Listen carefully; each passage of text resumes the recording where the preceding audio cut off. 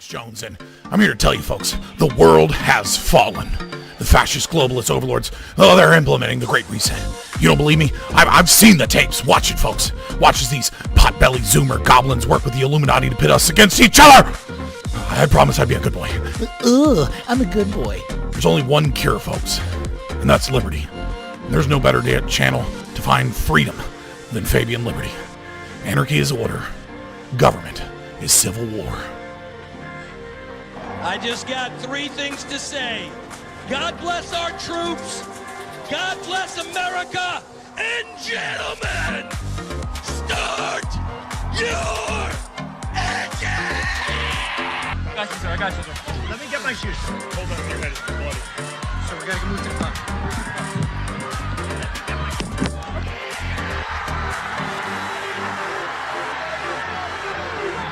That's not only do you have a micro penis, which is an important point, but on top of that, you refuse to share your Pokemon cards, and that's not nice. So first of all, a 2-inch penis is not a micro penis, okay?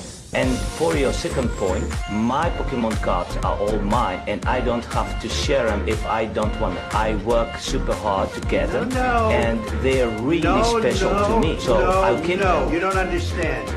You can't continue to play with us if you refuse to share your Not fair. I'm Ukrainian, and this is my bridge. I'm Ukrainian, and this is my gas station. I'm Ukrainian, and this is my school. 2 seconds earlier.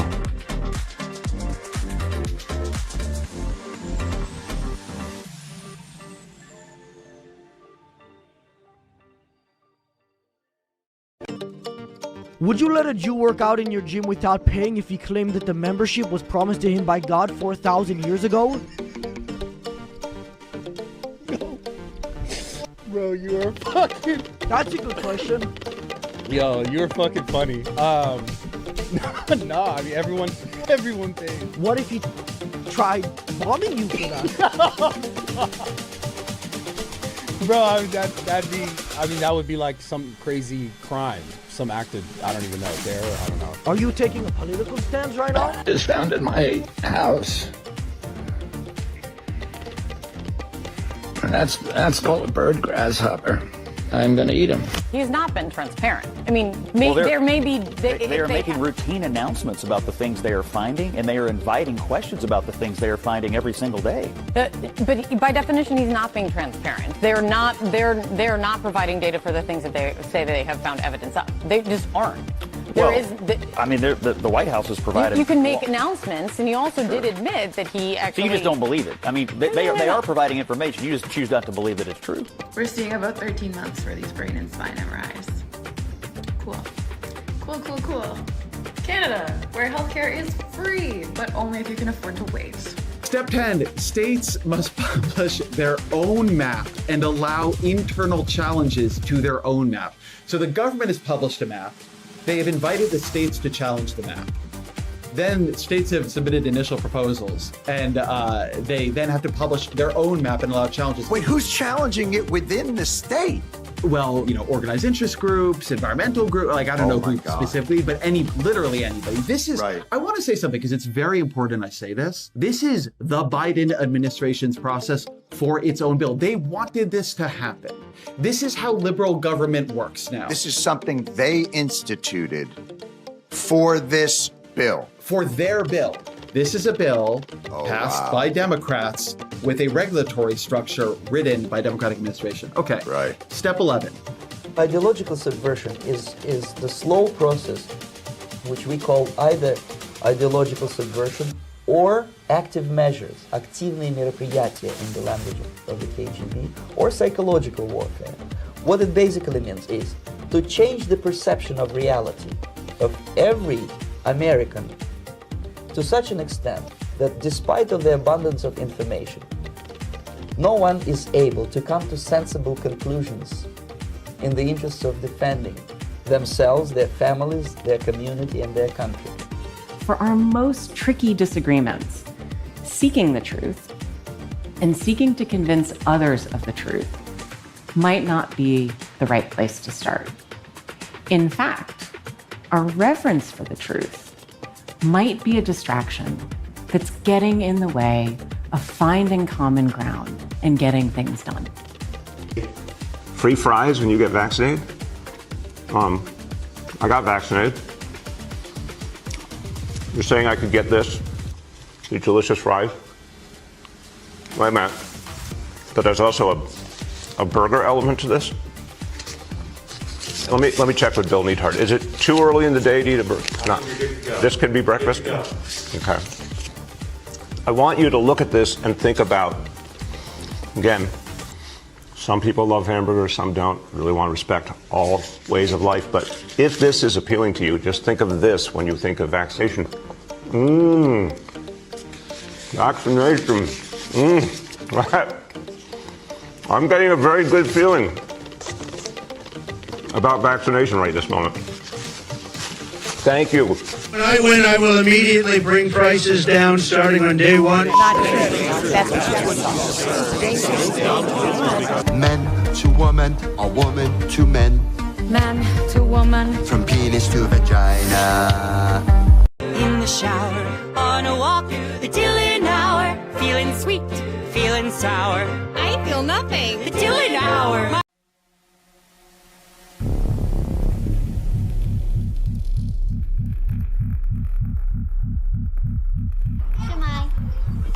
Hello and welcome to Wales.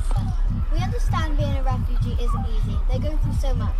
Fleeing your country is difficult, but Wales wants to help you feel welcome. The Welsh Refugee Council is here to help you. Tell me you love me. Say it like you mean it. Say it like you mean it. You message one other guy ever again whether we're together or not. You understand me? But if you're a man who's stuck with a woman and you don't even get along with each other and it's a show marriage and you have to be together and you argue all the time and you're sexually repressed and you're being promised in secret that you can go to an island and finally be pleasured and satisfied, no one's ever going to find out, that's how you end up on the island. So this whole monogamy garbage that's being pushed by the West, especially amongst our elites, is the reason we have the biggest problem with pedophilia, and they don't have this problem in South America. The whole point of this is for me to begin to reintroduce myself. I'm doing this both personally for me, but in a professional capacity. Moving forward, the majority of what you will see will be me speaking in a professional capacity. My goal is to continue to help give arguing with them, hey guys, if no one pays taxes, then who's going to stop the fires? Who's going to stop all the violent crime? Dummies. And then the LA fire happened, and the fire department didn't stop the fire because I guess they ran out of budget for water, and the police didn't stop the looting because I guess they didn't want to get near the fire, and so I guess I lost that argument. My bad. That 100% has to be a thing. Shrek eyes. That has to be a thing. Because I get, every now and then I get really, really weird stuff on my YouTube algorithm. And I think I get strange stuff because I'm a streamer. So I get like other small creators that only like, it's like, oh, this video is psycho. But it has like 20 views. And I'm the first person to comment. And it's usually me being like, shut up, commie. Thumbs down.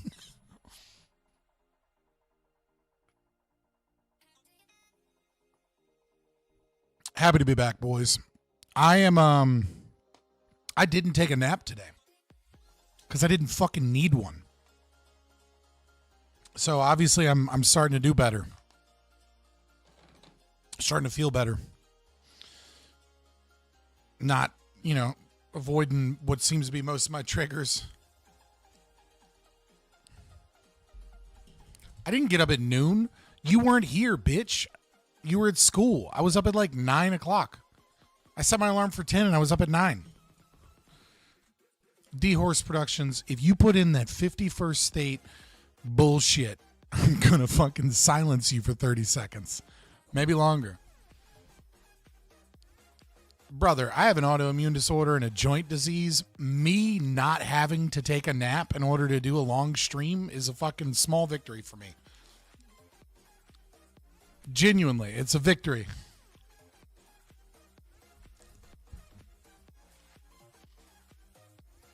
YouTube also tries to push commie stuff to me occasionally. You probably just... as much as YouTube is like smart, it's kind of dumb sometimes too. Like, it's not that good at figuring out exactly what type of content you want.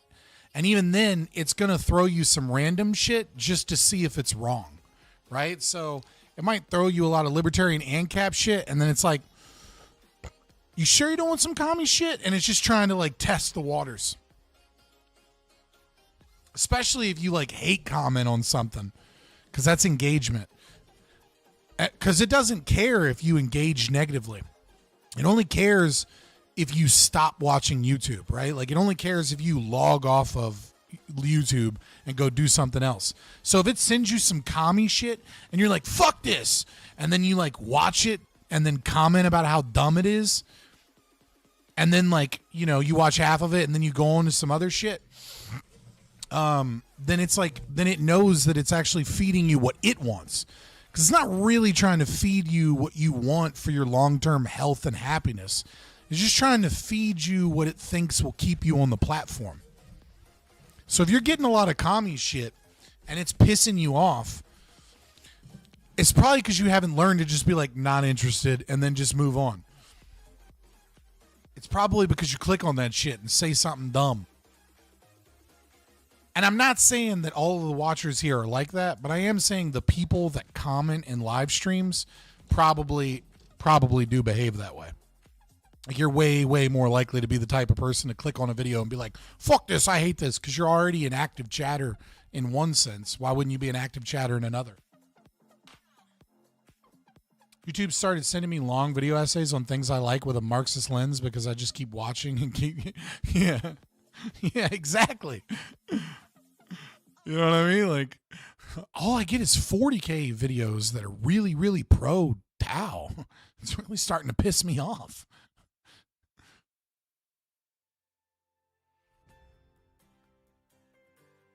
You're not active with pretty much anything else? Yeah, fair enough. I mean, like, obviously there's going to be outliers.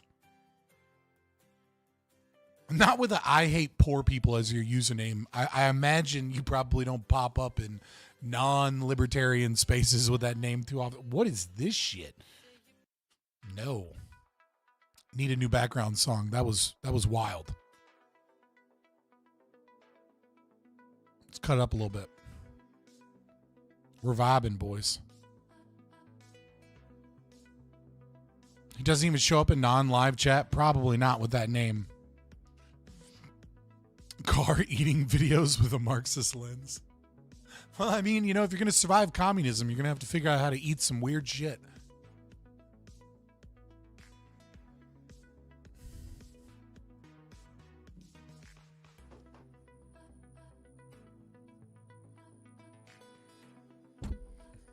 There's a guy that ate a whole plane. I don't want to see this.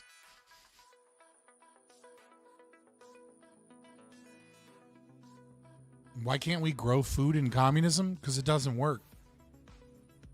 Aren't I late for slam poetry? Look, I knew you guys were going to talk shit on the beanie. And you know what? I'm here for it. You want to know how committed I am to the beanie? I wore a red shirt. And I was like, nah. And look, it doesn't really match with the beanie. Let me go get black on. I want to look like a fucking a jack-o'-lantern. I was like, this shit is comfortable on my ears. Let's read it and weep, boys.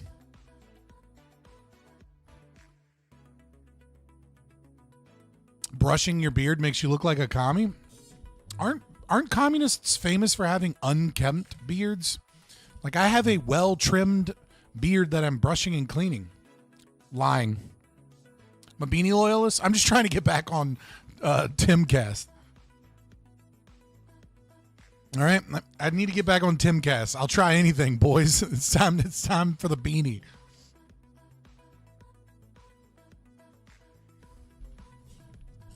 Only lefties have a beanie and a beard? I mean, I used to be a communist. I don't care. I don't fit in the traditional shit anyways. You know? How was y'all's weekend, guys? Did y'all have a good weekend? I had a great weekend with my kids. I had some other shit pop up, but, you know, not for stream. but for the most part, I had a great weekend with the kids. Got some sun. Really high on weed. It was great. You know, 420 TV, that name checks out.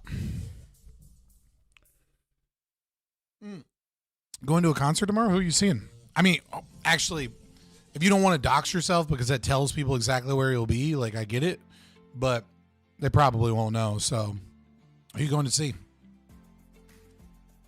This is the chill version of Fabian. Dude, I'm feeling healthier, all right? I got back into making sure that I fucking prep for debates. You know what I mean? Like, Ghost? Send me one of their songs so I can know who you're talking about. Am I drinking? So if you haven't been here in a while, and maybe you've forgotten, but I always have multiple beverages at all times. Okay, so I've got Enlightened Mint Yerba Mate. I've got a big ass thing of water in a fucking Mission Barbecue Fuck Yeah America plastic cup. Gotta make sure I get in my microplastics. And I've also got pre-workout. It's like a half a scoop of pre-workout and a fuck ton of like 1,100 milligrams of vitamin C because I have to take vitamin C. Yerba Mate with the fucking Beanie Bros. We're going hipster. We're going hipster chill Fabian today. Hold on, let me look up. Oh yeah, you can't do links. Let me find a Ghost song. I mean, I'll probably get copyright strikes, so I'll only do like a little bit, but you know.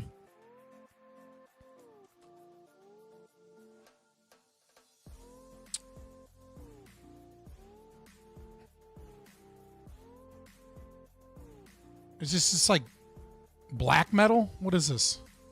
I feel like okay, this has to be black metal. Like, I haven't heard a second of it, but it just looks like black metal. So, I'm assuming it's black metal.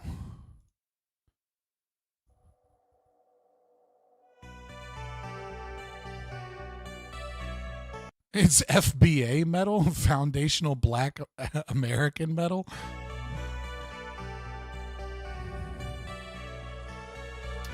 Also, this is just their most popular song, so don't come at me if this is the bad one. Will you get the... Hold on. Dispel the rumors. I have a great head of hair, all right? It's a little greasy because I put tea tree oil in it because I do get dandruff like a motherfucker. So I had to scrub my scalp. But yes, my hair is fine.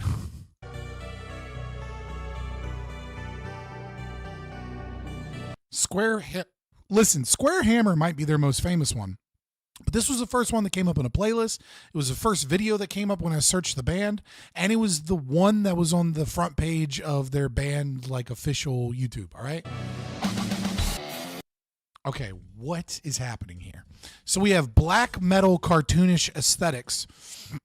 Now we're coming in with, like, 80s power metal intro with the drums that like start the song and then go to just the cymbals to keep time as the heavy distortion guitar comes in. Let's see. This could be good. It's giving me a black, definitely like walking the beat. It's a very 80s like kind of thing, like, you know, like making it very clear what the chord progression is for the intro of the song. 80s black metal. I don't know how to decide. It's not 80s black metal because I'm pretty sure Cradle of Filth might have been in the 80s. But like it's like 80s hard rock metal in between hair metal and whatnot with like the walking choruses and like the yeah kind of vocals, you know, that high pitched kind of thing that works. It's very retro. I'm just curious. I don't want to like get copyright strike going through all their shit. You said it was what, Hammer or something?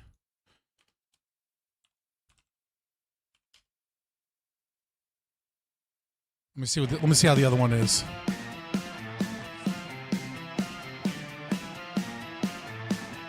This is almost a pop drum. Like I said, I don't want to do too much of it or I'm going to end up getting like a bunch of copyright strikes. Like, I can deal with copyright strikes and like clip it out later. What I don't want to deal with is like them like threatening to take the fucking stream down. It looks good though. It looks fun. You should I hope you have fun tomorrow. That looks like that would be a fun concert for sure. Seems like a really good way to meet a 40-year-old biker chick who's down. ANCAP's in a band or a music group?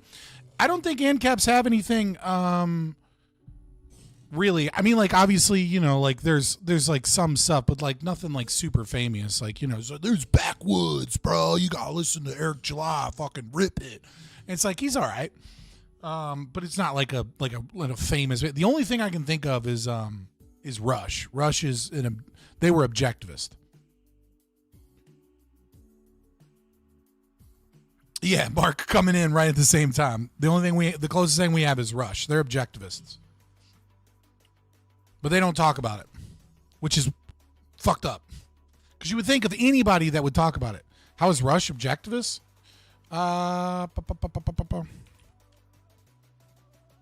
Actually, just to make it quicker, I'll do Grok.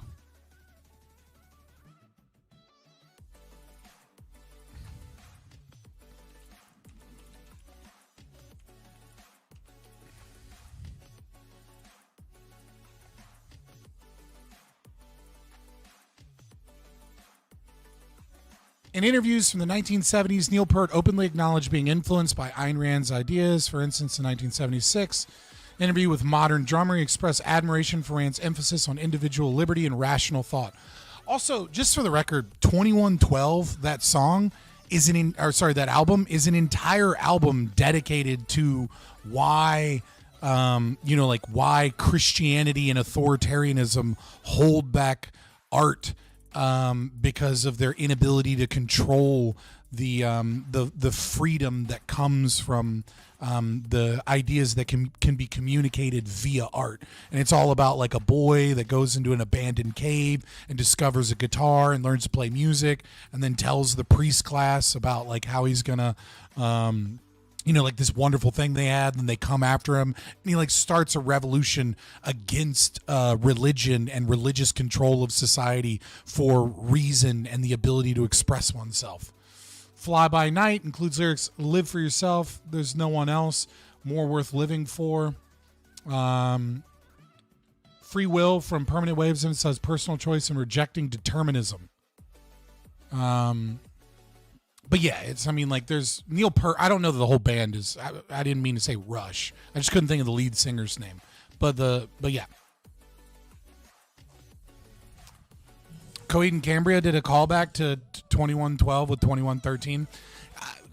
The big Claudio or whatever, the dude with the big fucking curlies, he's like more of a fucking writer, storyteller than he actually is a musician, despite being really good, you know what I mean? But like, but it's like I can't listen to fucking Coheed and Cambria as an adult anymore. Like, it was fun when I was a kid, but I can't be like, good eye, sniper, man your battle stations. You know, like I can't deal with that as an adult.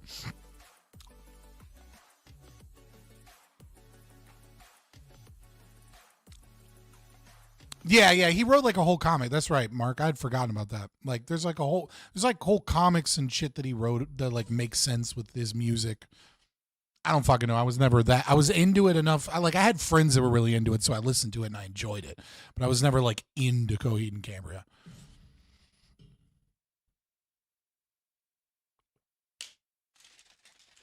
Ahmaud Arbery Wars? You talking about joggers? What happened? What are we talking about, chat? Why is there a bunch of dead space at the end of the song? There we go. Listen, I know Armory Wars is listen, I got it. I got the context that was the comic, okay? I was obviously joking when I said Ahmaud Arbery Wars. Are we talking about joggers? It was just a joke, boys. But yeah, no, I'm excited. I hope you guys have had a good weekend. I'm excited for you. I Hate Poor People to go listen to your band. They sounded good. Obviously, I didn't get all the way into it.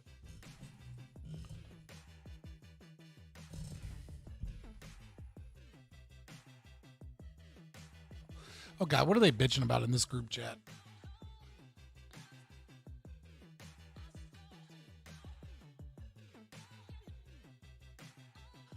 fuck is A27L? Does anybody know who A27L is? I hate when people have fucking Discords and I get into a Discord group and then I try and like click on them and they have no fucking information about who they are and a profile picture that makes no sense.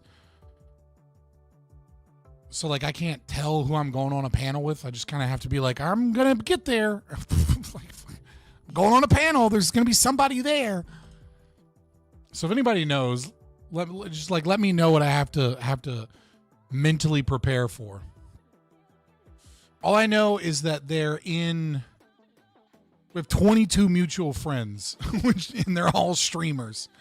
And they're all lefty streamers. Mutual friends like Sock Done Left, Dylan Burns, Chud Logic, Wick, Counterpoints. Like I said, all leftists. Not a right winger that we have a mutual friend with. Oh no, I'm sorry. KOE Nation.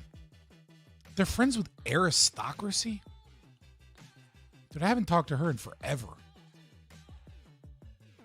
Okay, and then they're in Prime's Discord, and then Gibbs's and Destiny's. So I don't know. Shrek guys, it's not you.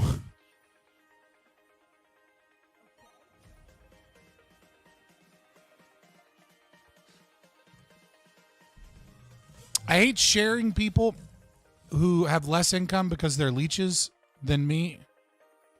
I understand that you meant I hate sharing with people who have less resources than me, but it's way funnier when you read I hate sharing people who have less income. It's like, I don't like sharing my slaves. I mean, I know some of the plantation owners are like cool with it for, you know, like we grow different crops and when harvest comes in, I borrow some of theirs and some of mine, but like, ugh. It's my property.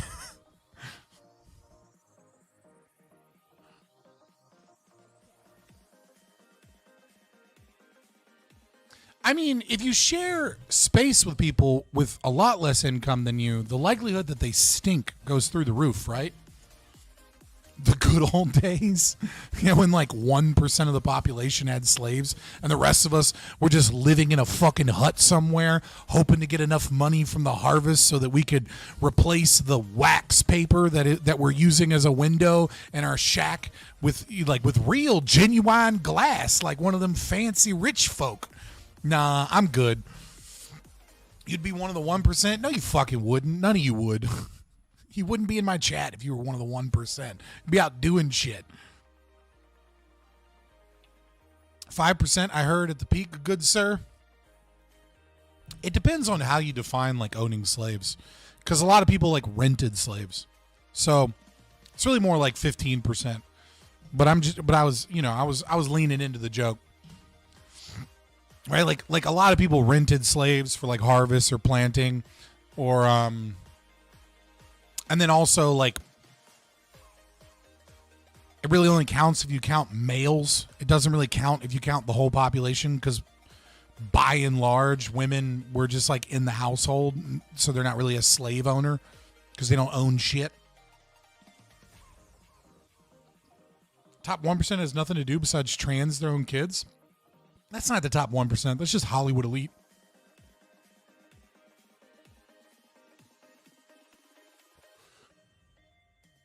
Yeah, no, I would not want to live in the fucking 1700s. Unless you, I mean, like, no, there's no way. I mean, it'd be cool to meet some, it'd be cool to visit. I'd love to go visit, meet some founding fathers, you know what I mean? Like, do some cool shit, but, like, I don't want to live then.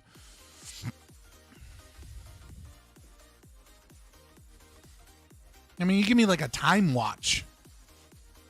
What is Gibbs?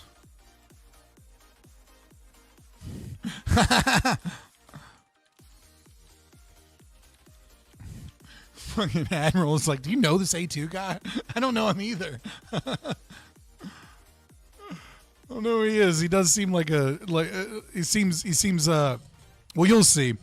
I'm assuming, because he's already seems like a low information lefty, like DGG orbiter or some shit.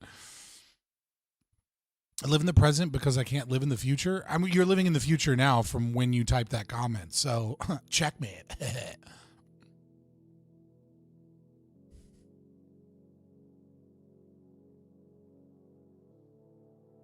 Slavery's not base. What the fuck is wrong with you? Maybe switch your place with a senator or king or something? I mean, yeah, but like, since we've got like this wish power, why not just be a fucking king now? And like, that way you don't die of fucking, you know, an infection. Sir, the king wants to put some mold in his wound. What? Crazy. He must be delirious. Give him some milk of the poppy and put leeches on it. You know what I mean? Like, fuck no, dude. I don't think you can contract yourself into slavery. I think it's a contradiction.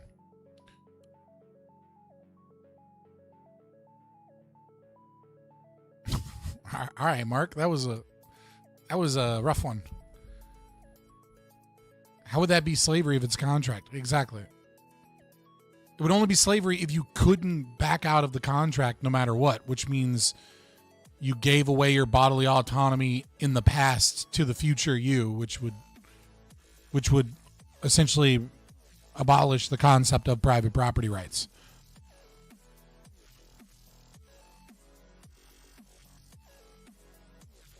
Yeah, that's not how contracts work. What's up, Chris? We were just discussing dolphin law, and I'm not going back. And if you try and look back, you're not gonna be able to see. God damn it, you! I beat you to it, Chris. No, we were not discussing dolphin law. Go fuck yourself.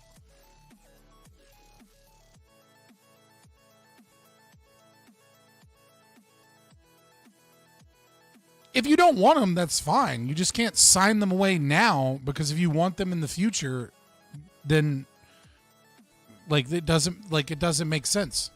Like, that's not what a contract is. You can't sign away your rights. You can't sell your rights, right?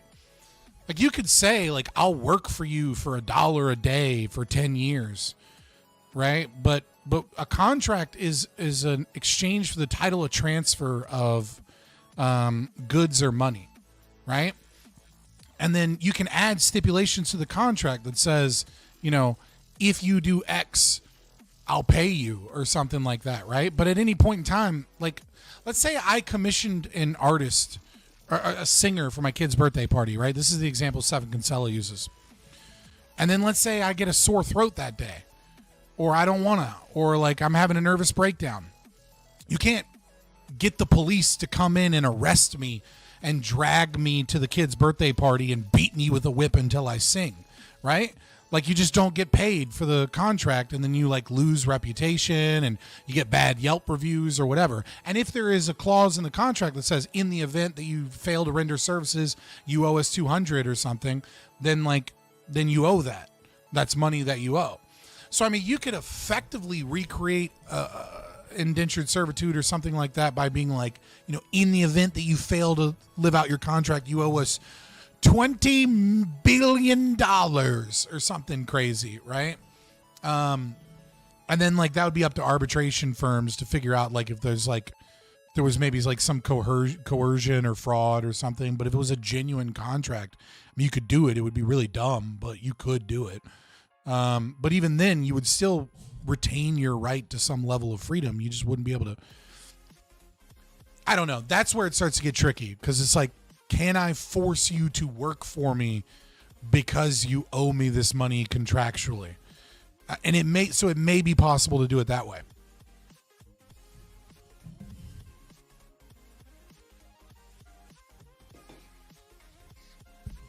Somehow I don't think the objectivists are going to agree with me on dolphin law. Yeah, right, Shrek Eyes?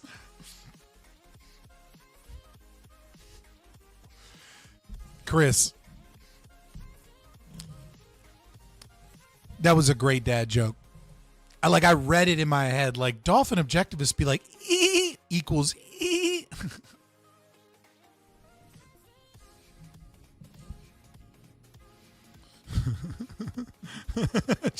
just picturing Scott in a clown outfit with children running around with an officer standing behind him as he chokes out Danny Boy while weeping.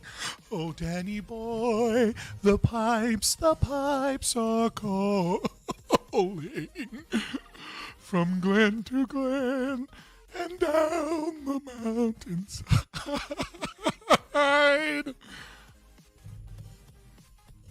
That's fucking great. All right, boys.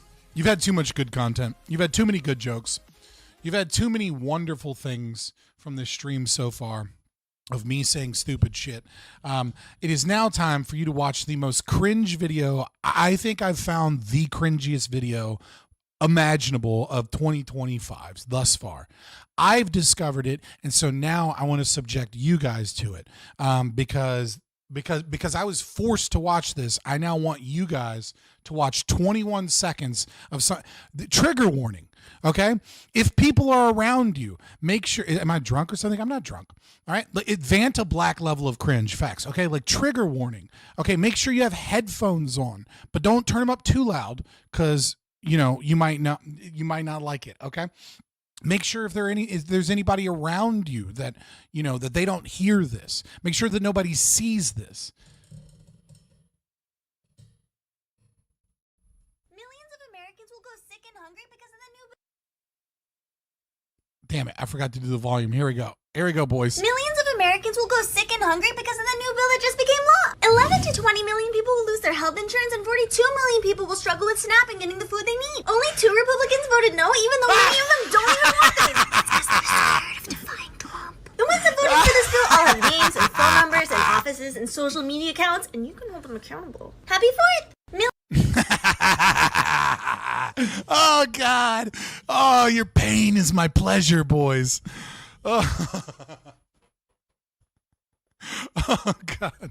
Just shit lib talking points from an e-girl that has done fucking like acting and does cosplay and shit. Would smash. Y'all are fucking crazy. Y'all are crazy. I might lose my will to live. This is fun. Dude, I found this person and all of her shit is like And this. his name was Cricket. And after Chrissy Noem shot her own dog, her own daughter asked her, "Hey, where's Cricket?" Might as well have shot 27 God-loving. It's just all of her content is so bad.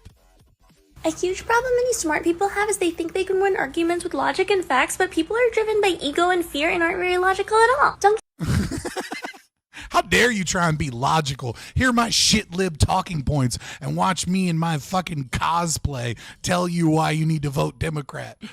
Oh, God. Actually, let me not scroll too much because I didn't actually check to see if this person posts like lewds or something.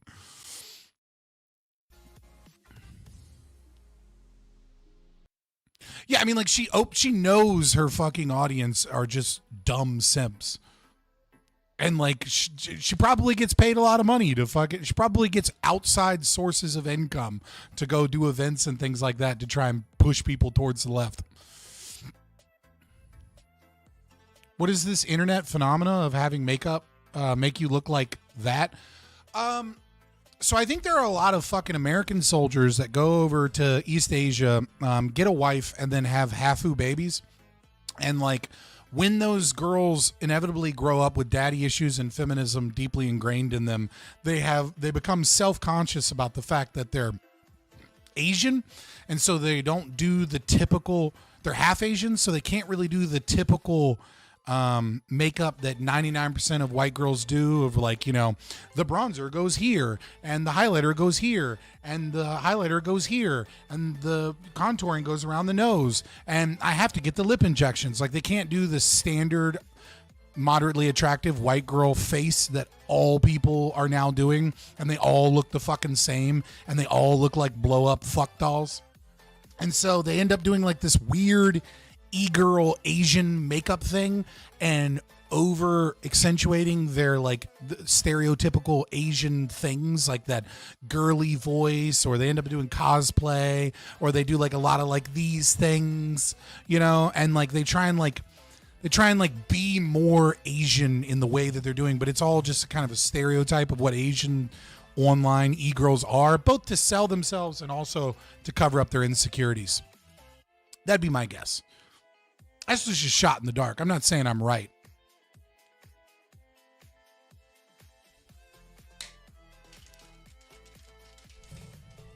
Self Asian face, yeah. Dude, if you want to know how cringe that girl is, I was going through some of her fucking content, and she literally posted a one of those con events or whatever, and she's wearing a mask, and she's like still masking in 2025, and like it's just hundreds of simps being like, thank you so much for masking and being responsible. It's crazy that people aren't wearing masks like they're supposed to in public. It's just like tons and tons of people that are just like, how dare people not be wearing face masks in public in 2025? Don't they know we're in a pandemic? Fucking Trumpers. MAGA walking around with breathing this air. I don't know. It's not quite a Hago face. I didn't see any of that. You have a question? Can you hop in a minute? Sure. What's your question? What's up?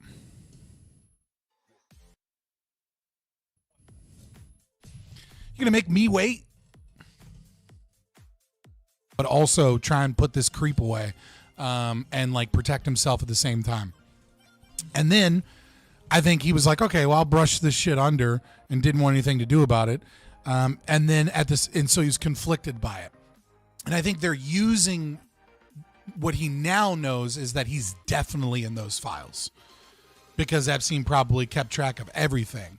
And so they're using that to blackmail Trump or blackmail the Trump administration, along with all kinds of other like security interests and the fact that the, Israelis or, the UK or other governments and stuff like that, they're like, dude, this is a national security problem. If we just put this out here, it'll prove that the CIA and Israel and a couple other Five Eyes work together to like blackmail a whole bunch of other people. And this will blow up and be a serious national security risk.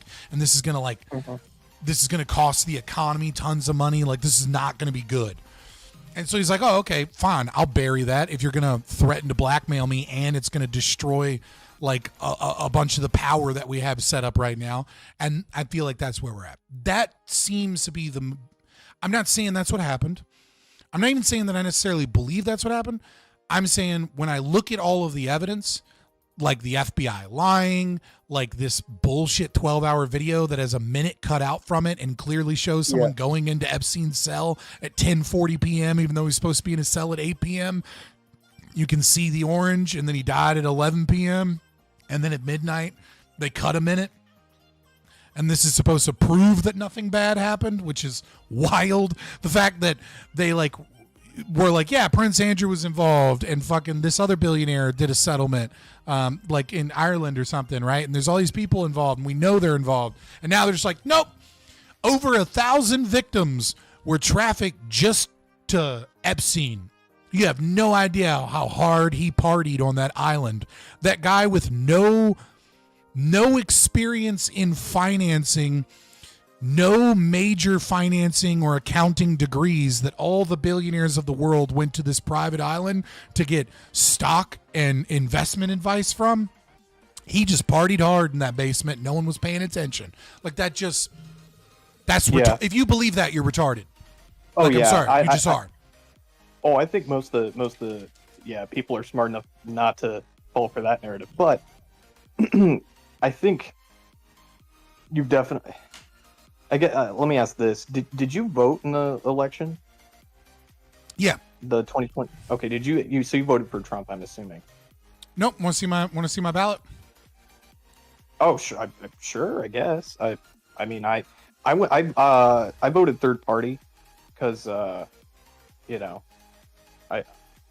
don't. Really I only do that. that. I knew when I was voting that I was going to have to prove this constantly, so I made sure I took a picture. So here it is on stream, boys.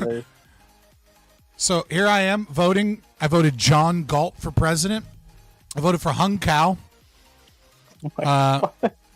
Great name, Vietnamese Navy SEAL, and it seemed like he wanted to implement some Social Security cuts, and he was like mostly running on being a fiscal conservative, as well as like cutting aid to fucking immigration and NGOs. And I was like, he's a Republican, and he wasn't gonna he seemed like he would reduce the size and scope of the state. I didn't know enough, but There it is. Then I voted for House Rep Peanut the Squirrel. And City Council, I voted for Cthulhu. And then I voted for this like Polish Jewish last name guy, because I looked up all the people and he was like, we got to get this woke shit and critical race theory out of our schools for school board member. And then I voted to, which is really the main reason I showed up to vote, to extend tax cuts to spouses of soldiers killed in action. I see. Well, that is quite the ballot, I must say.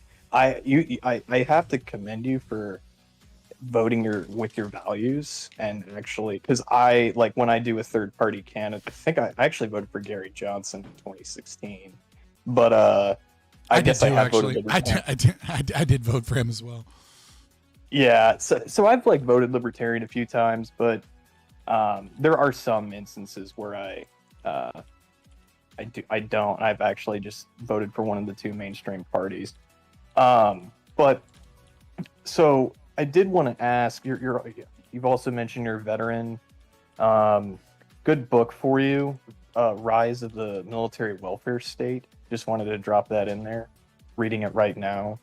By Jennifer, forget Middleshot or some what's her last name? Either way, Rise of the Military Welfare State. Would check that out. Sorry, I was writing it down. Oh yeah, it's good. It basically talks all about how, we've created a system of, recruiting based around, incentivizing people to join the military, not for patriotic reasons, but mostly for, access to benefits they wouldn't get otherwise. Yeah, that's exactly why I did it. I was like, let me get that college money. Exactly. Yes. I went for the GI Bill. I didn't go because I was like, fucking America. Yeah, that's the interesting aspect about it. But yeah, it's a lot better than I thought it was going to be. I was like, oh, okay. I thought it was just going to be this leftist critique of American imperialism and foreign policy. No, it's pretty much straight to the topic. Here's what Ronald Reagan did, and pretty much what we've been doing since the 80s to kind of shift our welfare policy into the military-industrial complex. I'll tell you I'm going to read it, but that would be a lie. I might read it. Yeah, well, I'm not even finished with it, so. But I that's like I said, I didn't even know if I was going to like it, but I do. So, if you can, go for it. But Mad Gentleman, was that the one that you did you adopt that dog from your neighbor you were talking about? I know you had years ago you had talked about a dog being tied up out back. I vaguely remember it, but hey man, I'm sorry to hear that. You don't have to. Of all the super chats to get, man, I don't know that I can thank you for a super chat about your dog being put down, man. That sucks. I'm sorry. Everyone send their love, man. Yeah, that does suck, man. Losing a pet it's the worst. It really is. It's pretty bad. It stings. I feel for you, but yeah. Losing a dog is different though. I've lost a cat before, and it sucks for a day. But you know what I mean? It sucks for a day or two when you lose a cat, and then you're like, all right, I'm good. Losing a family dog for 10 years, that's your boy. Even if it's a girl dog, it's still your boy. Yeah, I'm sorry, man. Yeah, I don't have a dog. I only have a cat, but yeah, I can just imagine, man. That sucks. But yeah, that's quite the. Was that what it was, Mad Gentleman? I remember you telling me something about it. Our dog Oswald was put down within the past few months, and that's look. Nobody else tell me about your dog being put down, man. Wow. One's enough. Don't try and steal Mad. Are you trying to fucking steal the thunder from Mad Gentleman's dog dying right now? Is that what's happening? Chris X, go into the corner of shame. Go into the shame corner. Fucking dude's over here. He's having a rough day. And you're like, yeah, well, 3 months ago it happened to me too. Get your fake empathy out of here. I'm kidding. I'm sorry. My heart goes out to everybody. I'm just joking because this is awkward because I'm live to people and I feel the need to be funny and entertain while simultaneously maintain a parasocial relationship. And I actually do feel kind of bad about your dog dying. So I'm sorry, buddy. My cat a few years ago got brain cancer. Dude, the last time my cat died, I'm fucking like running pet cemetery over here. When my cat that I had for a long time, I had 2 of them and now I have 1. When he died, dude, he just like had like a crazy seizure and died instantly. It was just like, yo, I guess that's a thing. Like it like came out of fucking nowhere, and he was younger than my current cat, and this was like a year or 2 ago. That's concerning, man. You planted some paranoia in my. This is like sad. Now it's just sad. Like you're talking about these animals. It's okay to be genuine on stream. Yeah. I was being genuine with that monotone voice, that it is difficult and conflicting being a streamer because you're pulled in multiple directions and my ADHD brain doesn't know where to take it. So I had to let you know all of the thoughts and feelings I was having while simultaneously letting you know, man, that sucks. I'm with you. $900 up front for critical care. Ooh. I mean, that's what it called. Really, Streamlabs? I'm sorry, Streamlabs censored that. Scott is going to start tricking us into having our dogs die so we can pay him super chats. Terrible long-term strategy. Terrible long-term strategy. Yeah, that's like your dog dies and he's the one giving you money. I mean, that is like, hey, like mad respect. Because that's a. He just wanted to make sure. He just wanted to make sure I saw it, and not have to type it out fucking 10 times, right? And make sure everybody in the community gave him his good wishes because this is a cool community and he was supporting it. I mean, I get it. I love you, man. Yeah. So about Epstein. Yeah, I was gonna say about people offing themselves. I mean, so I obviously definitely think he didn't kill himself. I don't even know if he's even dead. If I'm going to go full conspiracy on this, I mean, for all we know, he could have just been removed from the cell, or they fake his death, or act dead, or either way. The point being that no matter where he is, nobody's willing to say what happened, and so and the people who knew there's him, a few options, right? Let's think about it. Well, I mean, I think Israel's got to be at least in all of them, but go on. Yeah. Israel is like just like this low kind of thing that a lot of like right wingers are now all obsessed about, because like America does the same shit Israel does, and so does the UK. Like there's this weird idea that like Israel is this big powerhouse, and it's like, no, Israel is our bitch. Okay, like they blackmail us, we blackmail them, and we're the more powerful party, and we have more negotiating power. Like they do what we want them to do. The American like empire in terms of like finances, the petrodollar, the intelligence apparatus, our control over the IMF, the way our currency like Israel is our bitch. Okay, and they blackmail us because we blackmail them and we do evil shit. Right? So I don't doubt that Israel was involved, but they're one of many players, right? And so, this like America is like bought by Israel. It's like this weird like thing of like, it's this weird reverence for America to not realize that America is the big power player, evil one here. And it's just because we have more power. Like all the states are doing this shit. But anyway, setting all that aside. So what are the options? Epstein did kill himself.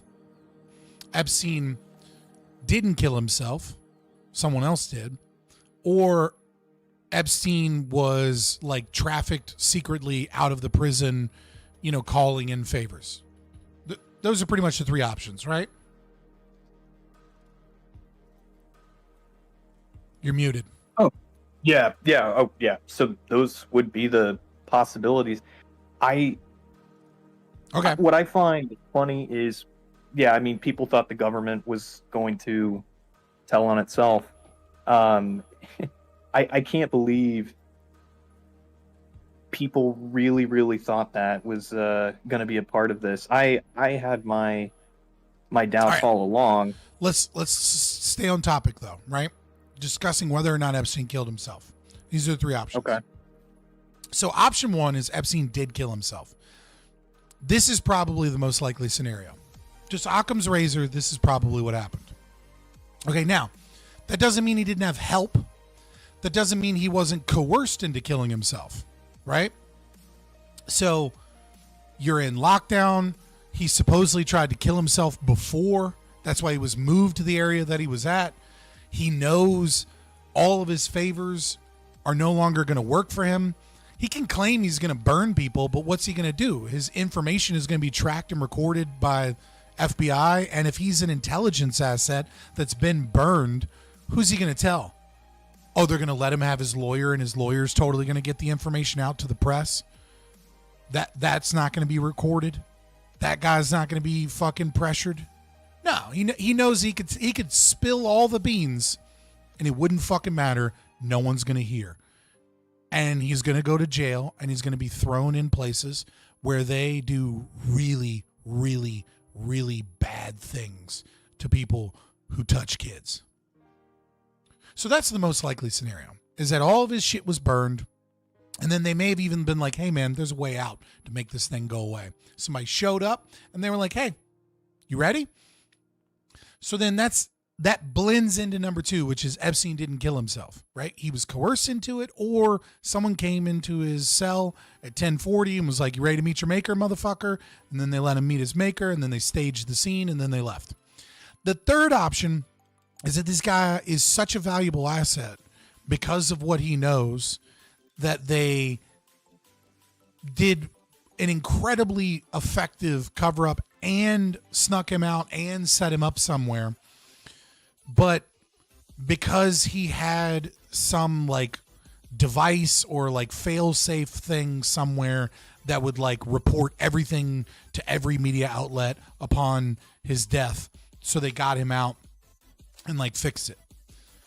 So all three of these are potentialities. I just think the first two are more likely than the third, because you know that fail safe gets sent out to the media thing is like, why didn't that happen when he was in jail? Right? Like when he was arrested and his sweetheart deal didn't go through. Like, you know what I mean? Like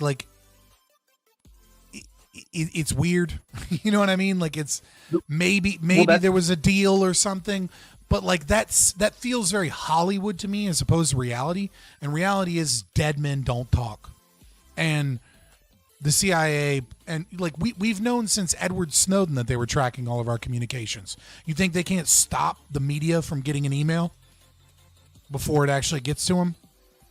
No, they totally can. Ed Snowden's a weird case because I was suspicious.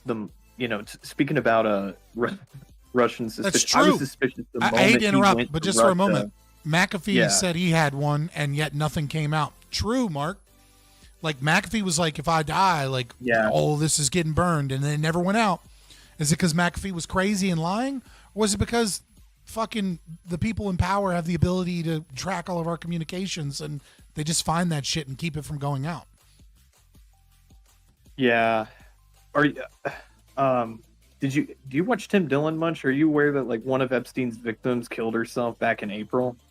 Yeah, I mean, I don't watch Tim Dillon unless it like pops up on like a shorts feed or something, but I am aware that one of his victims, one of his either dozens, hundreds, or thousands of victims, depending upon which FBI report or OIG or whatever, depending on which report we're getting. The most recent one where he did it all by himself is thousands. One of his thousands of victims killed herself. Yeah, I don't believe that, and that's the thing. I just don't believe it. It's crazy. I mean, it's like believing that like 50 of Hillary Clinton and Bill Clinton's friends have killed themselves. Right. Man, those must be some depressing parties that you drive home and kill yourself afterwards. Yeah, to know that many people, even just the Bayesian reasoning, like if you know the base rate of suicide, I mean the odds that you're gonna know any more than 65, 75 times that amount, I mean it just doesn't happen. I mean, people in power kill themselves more often, right? Oh yeah, this was like the first major sociology study ever, was Amelia Durkheim proving that like white wealthy men's suicide rate is orders of magnitude higher than like poor people or like, you know, other demographics. But still, yeah, it's still like orders of magnitude higher than the average of even that category. Yeah. It's the Epstein case. It's obviously just everywhere. You can't, unsee it. It's just on every Substack, every news bit right now.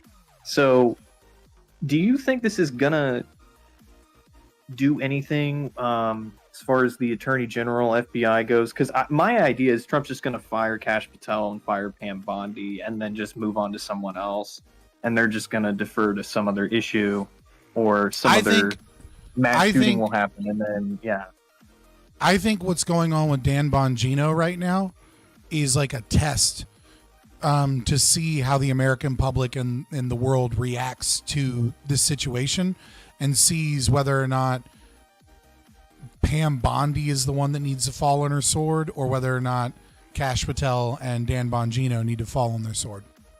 But somebody is getting fired as part of this cover-up, investigated, and then there'll be probably a whole slew of bullshit and misinformation thrown at us.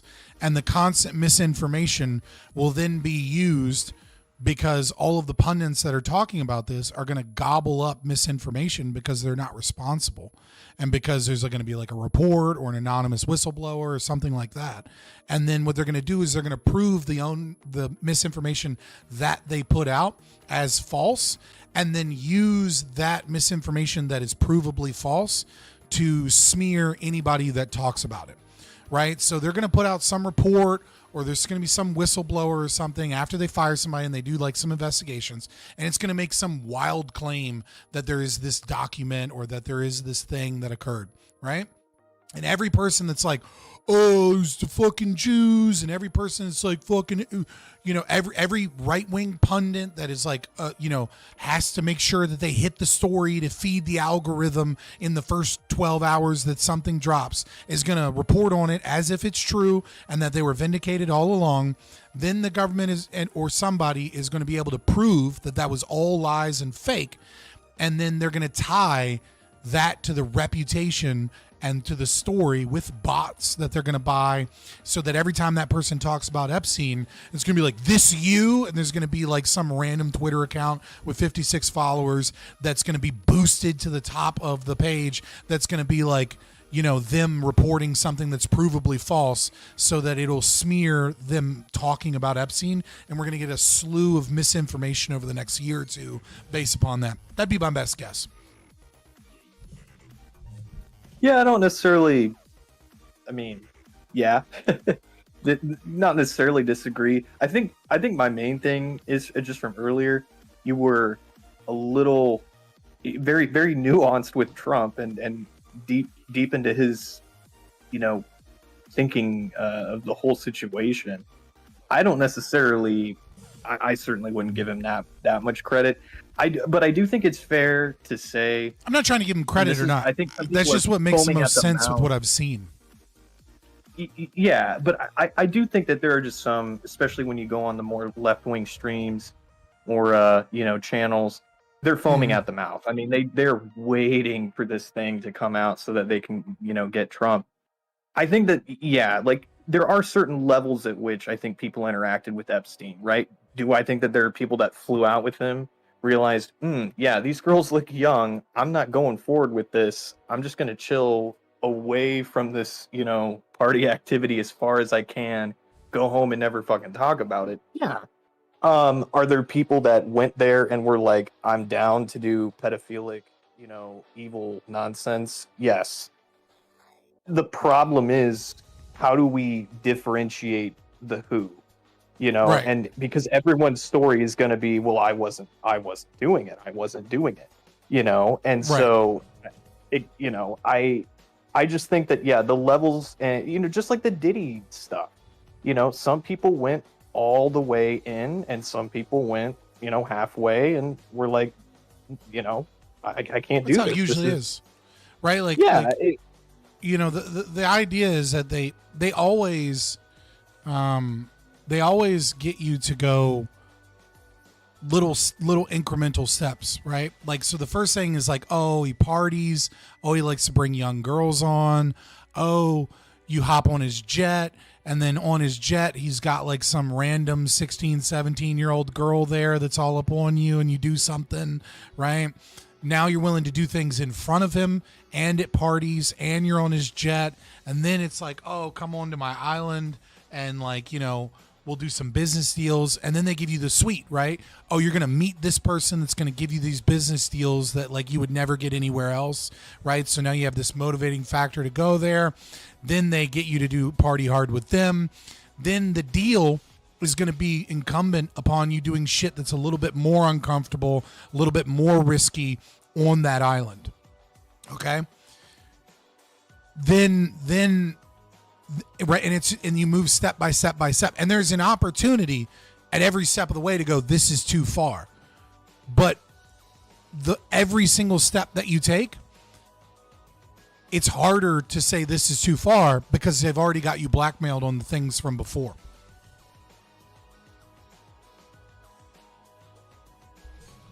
And so most people don't stop. Most people just keep going. Yeah. But I think Trump stopped because and the reason I think Trump stopped isn't because I give him a bunch of credit or I think he's amazing or something. It's because we have evidence of him publicly denouncing Epstein, calling him like a pervert and kicking him out of Mar-a-Lago and banning him for touching an underage girl at Mar-a-Lago. And then we have him, we have evidence and proof that he at some level, without being subpoenaed and brought in, offered himself up to investigators in the first case, long before he was president or even running for president. And so, like, that's why I constructed that narrative. Again, I don't know. It's just a hypothesis. It's like, I'm not trying to give him credit. I'm just like, okay, well, what do we know? What we know is that he partied hard with him, that he ran, Miss Teen USA and walked in on some girls, that he said in an interview at one point, like, I like Epstein because he likes young girls like I do too. And then we know he was on his plane, but that he didn't go to the island, at least according to the current flight manifest. We know that he was on the plane, but we don't have any evidence that he went to the island. We know he helped go after him. We know that he banned him from Mar-a-Lago. That's why that story makes the most sense to me. Yeah, and that's where I think people need to quit foaming at the mouth. I think it's polarizing, like all issues sadly are now. But yeah, the most likely scenario is bad for both sides, right? I mean, it's probably true Trump's a creep. Yeah, it's probably true that he thought Epstein was too creepy even for him, and it's like, what more are we going to learn? What do you, so like you said, maybe some people are going to get fired. Some people have looped around. Musk is kind of up and down depending on what drug he's on. I think that's bullshit. I mean, he might do some drugs recreationally, but I don't think he's that crazy. I think people blow like Musk out of the water because they haven't dealt with a lot of autistic fucking billionaires. Because there's like 4 of them. You know what I mean? Like, well, he's a weird dude, you know? He is. I definitely think he's definitely been doing some crazy shit, but I just think I don't see that. Hilarious how he's trying to start a new party. Is that like, I don't know. Is that even still?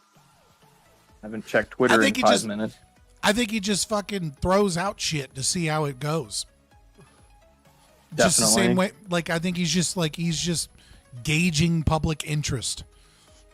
Because he's mad. I think he's mad because I think he genuinely, like an autistic person, went in there being like, look, government is incredibly inefficient.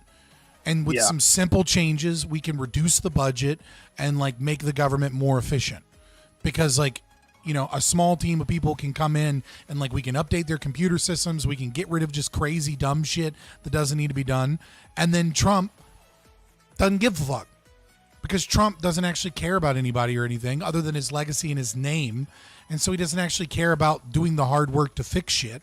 He just cares about, you know, people liking him. And so, you know, when Musk was like, hey, we're going to fucking do this? And he was like, yeah, we'll get around to it. I'm on this big, beautiful bill right now, and I've got to make compromises with all these swamp creatures so I can get my big, beautiful bill. And he was like, dude, this bill increases the fucking deficit. It's already getting watered down. What the fuck? Yeah, I honestly don't know how we can get the government deficit down at this point. You have a large cohort of boomers that want their inflation-adjusted Social Security. Mm-hmm. They live very unhealthy lifestyles, so their Medicare costs are out the roof insane. No one in the 60s could have predicted You know the that. average... You know what the average age of home buyer is in America today? The average? I don't know. I Age. think the average Not median. age, I don't know. Not median. The average? Is it your? It's just a home buyer, not a first-time home buyer. Not Probably a first-time home buyer. Like 62 something. 56. I'll show you a cool chart, actually. Let me pull it up so we can get more. So people aren't like, well, you didn't do median and you didn't do this, right? I'll show the actual numbers. Well, even the median age in the U.S. is like 38, I think. There you go. So obviously, longevity Yeah, is almost 30 about the same, right? So starting in 1990, longevity is about the same. Okay, so in the bottom we have first-time home buyers. In 1990, the average age of a first-time home buyer was 28. Now it's 38. All home buyers, it was 35 in 1990. Now it's 56. And with repeat home buyers, it was 42 in 1990. It's now 61. The reason I bring this up is this is an important aspect you have to, like, an understanding who holds the wealth and power in this country. Like the socialist policies of Social Security, Medicare, Medicaid, asset inflation and home buying, all of these things have benefited boomers, and they have rug pulled the previous generations. Gen X didn't really suffer that much, but they didn't really gain that much either, right? They kind of stagnated. Maybe they suffered a little bit. They were the first generation to do worse than the previous generation. But like millennials and Gen Z are paying the price for all of the benefits of boomers, and all of the boomers are like, when we look at Carney won because of boomers. Like, boomers overwhelmingly voted for the left wing in Canada, and Gen Z males voted for Pierre Poilievre. Like Gen Z males voted for the conservative. Like, that's a total paradigm shift, because the old were like, elbows up, get rid of Trump. Anyways, I need home prices to continue to skyrocket so my investment fund can be awesome. And they want to relive their hippie days. So that's why they're environmentalists, right? They don't care if it crashes the economy because they're already wealthy and they'll be fine. They don't care if, it costs jobs and, increases inflation. That's the price that we have to. I'm willing to pay that price right? And it's like, yeah, it's because the price that you're paying is non-existent compared to Gen Z and millennials that like can't own a home. Yeah, it's very problematic. Gen X is they're in a weird situation. The thing with them is they benefited mostly from lower education costs and kind of, like lower, home. It kind of depends. If they're older Gen X, they experience more similar to the boomers, less student loan debt, easier time buying a house. The younger Gen X though tend to, they've fallen behind, but they also got going with the internet and the computers. Like, share, and subscribe. Give me those super chats so I can answer you, and consider becoming a channel member for only $3.99 for emotes. If you don't want to get ads, pay for YouTube Premium is actually not that bad of a deal, even though I totally understand if you don't want to. But if you're wondering why YouTube is all slow and wonky, it's because YouTube has started throttling people that are using ad blockers, and it creates loading screens and shit, and it blows your CPU out of the fucking water. But one of the things you definitely got to do, links in the description on my channel, is you got to follow me on Twitter, because this is exactly what we're talking about. Sadie here says, are you part of the best generation to ever live? Gen X, the only generation that became 30 at the age of 10 and is still 30 at age 50. And then I responded by saying Gen X is the worst generation. Boomers ushered in socialism and leftism to steal the prosperity of later generations and erode the West's values.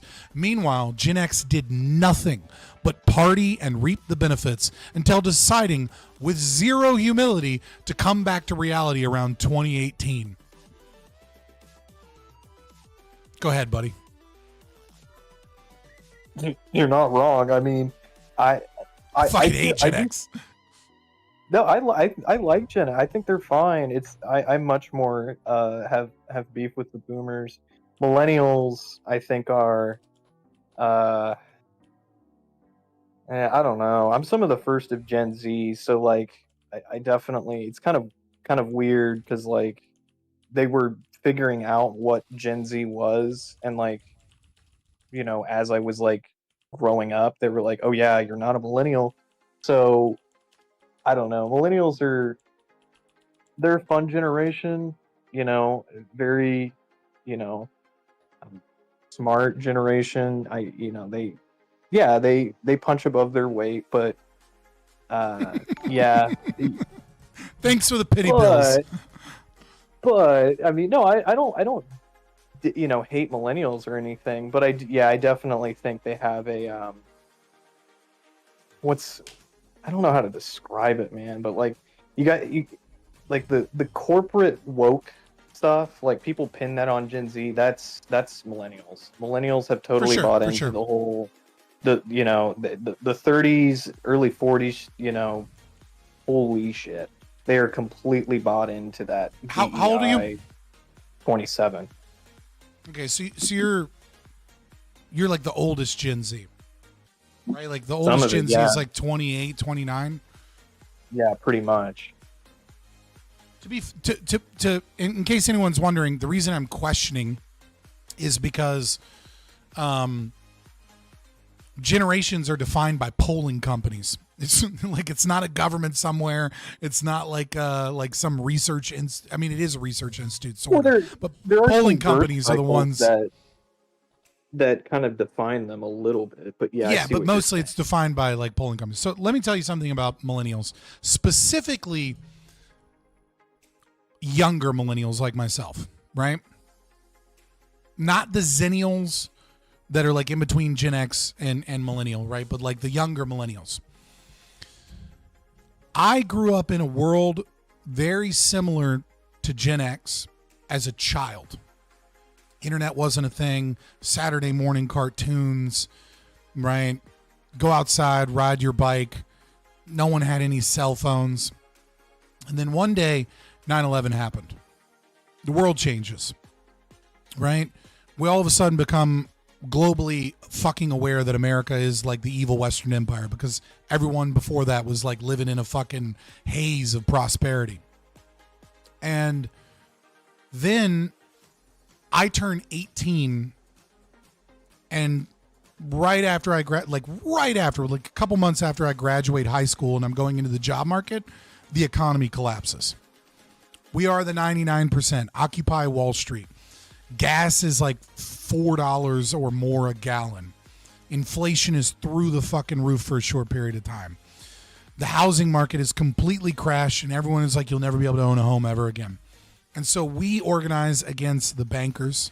We organized against the government, against the Security and Exchange Commission, against the credit rating agencies, and we demanded that the government start sending people to prison for the fraud, for the massive amounts of fraud.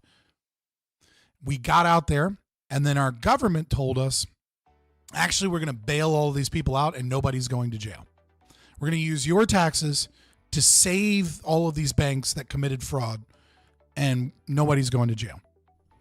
And libertarians and communists together, in a lot of ways, were fucking pissed. And then corporations noticed something. They started infiltrating our movements. And this is where rainbow capitalism is born. So they realize that if they start pushing, like at the one in Richmond, Occupy Wall Street in Richmond, they had furry lesbians come in and host events. And they were getting government and corporate money. They paid the government and the CIA or whomever the fuck was funneling money, along with billionaires, paid massive amounts of money to fund Occupy Wall Street. And they funded it all with massively woke shit. They completely took over that movement, destroyed Occupy Wall Street, and then just started selling to our entire generation wokeness to an extreme degree so that we wouldn't focus on the banks and we wouldn't focus on fraud and we would blame whiteness and all this. They spent an insane amount of money, nobody knows how much, in order to gaslight our generation of teenagers just coming into the world as the economy collapses, that whiteness and that feminism and all of patriarchy and all of this shit was to blame for the situation that we were in. And it worked. And it worked really fucking well. And my generation has to own that. And because my generation was sold, if you go to college, everything will be okay. So the next step was, well, the economy's failing, so what do? We get government loans and we all go to college. So we all went to fucking college, and that's where we got super indoctrinated more. And so activist organizations funded by billionaires and colleges worked together to do everything they could to gaslight our generation into wokeness, because it was the only way to stop us from demanding they go to prison. And we have to own that. Pretty much, yeah. And I find the first part of your argument, when I argue with leftists, they are very receptive to that part. Where if you basically say, hey, I start from a point of agreement. I think those bankers on Wall Street should be behind bars right now, and move into effectively how they've put together a very sophisticated set of propaganda to get us to just this is where I like Noam Chomsky. I know I think I heard someone say that the libertarian socialists are square circles. At least they're pretty square circles. At least they're well-rounded. No. Nice Libertarian socialists are contradictory and retarded. That doesn't mean that you can't appreciate high IQ people, right?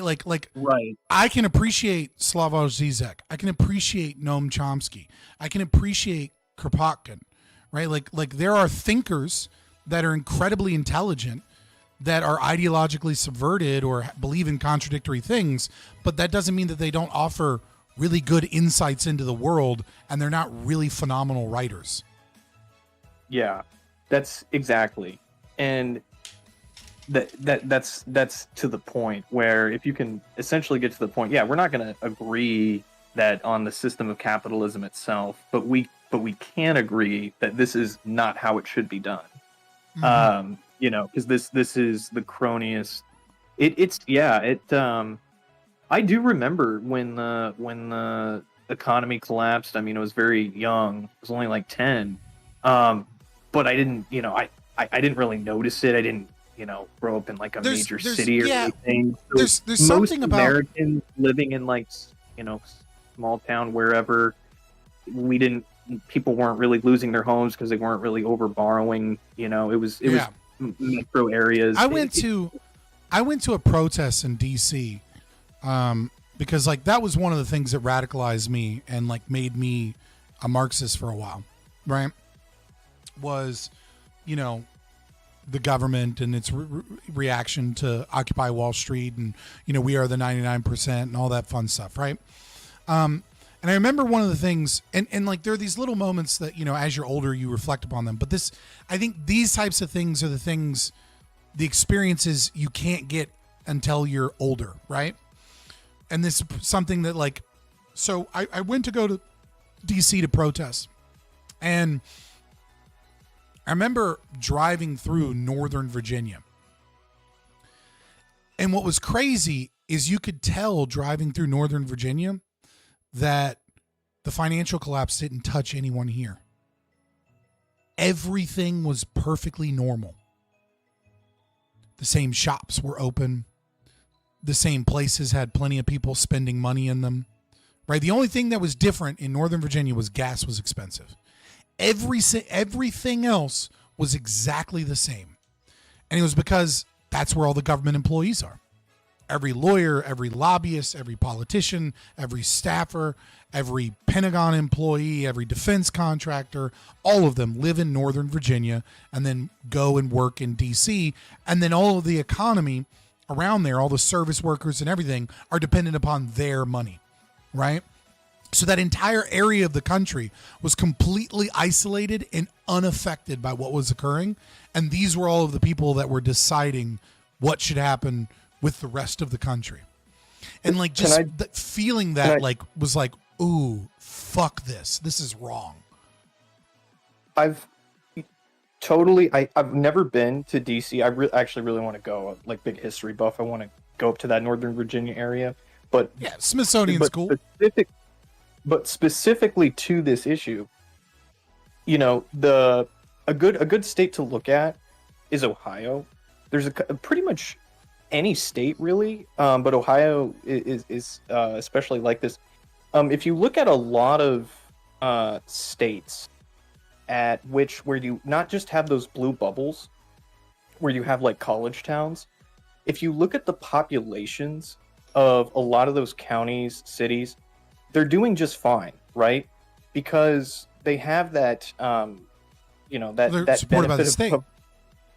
Yeah, they basically have, you know, the college towns, you know, yeah, they're unaffected by those recessions, but yeah, because that backing of the state is there, they're not being deindustrialized, right? They're not suffering the same sort of other macroeconomic long-term trends, you know, and obviously as enrollment's gone up, so a lot of them have become these very nice communities, obviously, because, you know, you have these sort of educated people. Yeah, there's like lower crime and there's younger people, and so you end up getting a lot of these kind of more modern amenities. So even more people kind of move into them. And they end up, you know, outgrowing and, you know, bleeding out population. You cause, you know, essentially what's known as brain drain. We've all heard of this. And Columbus, Ohio is just exploded in population. And if you look at other cities like Cleveland, Akron, you know, you just go down the list, they're all moving into Ohio. Well, guess where Ohio State is? The biggest public university in America. They call it the Ohio State, just in case anyone in your chat gets pissed. But yeah, it's got like 75,000 students. It's not a coincidence, you know. We can point, you know, I think directly to the fact that, you know, university towns are backed up by the state, and yeah, no, for sure. I mean, like, but it's this. I mean, it's a bubble. It just is, right? Like it's like it's not long for this world.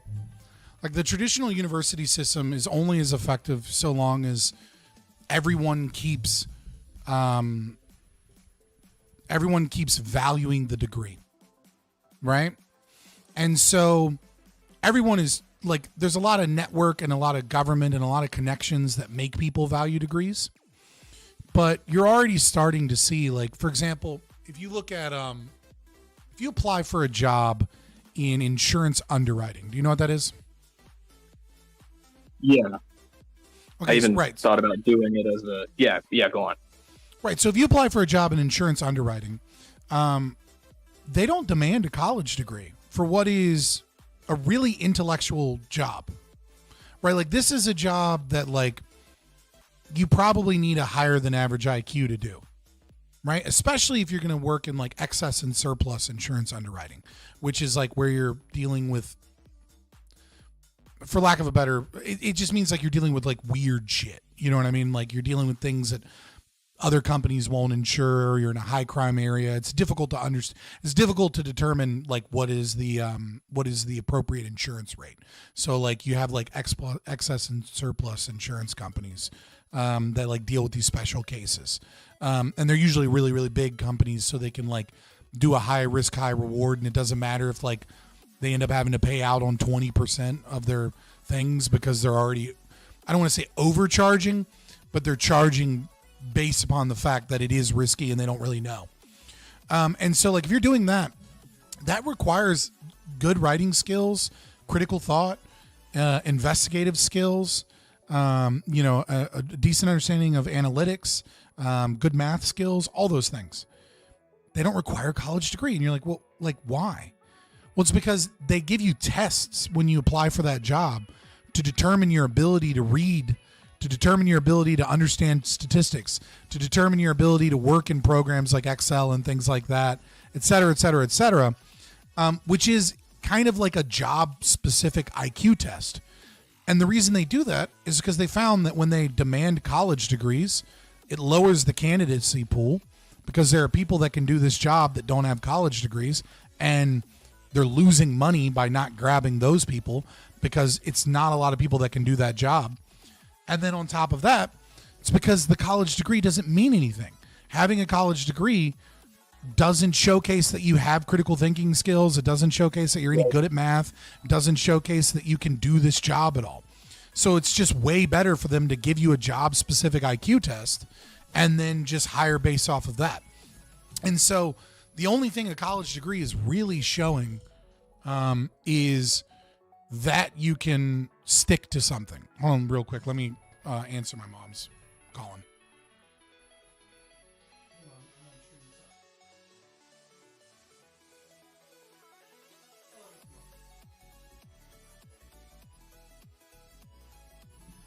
Oh, we're good. Okay. Okay. I was like, am I supposed to? No. I was just like, I just got to make sure it's not like, I got into a car accident. You know what I mean? Like, right. I was just gonna be like, I'm all for jobs. Oh yeah. So I've talked about this, and this is something lefties do not like, is when you, because they obviously kind of are sold into the traditional educational system, which is funny, because it has its roots in Prussia. We could, anyone who's looked into that, but the job specific IQ test, IQ tests in general, I think are totally fine. Jeff Bezos did this. It's technically illegal to dish out an actual like Wix IQ test or Wechsler. Like you can't do that, or a Ravens progressive matrix. I don't think you can do that. Companies try to get around it, but you can totally look up Bezos. He would ask people for their SAT scores and basically use that as one of his hiring criteria. So I'm sure there's coding companies that do this. Like in this day and age, if you're hiring someone with like an Ivy League degree, you're an idiot unless you're planning to cloister them give them no power and try and use their connections to further your business. I mean, like, it kind of works if you can use their connections because that's all they're good for. But like, if you hire someone from Harvard, like, it's just a bad decision without those connections. Like, it's stupid. I mean, they usually bring those connections with them, and then you might be able to use that to your advantage in your business. But if you're hiring them because of their like productivity or output, and you're hiring an Ivy League or a public Ivy person, like, that's not going to happen. Like, a lot of people have gaslit them, like in leadership positions, have gaslit themselves into thinking that it is because these are the people that are being trained to be the next, you know, elites. Yeah. But they're not. Like I remember I was like when I was applying to grad school, I was just curious. I was like, oh, my GRE score, like, oh, let me, like, I don't remember what it is now, but like I kind of studied for it. You know what I mean? Like I wasn't planning on doing anything other than going into a counseling program, so like wasn't that big of a deal to me. Right. And so like I had a perfect writing score, which is really hard to get. And my math score was like in the top 25% of Harvard law, and my like vocab, like reading comprehension one was in the top 5%. Right, so I knew just based off of like my scores, like, oh yeah, considering that I didn't try that hard on this because I was no longer going to go to a PhD program, but instead was going into a master's degree program, and I was just planning on going to Liberty because it was cheaper as a veteran. I was like, if I'd really studied hard for this, I'm pretty sure I could have done a little better. And yeah, it was like, oh wow, like I'm way smarter than all of these people at Harvard Law. That's weird. Like, that doesn't feel right. You know what I mean? Like, that's not how it should be. Yeah, I will say, I mean, it even shocked me when I was in school, you know, meeting kids that had near perfect, you know, ACT scores. I guess at least, you know, like, it's a Midwest thing, I guess. But yeah, like the ACT out here, it's like basically anything over a 30 is like really, really good. That's like a woo, you know, you've scored really high. Anything over like a 27, 28, really, really good. But you know, almost like all of like the Ivy Leagues want you to have like over 30, 31, 32, you know, higher, right? So that's basically depending upon your race. Yeah, exactly. Yeah. So that's basically what they're looking for, right? But yeah, there's plenty of kids at state schools and just small little, you know, private colleges all over the country that have crazy high, like standardized test scores that just don't go to those schools. Yeah, it's like, oh, you want to hire a good rocket scientist? Don't fucking hire from MIT. Hire from Caltech. Like, yeah, or like you'd be stupid to pick the guy from MIT over Caltech, despite the fact that MIT is more prestigious. Yeah, or even just or like a Virginia Tech, Georgia Tech, anyone like that. Like, if you're a hedge fund and you're trying to hire a quant, and you want to use their connections for your hedge fund, then you should hire from MIT. But if you're looking for someone that's actually a good rocket scientist, you're stupid to hire from MIT. I'm not saying there aren't good rocket scientists at MIT. There are, right? But there are better ones at less prestigious schools. Yeah. I think I don't know. I mean, I like to think I know everything about how to hire rocket scientists now, but I got a 35 when it was out of 36. They changed the scoring to be out of 35, but I don't tell people that part. Oh, I don't know if they did that, but maybe it's funny. I don't know. They did, but are they still doing? Yeah, still doing the anti-white fucking SAT shit, or did they go back? I know for a while they were doing that thing where it was like, oh, we also determine your neighborhood, and if you come from a wealthy neighborhood, you don't get as many points, and it's just like a way to try and shoehorn in like that, like you're like, is that still a thing? Oh yeah, I mean, colleges, it's not hard to go into an Excel file and put certain weights on certain zip codes, colleges, because No, I mean it's the SAT score itself still doing that. Oh, that. I don't know. All I know is that the average score is going down, but the amount of total perfect scores is going up, which tells me they say the test isn't coachable, but I mean to the extent it's not coachable to take you from like a 20 on your ACT to a perfect ACT, but you can coach yourself a couple points up. But it honestly, I mean, there's obviously a lot of cheating scandals that have come out, so I think that somewhat explains like how kids are getting like near perfect or perfect scores, although the average itself is trending downwards. So okay, I found it. So they did scrap the environmental context dashboard, and then they provide all universities with a landscape tool, which is basically, it's not in the tests anymore. They just gave the information to colleges so that colleges could plug it in and redo your SAT score based off of your privilege. Wow. So they gave it to colleges so that colleges could do it themselves if they want to. Which, I mean, I guess is less of a problem, but still wild. I see. Here's the thing. Like, they all do holistic. Every college. I mean, no college just says like we're gonna take like the top 100 SAT applicants, right? Because obviously, I just said they're gonna get a bunch of fucking perfect scores. So like, they're if you want to take like the whole holistic application. Can you imagine how stinky Harvard would be when their entire classroom is nothing but Indians? Because that's what you're gonna do if you only take perfect SAT score. Actually, interesting thing about the Japanese. Interesting thing.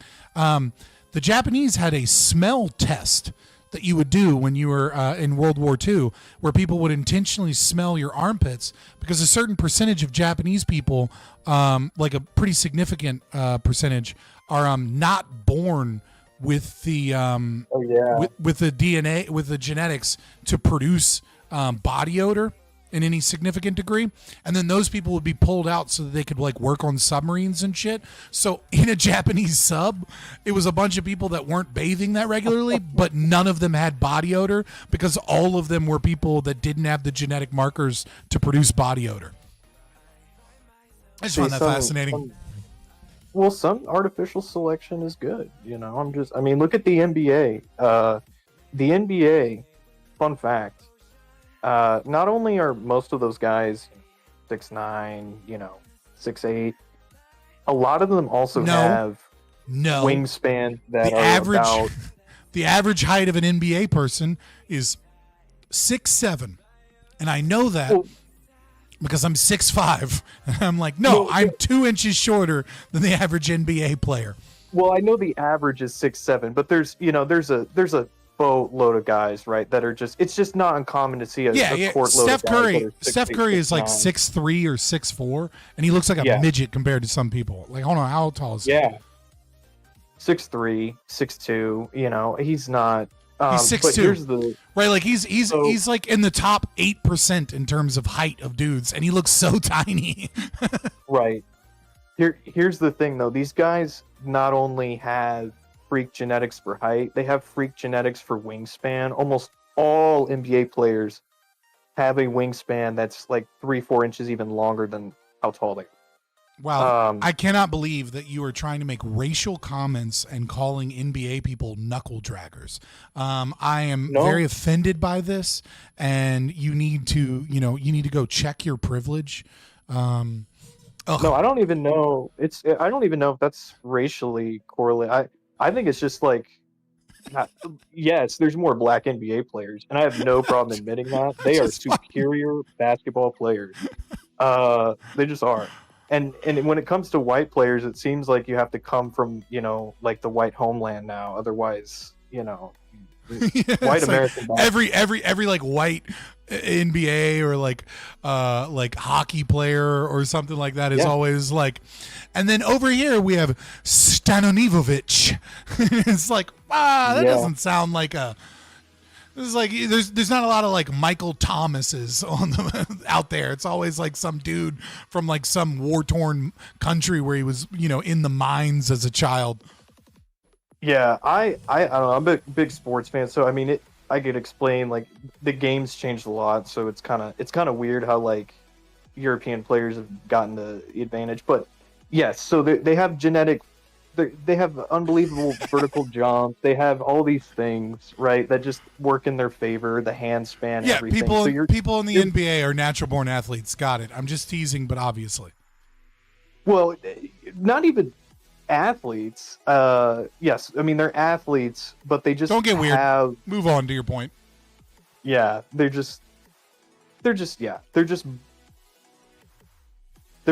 well, what can I say? They're selected for a bunch of freak traits. It's just what the NBA does. Yeah, I lost what we were tangented to the. But yeah, you gotta get that. But you have anything to say before I get out of here? Because you like hopped in and then we just ended up chatting, and now it's almost time for the panel. Yeah, I know. Thanks for having me on again. Yeah, I just wanted the Epstein. You gotta hang out with Epstein and watch more Trump speeches. He's out there. Go find him, buddy. Then you'll be able to get into the weave. Yeah, I've honestly just watched a few documentaries on Epstein. I haven't done a ton of research, but oh well. You have fun on the panel. I'm gonna get going here. You have a good one. Absolutely, brother. All right, boys. Let me do this little bad boy. Do this.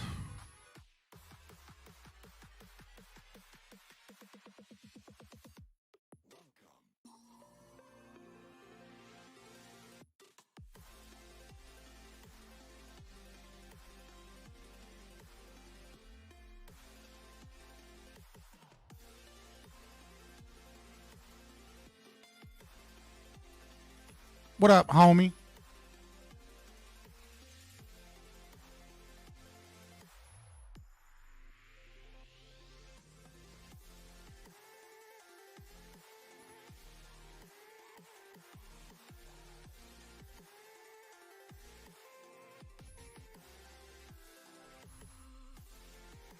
Scott loves racing. Scott, from 10 to 20, how much do you approve of racism? Depends on the race.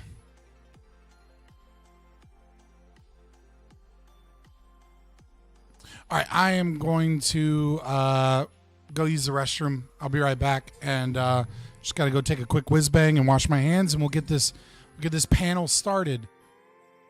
Be right back, boys. Talk amongst yourself. The panel is about to begin. We're about to find out just how cringe this dude is that I've never heard of.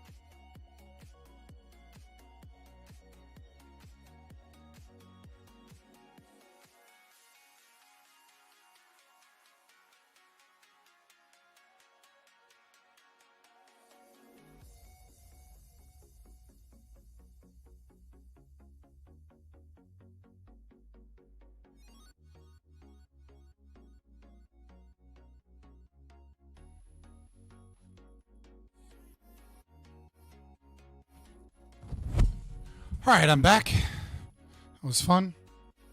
I find something to dry off my hands. What the hell?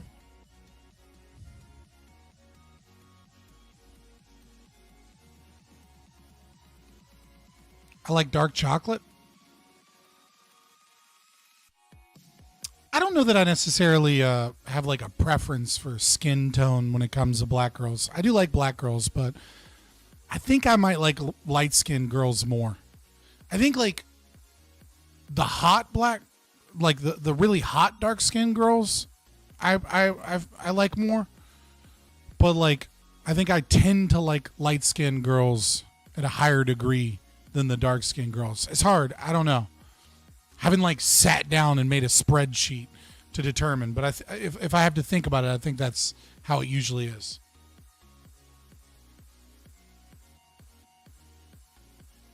Like I definitely really like mixed girls, which probably makes sense considering my background. Spreadsheets, let's go. All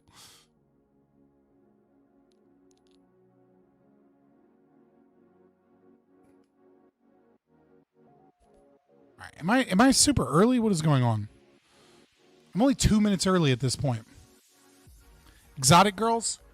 Yeah, I mean, like, exotic girls are more often than not attractive. But when they're attractive, those exotic traits make them more attractive. Right? It's like the crack in the Liberty Bell. If it has a lot of value already, then, like, what makes it different makes it unique and more beautiful. Right? Whereas, like, you know, on average, maybe not so much. Hot chicks are just hot regardless of skin tone? Yeah, but I think like hot chicks that are substantially different from you have like an extra wow factor. Odin demands you to make the goon list? Oh God, I don't give a fuck about Odin.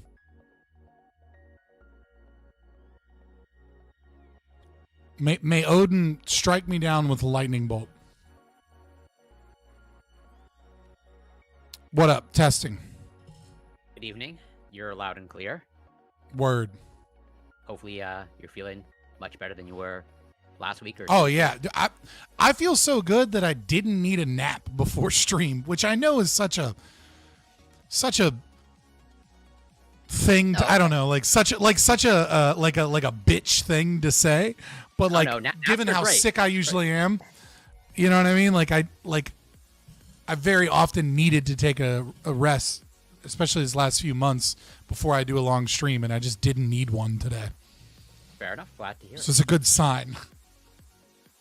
That is a good sign. But either way, regardless, like I think naps are great. Like even when healthy, I think a good nap is usually pretty energizing. Yeah, I mean, like I've heard. I don't know how convincing the research is because it's mostly like historical. But I've heard that like it's probably better to sleep like 5 or 6 hours and then get a full REM cycle sleep nap than it is to like try and sleep 8 hours and then not nap at all. It seems like we tend to function better with like a decent sleep and then again full REM cycle sleep being the key here, not a 20-minute cat nap, right? But like somewhere between an hour and 10 and an hour and a half nap. Depending upon, you know, because everybody's REM cycles are a little different. But yeah. Mm-hmm. Like there's some evidence to suggest it. It's not super strong evidence, but it's enough. Yeah. It's enough for me to be like, fuck you. Naps are healthy, actually. At the end of the day, I really don't think whatever a 45-minute hour nap daily is going to.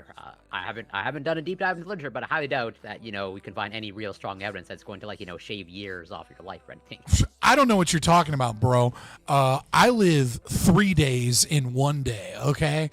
All right. I sleep 6 hours. Okay, bro. And then there's 8 hours, and then there's another 8 hours, and then there's another 8 hours. Okay. I'm gonna be ahead of you, bro. You're gonna leave me in the dust. Absolutely. That was a great meme. Oh, it's such a beautiful meme, and it's so true for so many people. They like love this. It's just so it's representative of more than just that guy. Like the finance podcast bros that are like, I wake up at 5:30 and get shit done. I'm just different. That's right. The grind. All right, cool, bro.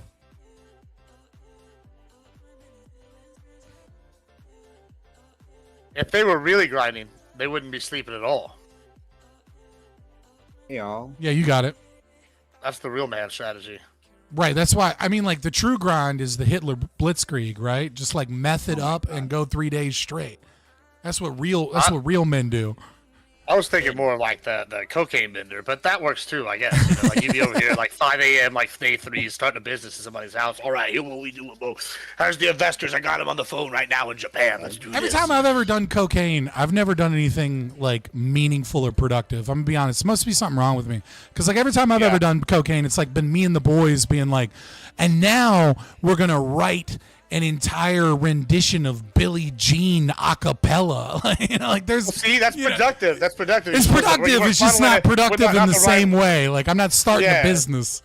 I see. Usually we start with the hoochie mamas in the bathrooms, and then we like, okay, now that we've got our fill of that, now it's time to move on to making money so we can afford more cocaine and more hoochie mamas.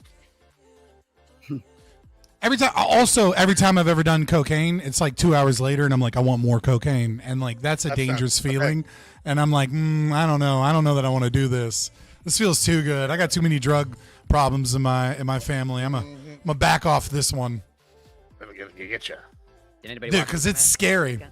Superman was pretty good. I enjoyed it. Oh yeah, well, so I haven't seen it yet. I plan to see it eventually. I will say that I'm not a James Gunn fan. I think that it's a movie that's gonna age better, right? Because it has the ensemble, right? And all these characters have like the Supergirl movie, still in like 2 minutes of it, but that has a movie coming out. The Lanterns movie is coming out next year. You're gonna have like some other ones I think are coming out. The Peacemaker show comes out next year, and I think all those characters are in there. And I think that once those come out, the movie is gonna be a lot more like the world built, and it's gonna be like just better. It feels like an Avengers movie almost. So it's like the ensemble's there, but you didn't have the ensemble background, kind of thing. How did you like Man of Steel or Superman Returns or original Superman? I mean, they're all right. Superman's always been. I mean, honestly, this is one of the better Supermans because he's like not OP as fuck. And a lot of the other ones are such like it's Superman, you know, like whatever. This one from the start, you're like, all right, he's not doing well, like kind of thing. It's kind of it was pretty good. I enjoyed it. Like there were some little like woke allegories, but it wasn't enough for me to be like the dictator that's the like country that's like allied with the U.S. It's a fake another looks like Netanyahu with like what's his name's hair from Back to the Future, like Doctor. I can't think of his name now off the top of my head. Doc Brown. Oh, Doc Brown. He's got the Doc Brown hair. Like A27L. Is that who you are? Yeah, that's LSP. Oh, because like Admiral Gibbs and I were trying to figure out who this like low IQ DGG fucking retard was in chat. We thought it was somebody new. I didn't realize it was just the same retard we'd been dealing with. Yeah, like we were both like, who the fuck is this idiot? Like, God, it's got to be somebody new because they're just so dumb. Yeah, I got to like, go fuck yourself. Those were not my exact words, but it was close enough. It was paraphrasing. Yeah, I know. Eat a dick. I didn't think it was you. I thought you were smarter than that. I found out what true pain is, by the way. I thought I knew true pain. I've broken a bunch of bones. I've fell in fires. I've been stabbed. You know, all the good shit. I tore an abdomen muscle this week on my side when I was trying to get back into shape. And yeah, so coughing. I like to smoke. Coughing hurts. Okay, whatever. And then I found out what true pain was. I sneezed and I literally felt the blackness coming closing around my eyes, and I couldn't see. It's like I'm about to pass out from the pain.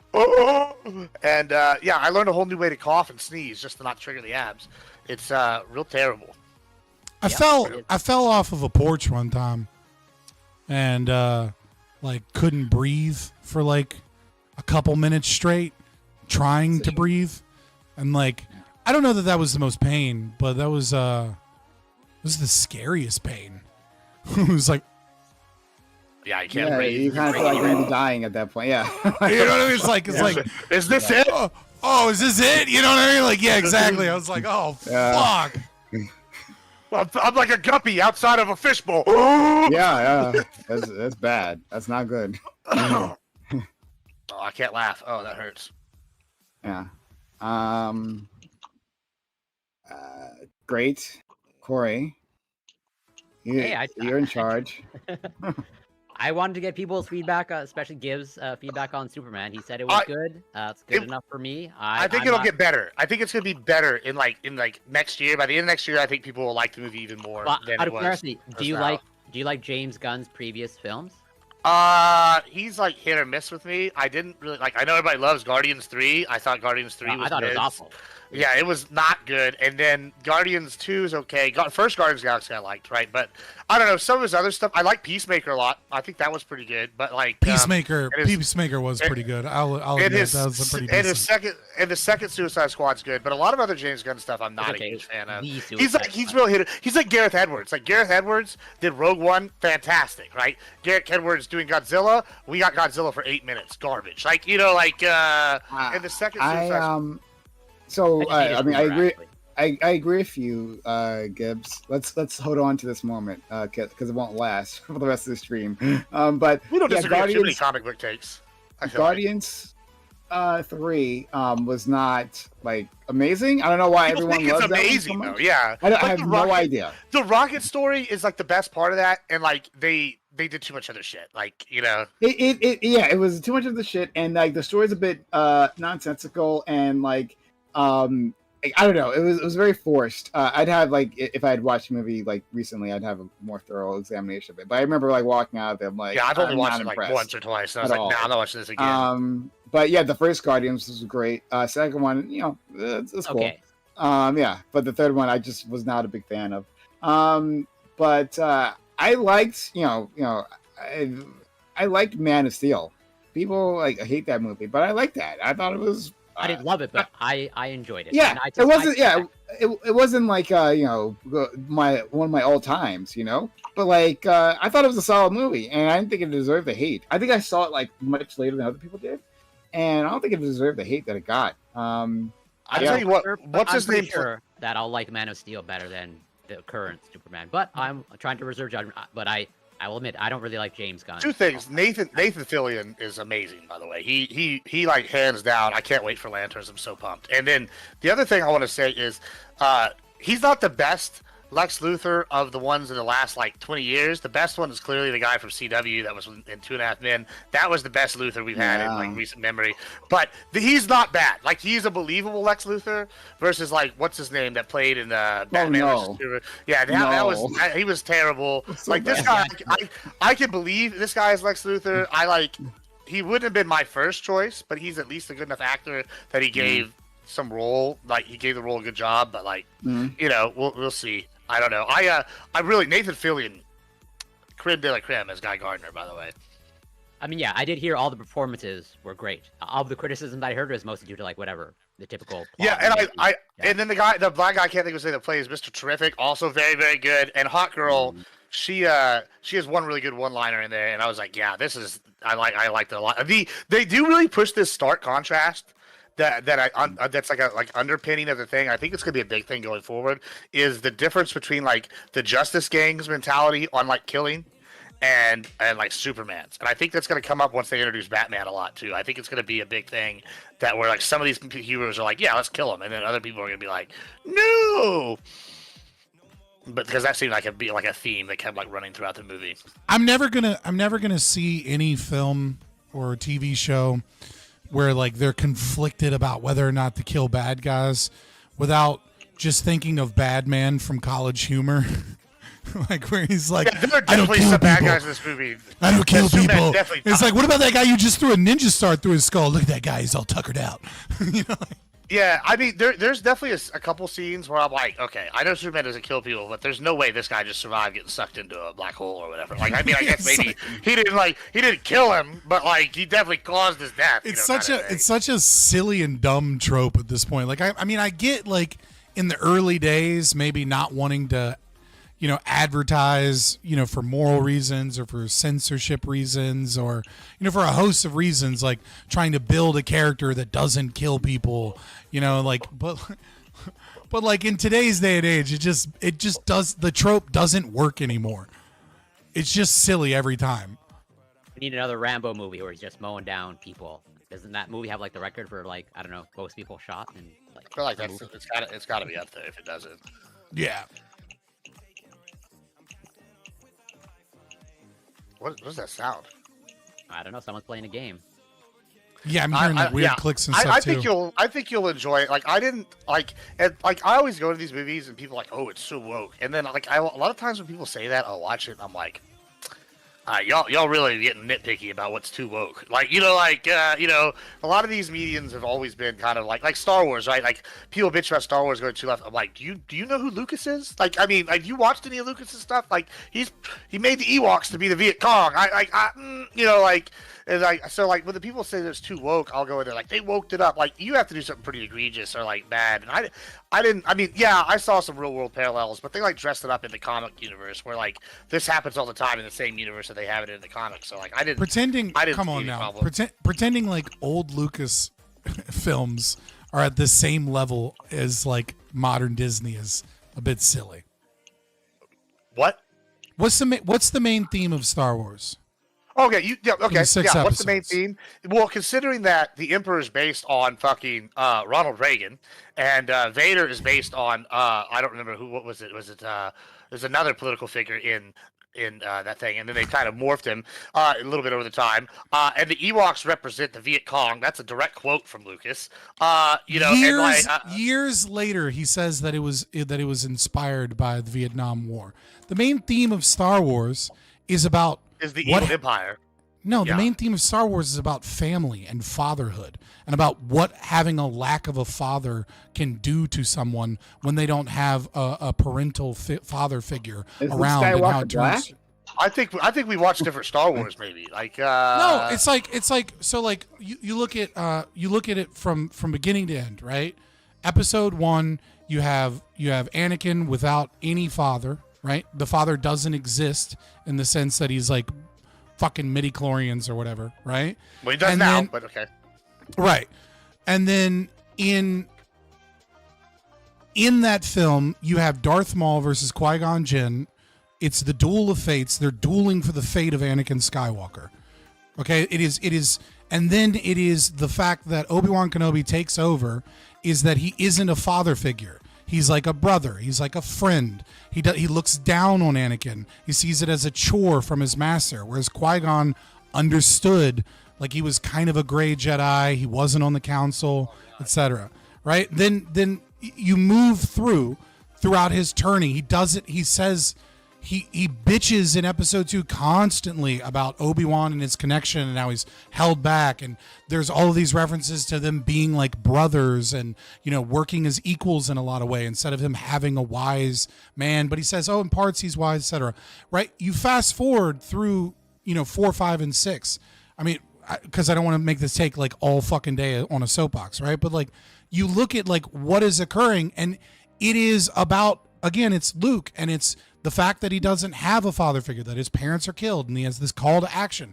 It's the giant shock is that Darth Vader is his father, and they're playing with this. And the redemption arc of Anakin Skywalker is that he chooses to finally be the father that he never was, that he chooses to make the sacrifice for his son and to be a loving father for once, and then he's redeemed in his final death. And then in the Ewok village, he's redeemed again as a Force ghost. He found peace because he finally did the right thing and balanced the Force.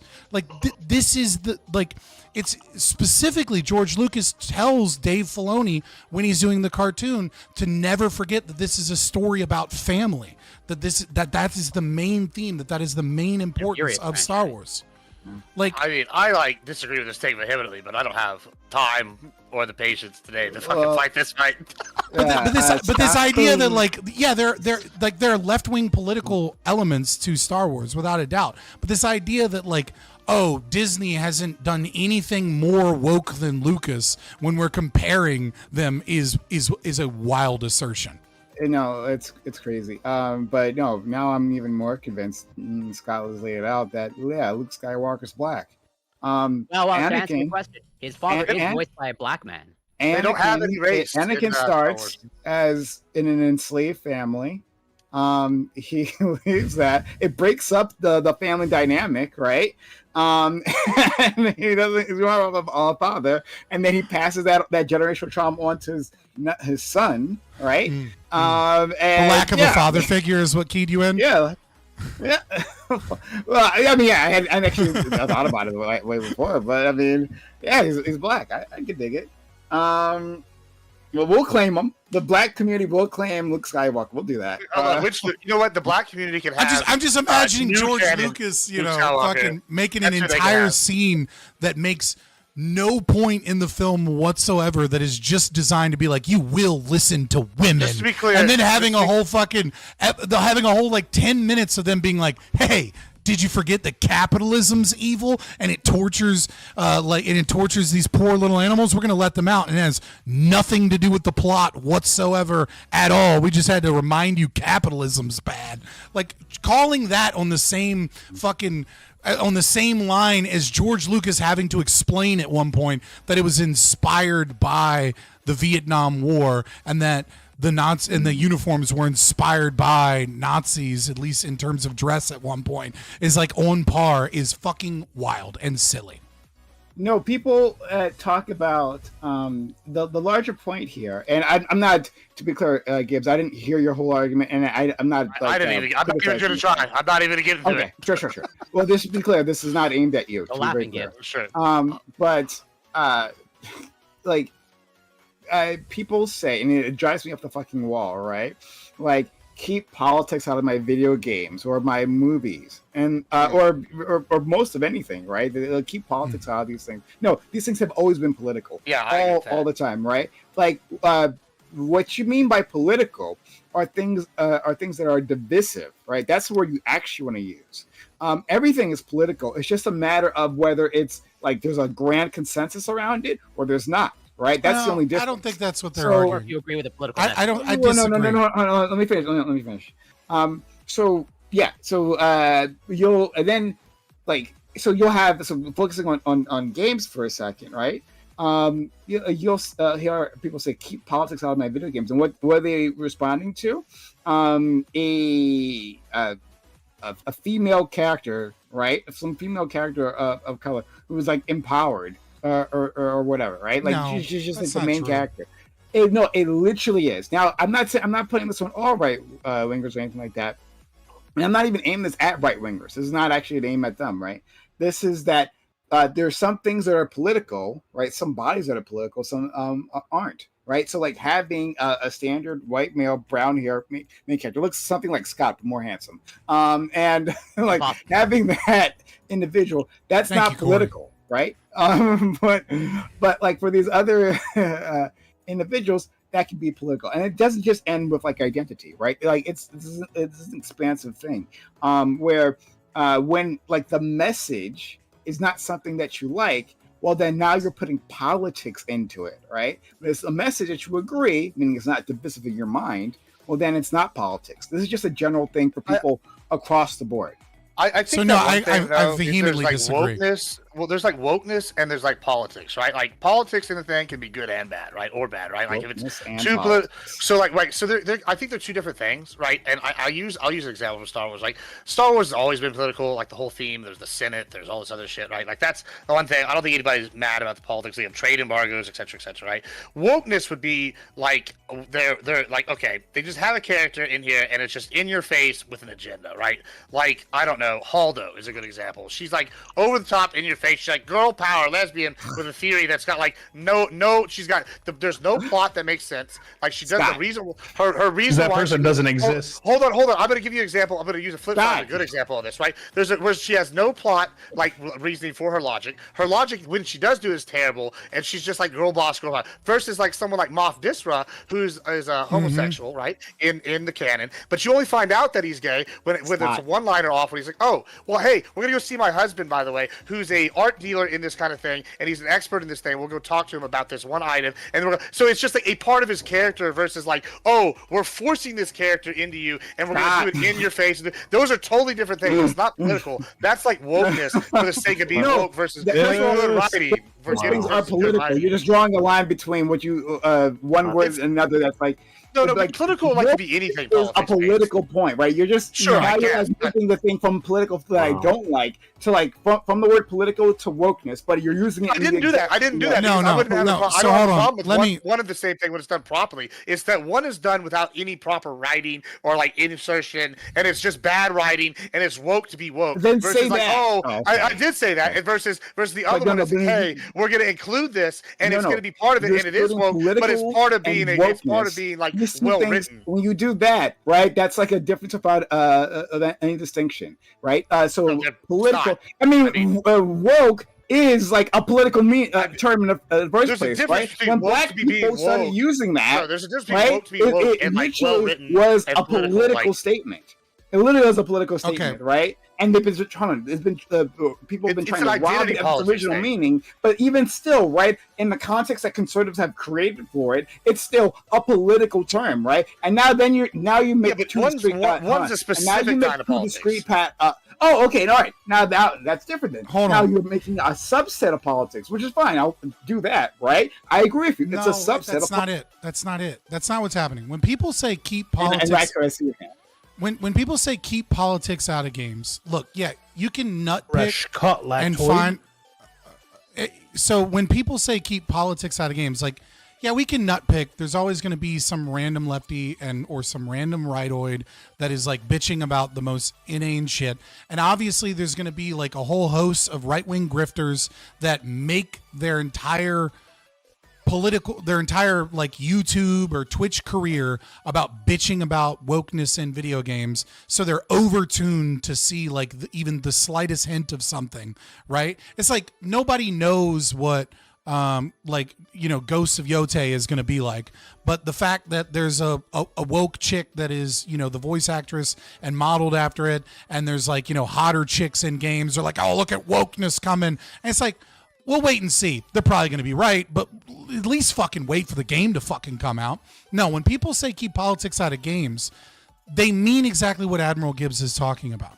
And it's not about whether or not it's left-wing politics or right-wing. Nobody bitches about politics in fucking Metal Gear Solid.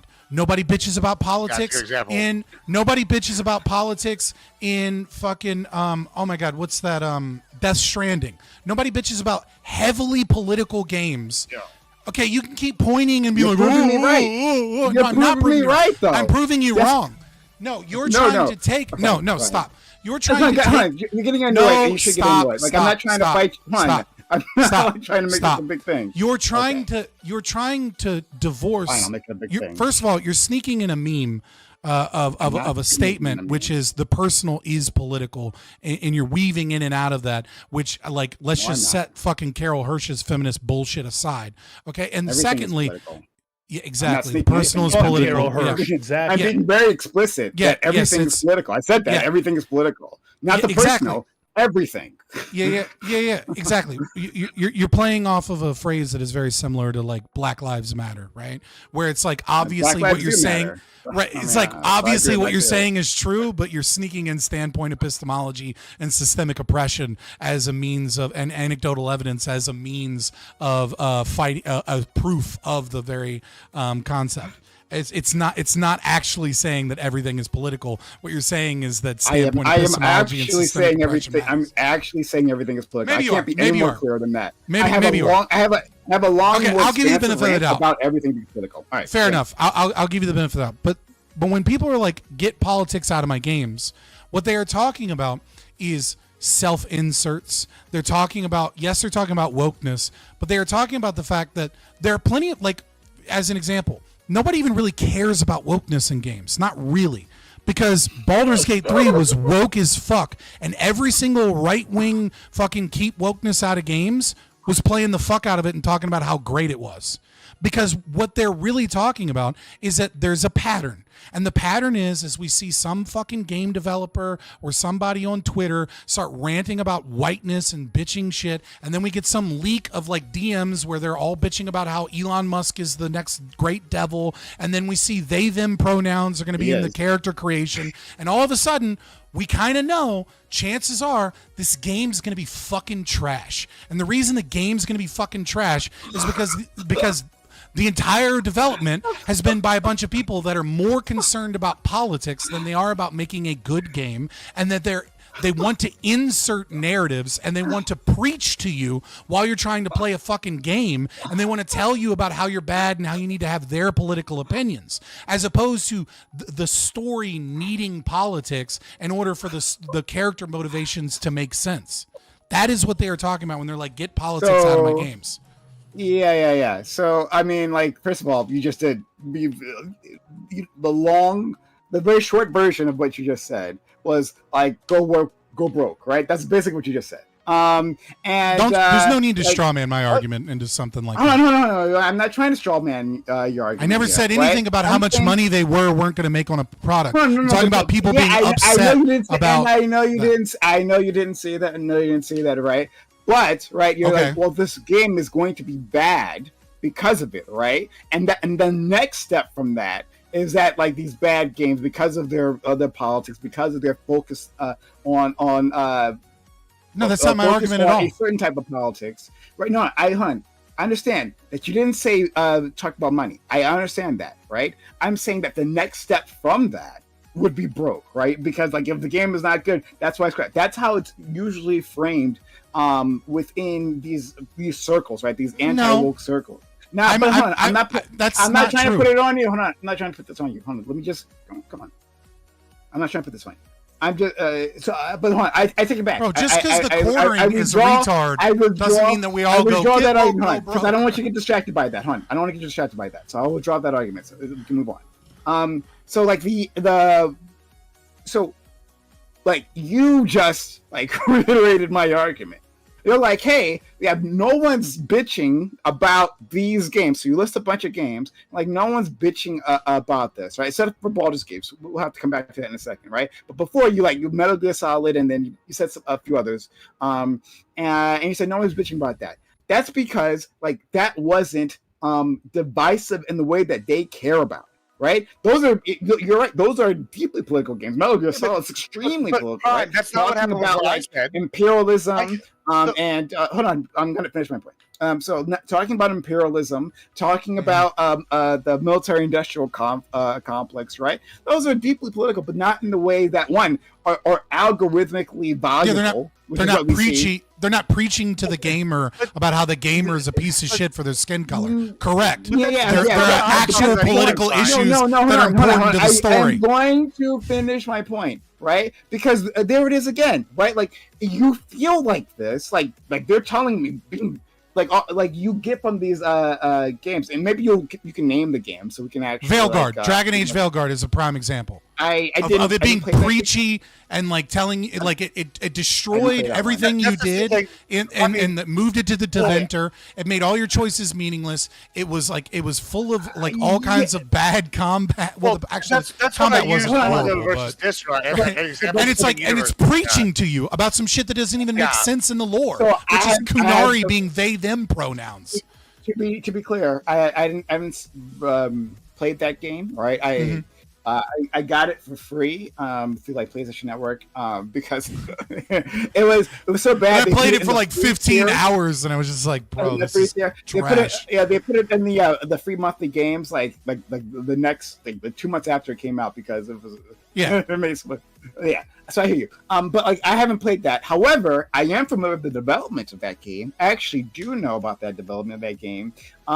And the reason why that game is shit is because of the capitalist requirements that were placed on that. What you're saying is fundamentally not true though, about the yeah, it's capitalism's fault. No, please. I gotta get these out because you guys are going to keep saying multiple things. I have to respond to all of them, right? So actually, yeah. But the publisher, right, like they were making the game. They had the idea for a Dragon Age game. They're going to make the game, right? And then they were making the game. Then the publisher comes and tells them, oh, it has to be a live service game. So they stop it, and they stop development. And then they went back, make it a live service game. And then all of a sudden, as we can all see, live service games have been bombing left and right, right? And then they're like, oh, yeah, this is going to be a disaster. Hey, turn it back. To a single player game, right? Also, we're not going to extend the amount of time you have to make the game, right? And then they bring in another. Was it in development for 6 years? Something like that, maybe even longer. bringing another studio, right? And they have like literally internal conflicts with each other about the direction of the game. And then like there's distinct, again, I haven't played the game, but like from reportedly, there are distinct. This has nothing to do with the topic of like the politics and wokeness. You brought it up, so I'm addressing it. Then you're like, oh well, you bring the capitalist. I'm explaining why I'm. No, you brought it up. So you brought a railguard. No, you asked me for an example, and then you diverted. Then you diverted from wokeness or politics and games, being like, oh, actually, it's bad because capitalism. I'm going to finish my point. I was going to make this a friendly conversation, but now I guess I got to kick it up a notch. But like, hey, like the the Veil Guard. Did he cut out for everybody, or is it just? Oh, there we go. Because they had different teams doing it who had different ideas about like one part of it's more friendly and flirty. The other one is like more serious. That's because these two teams were clashing, right? So then you get a product that is shit, right? And then people say, well, this was a problem because it was woke, right? That was the problem. That was the issue. No, there was a torture development cycle. That's the issue, right? So to have a plot, a storyline, right? Characters, meaningful characters that make sense, right? That have that level of continuity within the constraints that they were working on, make it damn near impossible to put out a good product, right? So how did that force them to be preachy and about pronouns? That's not, but hold on. I haven't watched. You didn't address what I said, though, Brian. This is the problem. Because I had a whole shit, all the things to address here. You already said the opposite. You already said the opposite of what I did, though. You said. Well, I was just trying to get you back onto the topic instead of diverting. You said this just now. You said, "Oh, it's not about the thing that they're mad about," and that's why. So that's why I brought up Haldo, and then I brought up Disra. They're two characters. Hold on, with the same character arc. Haldo is a preachy, like badly written character. She doesn't have any plans. I could go depth like all day on watching that game. Versus we can look at Ahsoka. We can look at she's got a lesbian arc. That's fine. Guess what? It's well written. We can go to Disra. Disra's got is literally gay. He's the major villain in the Thrawn duology, right? He's a major villain. He's gay, and guess what? No one bitches. You know why? Because he's well written. It's not that people are mad. Oh, they're fighting the culture where they're putting gay characters. What they're mad about is they're putting somebody that's preachy and not well written, and then they're like forcing them down your throat and saying, look at this, you need to be like this. If you don't agree, you're a bigot. When it's like, nah, fam, if you had just put somebody well written, like then they would have been upset. What Gibbs said, right? Look, Holdo, right? This character. Wait, can we just admit, because this sounds like we're dodging this, can we just admit that bigotry undergirds a lot of this? Yeah, you can make all those other criticisms. There are people who actually hate gay people and they don't like seeing them in video games. 100%. Of course, that's the case, right? But hon, I'm gonna give the benefit of the doubt to my friends here. Right? I'm not saying that Gibbs and Scott are animated by hate here, right? So I'm not gonna put that on them. To be clear, I'm not gonna put that on here. But what you said is clearly true, right? Clearly, a large part of the people who are fighting this do have a problem with gay people even existing in culture. How large? Again, I'm not going to. I would have to pull that out of my ass, and you know that, right? My name is James, not Connor. 37%. Scott, and 37%. Yeah. Just say random numbers when people ask you. So yeah. So Scott and Gibbs, right? So he talks about Holdo, right? And I'm not going to say this person was my holder. I'm sorry, Admiral H. Holdo. Sorry. I told I haven't forgotten about you, right? Stay there and be blessed, okay? All right. So so this character, who I don't think it was like the best character, right? And like there were like plot holes around the entire plot in general, right? That you can. Oh, so then you're admitting everything I said is right. No, I'm not admitting anything. Hold on. Right? I'm not saying that she's like the best character, but how did Gibbs present this character, right? He says this character who did who had some non-straight markers to them. I forget if they did anything overtly gay. I don't remember. She literally in the book is like has a wife.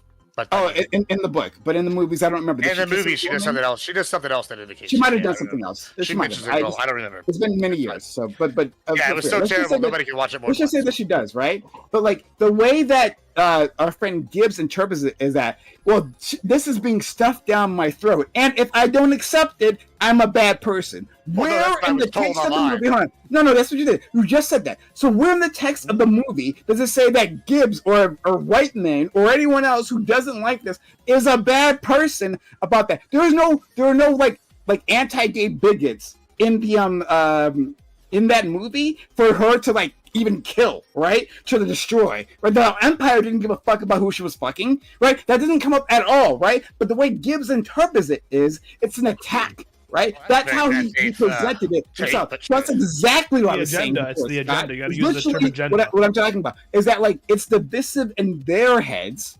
It's a problem in their heads, and so that's you literally admitted I was right, and then flipped it on the head. You literally admitted I was right. You literally admitted there's plot holes all around it. He's and just what not did I engaging say? with their argument. Yeah, he's not engaged. Like what I said was specifically. We have plot holes in all the movies. Hold on, what I said. You said. Hold on. You said in the beginning. I like. Oh, it's because they can't accept one thing, and I gave a list of 3 characters right there in the same universe who all have similar lesbian or gay tendencies. I don't know the other one. And that's fine, man. That's here or there, but they are major characters. And nobody sits here and bashes them regularly, right? Because they're well written. And then you turned around and said, hey, with Holdo, I'll admit the whole movie has massive plot holes all the way around. And that is a major, there's a major, well, The Last Jedi more than most, it has major plot holes. And yeah, absolutely does. And her strategy doesn't make sense. She's preachy, she's highfalutin, and she's over here forcing her like agenda down your throat. Men bad. She literally is like, you stupid men, Poe. She literally says that to Poe. You're a stupid man, flyboy. And that's why. And literally, right before she has criticizes an insubordinate subordinate. She criticizes an insubordinate a soldier under her command, right? Who specifically goes against her orders. Like that's what she's doing at that point. Which were bad orders. And then you interpret it as like I need to like gay people. Right? That's the interpretation that comes out of we're it. Bad right? orders. Yeah. And having plot holes, right, isn't the thing that people were really so here's another example. Like there's the hyperspace ram, the star. Her name is the hyperface the Rose, right? The Asian woman, right? She was also I believe her name was Rose. Maybe I'm wrong about her name. I thought it was Rose. You're right. Okay, thank you. That individual literally run off of social media. Yeah, run off of social that was media. Wrong. I agree with that. That was wrong. Okay, but she was also a poorly written character, but she wasn't a woke. I wouldn't say she was like the woke stand-in. Like Holdo is like a woke like stand-in with badly written as a badly written character. And I'm not the racist like very clear. I'm not gonna put that on you. I'm not saying that like you support that or Scott support it. I'm not saying any of that. To be very clear, right? But I am saying is that the same animating energy was behind that, not bigotry. I'm not saying bigotry, right? So I'm not putting that on you. I'm saying that like. This idea of like it's political. Your identity now is political, and I don't like it. Right now, like, with Rose, they were saying, well, part of the problem is that like, well, she's unattractive, right? And we don't like that, right? Just like when we're talking about in Horizon Zero Dawn, where they changed the character and she is like less attractive than she was previously. Like that's I mean it's true, right? But that becomes a problem because now it becomes. That's a divisive thing in my mind, and now it's political, and now that politics out of my game. It happens all the time, right? Yeah. I'll say this, which is about Horizon Zero Dawn, right? It's not, it's political because a character is less attractive, right? It's the question is in many ways, you're never going to understand the right. Because I don't actually think that you're being bad about it. I think you genuinely just don't understand. Like you're never going to understand the right unless you can start asking the question of, okay, why is this here? And the question with like Horizon Zero Dawn is like, why did they make her chunky? What was there a story element? Was there a reason? Or was it just somebody felt that we needed to move the aesthetics away from what gamers would almost certainly want and it makes it as a financial decision, it's stupid. Now I don't know that so many people were super mad about that, but there's a million examples we could go by. There's a lot of people who were very mad about Horizon Zero Dawn. They were quite mad. I think there's a whole thing. There's a whole. Yeah, there's like we can so hold on. Stop yawn. Sorry. right? Like, Sorry. I think that was a good both one. from the left and the right, I think there is, especially, like, we keep taking, like, grifters and a few people and bot accounts on, like, fucking Twitter and then being like, this is what the right or this is what the left thinks. And it's like, again, with woos, it's like, oh, they're bullied off Twitter. You got to stop fucking reading Twitter comments if you're if you're a fucking Hollywood actress. Well, number one, but number two, I don't know how much of that. I don't know to what degree, what percentage that's measurable. But so when I'm looking at examples of like things, it's like, remember that Captain Marvel scene where the guy goes, "Nice scuba suit, got a smile for me," and then they show that she beat up this person that made a comment about her smile and then stole his leather jacket and his bike. And it's like, this is supposed to be a hero. And it's like, what fucking purpose does it serve to have the hero beat up a guy because he made like the most mildest cat call in existence and then stole his property? That's villain shit. Captain Marvel is obviously a villain who likes to beat up people if they make little comments that they don't like. And it's like, but that is clearly ham-fisted in by people trying to be like, take that, biker cat caller guys. Sure. And it's like, it's not the same thing as a politics. It's like when you're watching that, you're like, oh, get the fuck out of here. I'm being preached to again. No, okay, hold on. And maybe we can make a slight bit of consensus here. Slight bit of consensus. Is that, one, to be clear, I wasn't aiming this at conservatives. I said that multiple times previously. I'm sure you can remember, right? I said specifically, I'm aiming this at everybody. Everybody does this. This happens on the left as well, right? What is considered political, right? If it's, us, all the races getting together, it's fine, right? I don't see anything here. But if it's, I don't know, we should, ban teachers unions or something, right? Well, now it's political, right? Now you're putting politics in my movies, right? Like, people do that on both sides. To be very clear, this is not an attack on conservatives. Let's try to make that very clear. Secondly, what's the other thing you just said? This is, you just equivocating you're talking about again. Captain Marvel. It's not the argument. The argument is that it's preachy and that it's forced and that it doesn't connect to the story. That's the other thing I was going to come now. So Captain Marvel, right? Like, so what that it is, you're saying it's preachy, okay? I'm saying that, like, people use the word political for that, right? And it's because it's being preachy about politics that they don't like. So what I'm saying is that, so where I'm trying to meet you halfway is, people, like, there is a way to deliver a message, right? There's a good way and a bad way, right? And Gibbs was trying to say that before, right? He was saying there are other characters in Star Wars. Do you have any that, examples? Like, I think your argument would hold water if you had just one. From like the last 10 years of any movie out of Hollywood or anything, which was only preachy towards the left and was like right wing in some capacity, and that we wouldn't see it as political, but other people would. I'm just curious. There was there was a movie about and I'm sorry, I don't know the name of the movie. I apologize. But it was about it was about teachers in schools. It was talking about how, like, public school or the city government is getting in the way of school innovation, right? And these private charter schools are actually the better choice. And if it only could get past these politicians, we could have these charter schools. And there was a black actress.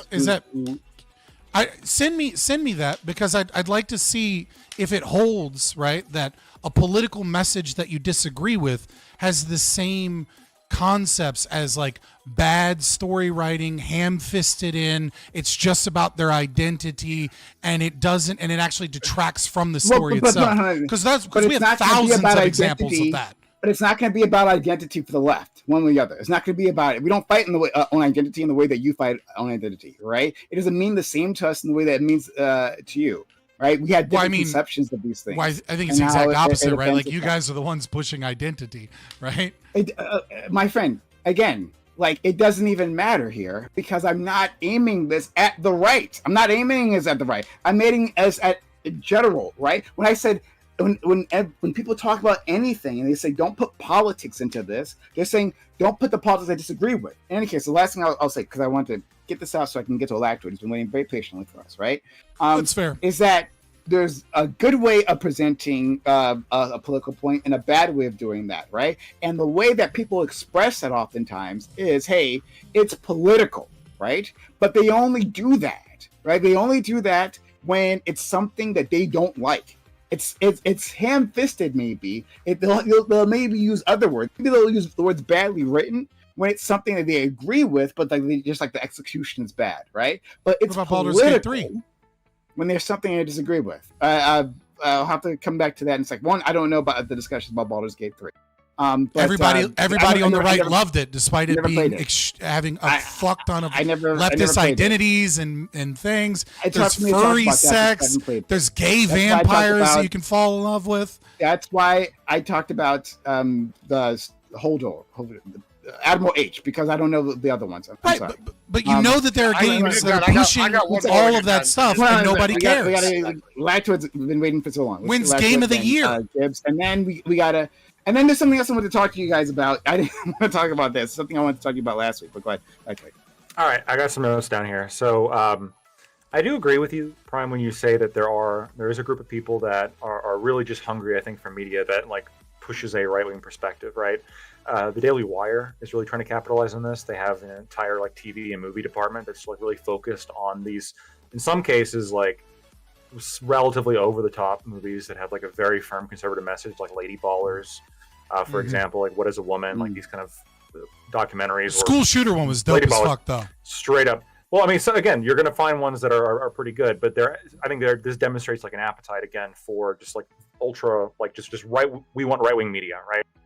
But I think this is a minority because as kind of culture is moving leftward, you're just going to see a lot of the conservatives just simply prefer the way like movies were as they perceive them. And you're going to have a lot of the like more progressive types want to see movies change. And I think that the movies changing and being seen in a bad light, when seen as inconsistent and cringy, I think is kind of what we're talking about. So I basically put like left-wing political movies into two different camps: inconsistent and cringy political, and consistent and non-cringy political. I think the inconsistent and cringy political movies, they're not true to their lore. They take advantage of a prior audience intentionally. They focus on shame. They select controversial issues very intentionally to move an audience, as opposed to it being critical to the plot as a plot device. And I think, surely, very many cases, it's just a poorly made movie as well, right? Just bad acting, bad lines, and that can kind of turn people off from it as well. Some examples of this: Gay Ellie from The Last of Us, that was cringe as fuck. Black Elves, I didn't like that, non-canonical. She-Hulk, ultra cringe, very much focused on, again, women empowerment propaganda. Taking away the boobs in League of Legends. I think this is an example of where even something that's like tangentially results in more realism still feels wrong because we know the reason why they did it, which was this sort of like social engineering campaign to fight against the kind of male attitudes of sex appeal that the male gaze, and there's a lot of women, especially ones. Everything Anita Sarkeesian believes in. Got it. Well, Sweet Baby Inc. Right, is an entire company that's dedicated to this. This demonstrates that obviously, like there is a political. Company. There's it's a political. Not really what's absolutely. It's got a lot of influence. It's involved in it. It really has alien influence, but like we'll have to discuss that later. I got some more examples. Gay Dumbledore, which was added after the fact. Obviously, that was bullshit. Yeah, I agree. Yeah, that was a clear example of kind of the woke shit cringy woke shit we're talking about. And then, of course, the ovary power during the Avengers movie, where all the women got together in that moment where they all charged together as women. That was an ad. That was an ad, is what that was, right? They're like, hey, do you want to see this? Right? They like put all the action figures together, the female action figures. Yeah. Are like, hey, we could give this to you if you want, right? Let's test the audience on that.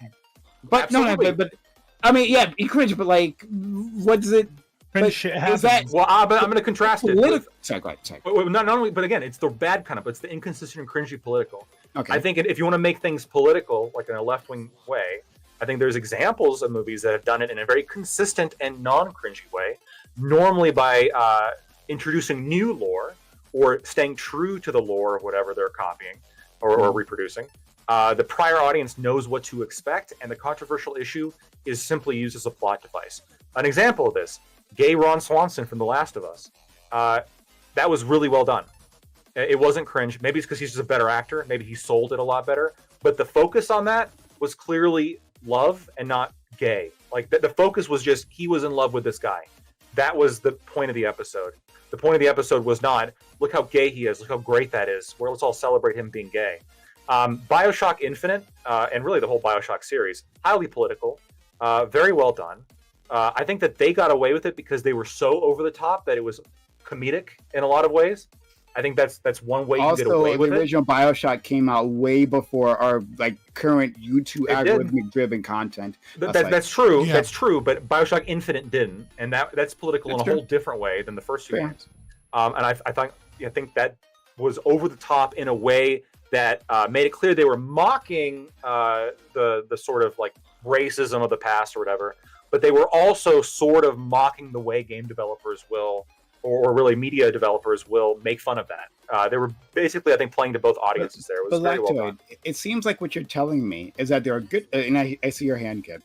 Ripley from the Alien movie and Samus Aran are also great examples. But all you're telling me, friend, and maybe I missed something. If I did, I don't want to butcher your point. But it seems like all you're telling me is that there are good ways to present a political point and there are bad ways to do so. That's been our argument the whole time. It's not just that. Sorry. Let me clarify. It's not just that, right? I think one of the key things, like in the latter part, gay Ron Swanson, BioShock, even the Green Book, Ripley, Samus, like all these characters who are very like progressive, especially for their time. If we're going back to like Ripley from Alien or Samus, all these characters, they're introducing new lore, and it's core to the plot point in a way that doesn't make it seem like the people writing it want to like push a political agenda on you. They don't necessarily want to socially engineer you. This is just how they view the character, right? This is like their dream, the artist's rendition of how they view this person, as opposed to, I think, what the new one, especially gay Dumbledore. I mean, really, what it is they want to push this on you. That's what it feels like. It's actually irrelevant to the plot. It's irrelevant to the actual what the artist's vision is. What it's entirely about is we're gonna put forward we're gonna put forward a social. We're gonna put forward a social message with the goal of engineering society to be more tolerant or to appeal to this particular demographic of people. So, it's pandering. It's pandering. That's what it is. It's pandering. Friend, pandering and social engineering. Gibson, we'll go to Gibson Ali. The same words sometimes. But friend. No, they're not. Right? Well, I think both are being attempted. Social, it's weird. Okay. As an artist, right? Let's say people here were creative. I don't know if anyone were actually creative, right? I try to do some creative things on the side, but we don't have to talk about that here. But like within my, I used to make dubstep. That doesn't. I'm a painter and a piano player. That makes a lot of fucking sense. I played bass in a death metal band. And was a singer. And was in show choir. Is progressive social engineering? I won best solo Disneyland. Men look at women or treat women in video games or media. So I think it's probably worth asking if maybe that is something we should look at changing. So we let's ask. So let me. You'll go after Ali, so you can expand on that point. So look, friend, social engineering. One, everything.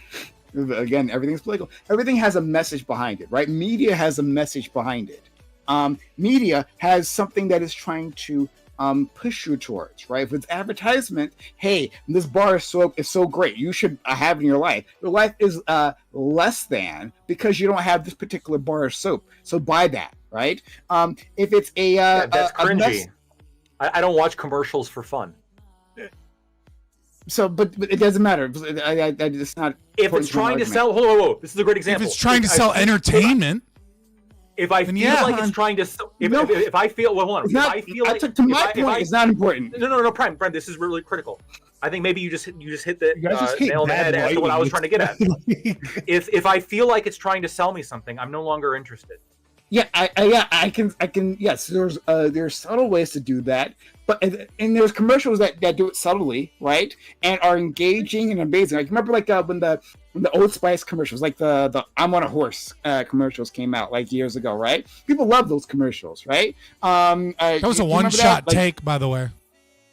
Yeah. Oh, that really? Oh, that was amazing. Yeah. But yeah, it's all practical except for the sand to diamonds thing. Everything else is practical in one shot.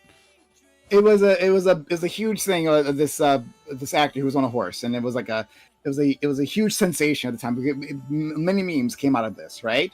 But it was straight up advertising, literally in a commercial on TV. I think it was a Super Bowl commercial as well, right? But people loved it, even though it was trying to sell them something, right? There's a good way of doing things, and there's a bad way of doing things. But that's irrelevant, but like whatever. I'm saying what I'm trying to say now is that all media has a message that it's trying to push, right? There is ones where you either agree with it or it's like you can either agree with it or disagree with it, or it's intrusive or unobtrusive, right? Those are the things that we're looking at right now. And when it is, you disagree with it and it's obtrusive, especially if it's obtrusive, then people attach the word political towards it. They attach political, even though it was political previously, right? Like what's this? Rosie the Riveter, right? Political. She was a political advertisement. Like you're saying that, oh well, there's a message here about like acceptance. Yeah, there's a message here about acceptance. Yeah, you'll find that on a bunch of like Disney Channel shows, Nickelodeon shows, right? Going back years, right? Hey, we should be like nice to our neighbors and accepting of their differences. They might have a different religion than you, but that's cool, right? Yes, they are trying to push a message, but that's okay because media does that all the time, right? We have like we'll have a Top Gun that's pushing a message of like, hey, the American military is awesome. Look at them fly all these great planes, right? And our imperialism always makes sense. It's pushing a message, but people weren't talking. But people weren't saying it's political. Are you cool with that though? Am I? Yes, I'm cool. I'm absolutely cool with No. Let me clarify. Let me clarify. Let's say like tomorrow, like 90% of movies started coming out with themes as to how like taxes are bad and poor people should die. No, like this just became the normal like trend. If you're asking if we're cool with the message, the answer is no. But I think he's saying he's cool with movies being political. All right, but would you okay? Would you be like, okay, like yeah, I don't like these messages, but I'm fine. Don't forget, it's got to be ham-fisted in too. Like it has to be like two people at a restaurant on a date, and then be like, oh, and by the way, don't you know the taxes are fucking evil and we should kill poor people? And you'd be like, what the fuck does this have to do with them having a dinner date? Yeah, but the point. They don't have libertarian movie studios. I can say that it's well done or it's not well done. They do the Ayn Rand movies, and they not suck. But it's political either First way. one It's political. is okay. It is. My point is that it's political when I agree with it or I don't. So would I like it if other movies like all of a sudden were all libertarian, everyone lost their mind and thought libertarianism was a good idea? No, I wouldn't be. I wouldn't like that. However, would I be okay with the concept of them being political and having a message? Of course, right? It's part of their artist expression. If I don't like it, I don't have to like engage with it. What do you think about the fact that like, there's this like kind of systemic preference towards these kind of again woke representations or whatever? Like for example, in order to even qualify for an Oscar, I mean you can't have like the Oscar. Am I wrong on this? Well, yeah, I remember that with too many whites. We did on you must have been here. It was, you can't have like a movie about medieval Europe. You got to insert black people into it. No, that's not how the that's how it works. No, it's not. Lactoid. We had a discussion, and I don't. This was many years back, whenever it first happened, right? I'm pretty sure you must have been there because you've been here for a very long time. But like we on the Reverie, we had a discussion on this, right? And we looked at the actual. Yeah, okay, of course. Oh, wait, I know. I'm looking at the requirements right here. Let's fact check these. There are plenty of requirements, right? Like, so they're like, to meet the requirements, like, they give you like a whole bunch of outs, right? Like, you could have like your hairdressers could be like, you know, people of color, right? Or whatever, or like meet some sort of like authentic group. There's a whole thing. Hold on. I can't adjudicate this right now. I'm sorry, friend. I'm looking right here. A lead actor. It says right here, one of the lead actors has to be from an underrepresented racial or ethnic group. If I'm doing a period piece in Scandinavia about the Vikings, I remember this, and I can't do this with you right now. I do. At least 30%. Hold on. At least 30% of all actors need to be from two underrepresented It doesn't have groups. to be just in front of the screen. It doesn't have to be just in front of the screen. You're misunderstanding the rules. No, I'm not. Standard A, on-screen representation. Standard A. The narrative. Standard. Okay, hon. Are there one standard, or there just one? Is it one standard? Hey, the only way to get an Oscar is to have underrepresented groups in front of the camera. Is that the case? Yes. No, it's not. Yes, it is. Oh my God. I'm gonna post it. You read it. Okay, we'll go for Let's go to friend Gibbs. Then we'll go to Ali and LSP. I think I can actually get you to switch positions on at least one example, Brian, and I think we're about to have it happen. Do you remember Rogue Squadron, the games and the books, and Lucas credits Rogue Squadron and the Thrawn trilogy for being the reason why he came back and made Episode 1. You know, Wedge Antilles, you know, the most badass pilot in the universe. He got 2 Death Star killed. Yeah, you know, without the Force. All right, here's the original book. This is Rogue Squadron. All right, this is Rogue Squadron. This is the original book. This is actually not the original Rogue Squadron book I have, but this is the one that's holding together now. And you know. Yeah, kind of. Yeah, it's good. Yeah, it's good. I have the original back here, but it's taped together. I didn't want to pull it out. But you know, cool book. Everybody loves it. There's supposedly going to be a Rogue Squadron movie coming out that's taking place in the new canon late, like somewhere like post. Disney keeps dropping the ball. Yeah, whatever. Yeah, we'll see. Right. So here's the thing. They actually the Force is female, so Disney, you know. Disney decided they wanted to replace Rogue Squadron because one, I guess they didn't want to replace the clam Wedge up actor, on that which one, I buddy. think is weird. They've done that a million times. Replace actors. It gets worse. No, y'all are gonna believe me when I tell you and show you this. But they decided they're gonna replace it. They needed something that's gonna fill this stereo group, the people that wanted to liked Rogue Squadron originally. Do you want to know what they replaced it with? What group that was? They replaced it with this group. Can you want to guess the name of the squadron? It's called Alphabet Squadron. The Rainbow Squadron.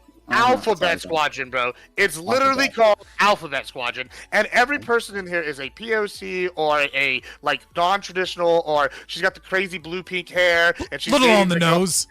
Every single, literally called Alphabet Squadron, and the book is not terribly written. But whenever you decide we're going to market to the same group of people for this book, that we're going to put, the replacement's going to be this book, that's shoving an agenda down their throat. And the Alphabet Squadron books only got two books have come out, and they've stopped making them. Versus the Rogue Squadron books are still top sellers to this day. Right. Why is that? Because these are well written, and you're not forcing an agenda down. These are war stories. This is unmitigated bullshit. Hold on, Gibbs, what did you tell me? All right, so I haven't read. I actually haven't read either of those books. I never read the Rogue Squadron. I always focus on the ones focused on the Jedi. Don't you think? That's my thing. A little bit on the nose.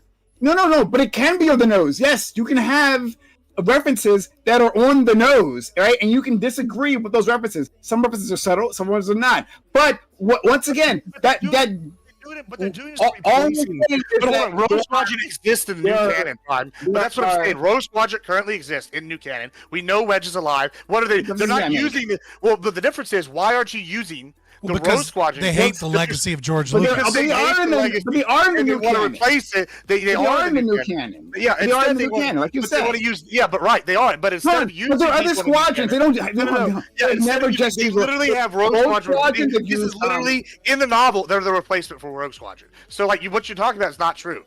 You're just wrong. Instead of using Rogue Squadron, you said they were in the new, and they are in the new. And this is the replacement for them. They try to replace. Yeah, okay. They might have replaced them, but whatever. It doesn't matter. Hold on. Oh, it matters quite a bit. Oh my God, friend. Listen to me. When I say what doesn't matter, you don't understand. You don't understand what I say when it doesn't matter to the point that that I've been making, right? Sure.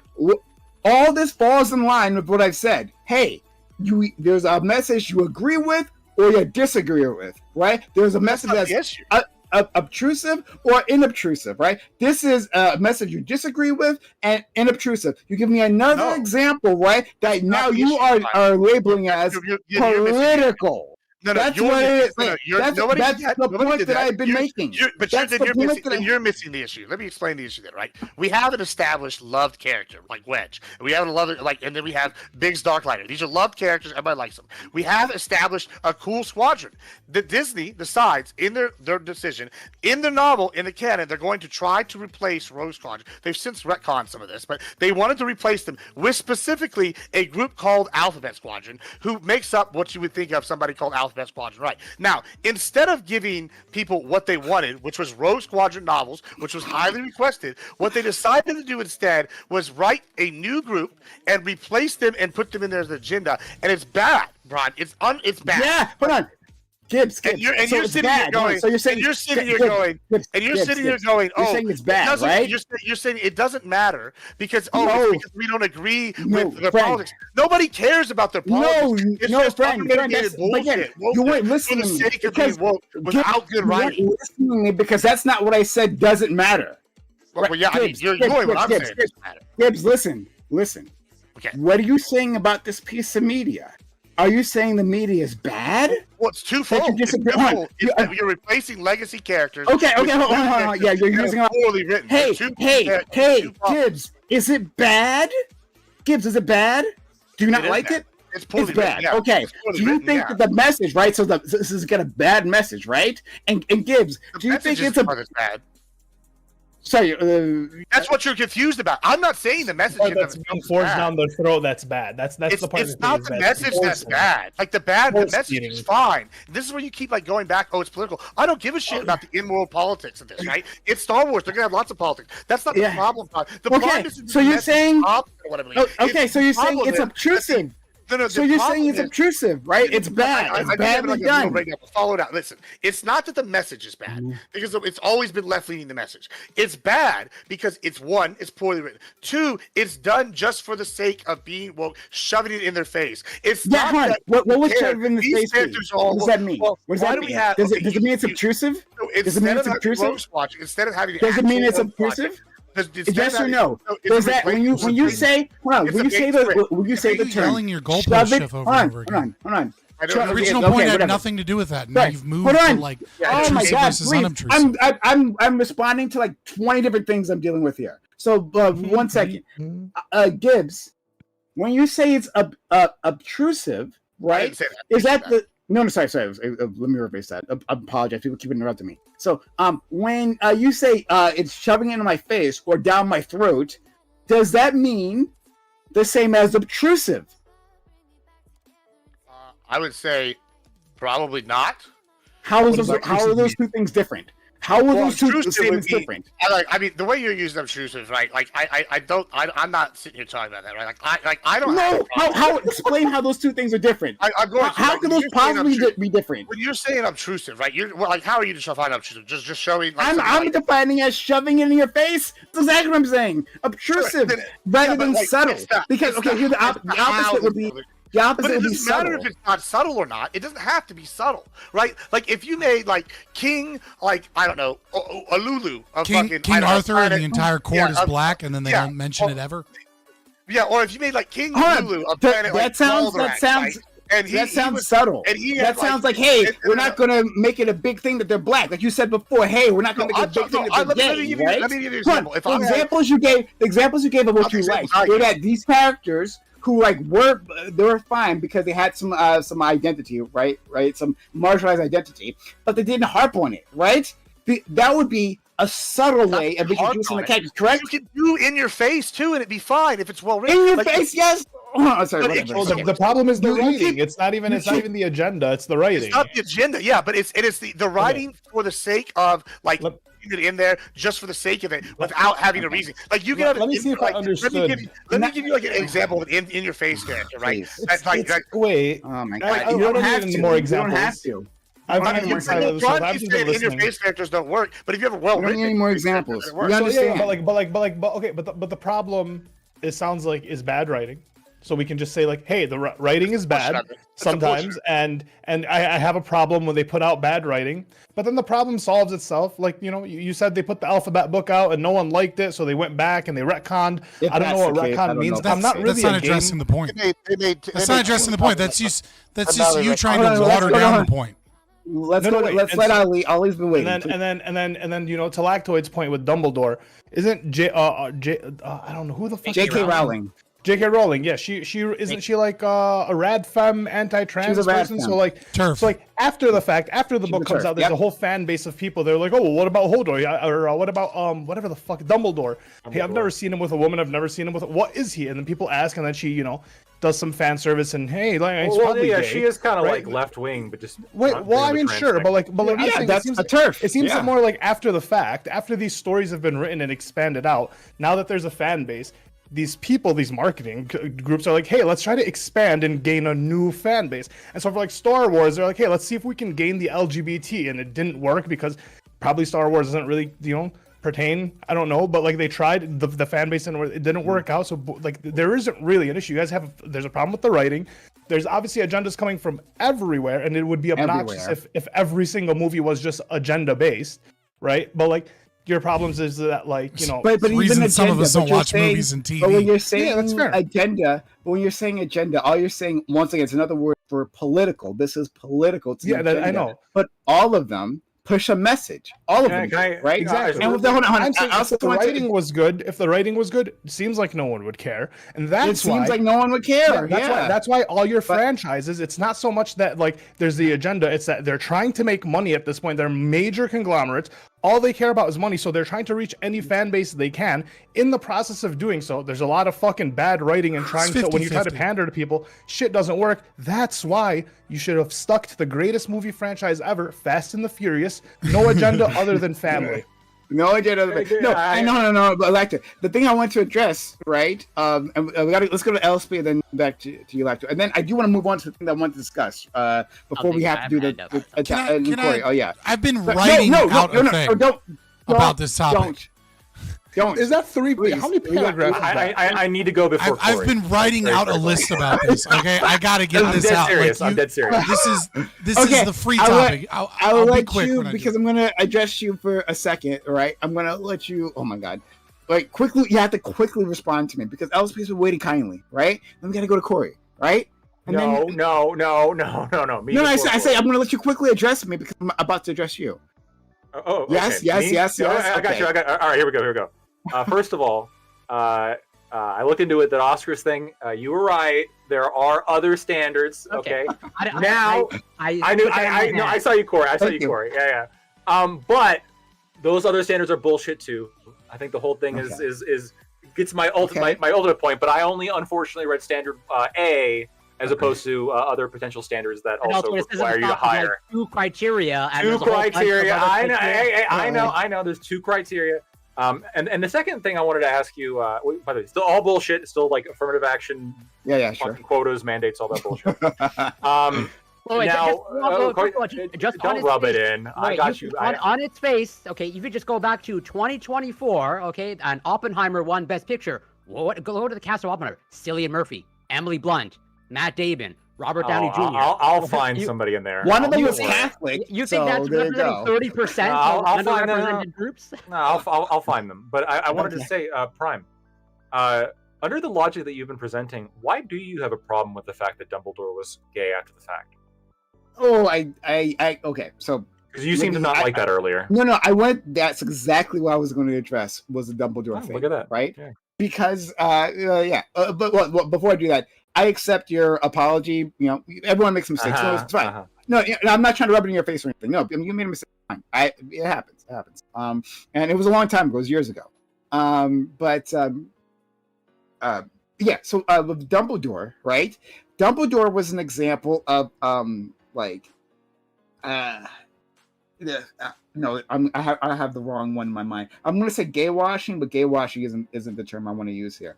I think it's called like gay baiting or like rainbow baiting or something. There's a term that's used for gay baiting. where we've all seen this in multiple places, right? Where there was like an implication this character might be gay because maybe it might give us some sort of advantage with an audience, right? It's basically pandering, but specifically for gay individuals, right? So Dumbledore, right? Yes, and this is an example of something I don't like that other people do, right? When they try to read into text things that are clearly not there. Right? You'll see this in terms of like the gay community does this often, right? But they're not the only ones. I'm just going to use them for example, right? Well, they'll read into text and they'll say, well, you know, like we can see all the queer messages here, right? Which were clearly not intended. Now, that doesn't mean you can't find them. That doesn't mean you can't draw parallels, right? That makes sense, right? That doesn't mean like there's like queer messaging within the text. But there was a big push to answer about Dumbledore. Dumbledore doesn't, you know, he doesn't have a lady, right? He never talks about that. Like, what's his deal? And then minimum asexual. To pander to them, right? To sell books. J.K. Rowling says like in a tweet, "Oh, Dumbledore was gay." Right? Well, doesn't it also just like increase like maybe tolerance of gay people? Like it's that good social engineering that you guys were it can be earlier. good. Well, all these things can be true, right?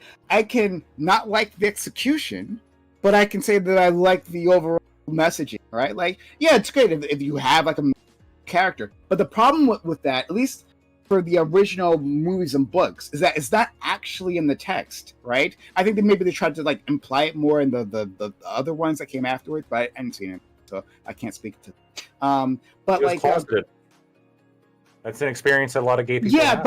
but the problem with the execution is that none of it is actually represented. So you're trying to get the credit for a message without even doing it, right? So unlike with Gibbs when we were saying and this is a different type from what Gibbs was trying to say, right? Where they're shoving it down your throats. In fact, it doesn't even exist to begin with, right? All you can say is outside the text, oh yeah, this character is gay, right? And I'm a quote unquote ally, right? Without actually doing any of the work, without showing Dumbledore's struggle, without showing him in the closet, without showing him like having any interest into men, all of that without actually doing the thing, you know? Sure. Is there a point that like even you would say like, okay, this is kind of like ridiculous? Like, what if instead of just Dumbledore being gay, everybody was gay? Like in all of Harry Potter. My friend, my point is not that these things can't be done badly. I can agree. As I've said, what have you gone into in the movies? LSP's turn. Like, why are we okay with that? Like, flip it. LSP is making a good point. Everyone's straight, no agenda. No. Every single character is like ultra gay, and they go deeply into it throughout every movie. Hold on. What if? Hold on. Back to it. What if they were all straight though? That would be canonical to the books. No. But friend, but on. The books themselves. So let's look at. They don't specify the sexuality. Move away. They absolutely show the sexuality of these individuals because they have like heterosexual relationships. So you don't have to like say gay people can't have heterosexual relationships. Okay, fine. Elton John was married to a woman. Back to it. Oh my god, I feel you're trolling and I appreciate it. Am I wrong? Elton John was married to a woman. Harry Potter. Maybe he wanted to get into somebody else's Potter. Lactoid, please, I beg of you, Lactoid. Lactoid. What if they were all straight? What if you had a series of books, right? Where all the characters were straight? Would that be ridiculous? Right? That's the agenda. In of itself, it is a political agenda. That's a political message right there. It's not a divisive one, and not all. It's settled. Yes, you can have lots of groups of individuals who are straight, right? You can have books that put straight media out there, and it's not an issue. We don't discuss it because, of course, everyone would be straight. Why wouldn't they be straight, right? Like you can do that. Yeah, like it's. But whether it's done well or not well, you know, what would be really bad, right? If in Harry Potter, right? All of them were like talking about how great it is to be straight, right? Like, what if that was the message? Hey, like not only is everyone straight, but they're all talking about how fantastic it is, right? You're not answering my question. You're not answering my question. Why? What the fuck, right? Yes, you're bad. But my point is that when you disagree with it, that's when people are calling it political. Not good messages or bad messages. You're missing my question. My question was a sincere one. If it would, like, let's say the acting was very good, but everybody in the whole Harry Potter universe was gay, would that at all affect your appreciation of the story?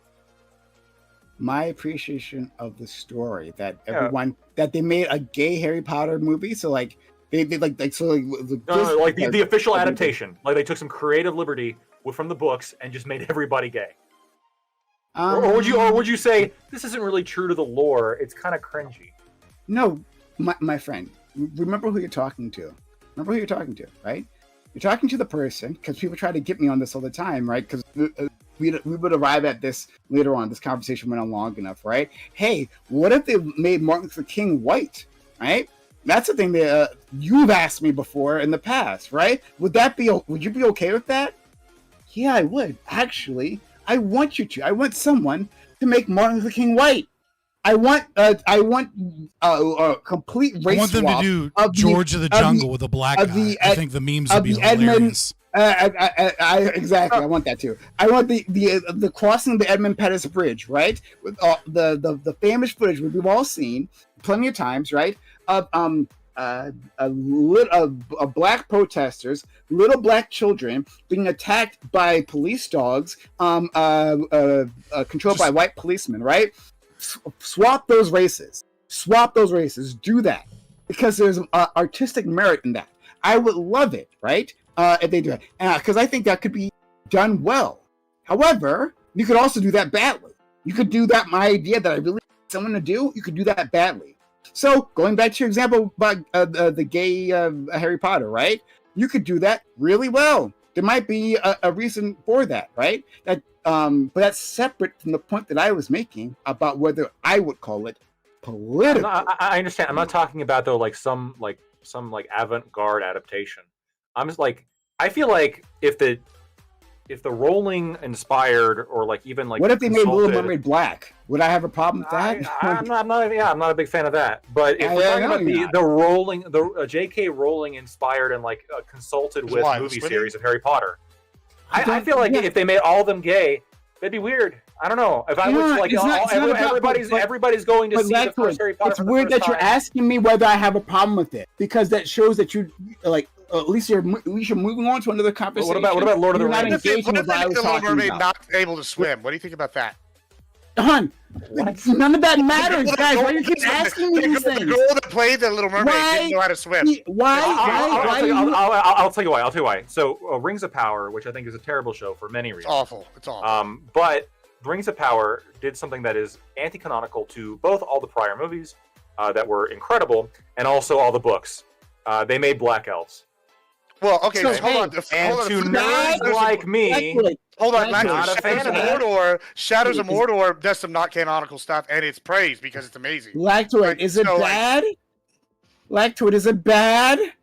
To do anti-canonical things? Yes, I'm a nerd. I like great. What if it's done well? What if it's done well, though? Whether you like it or sorry. It's fine.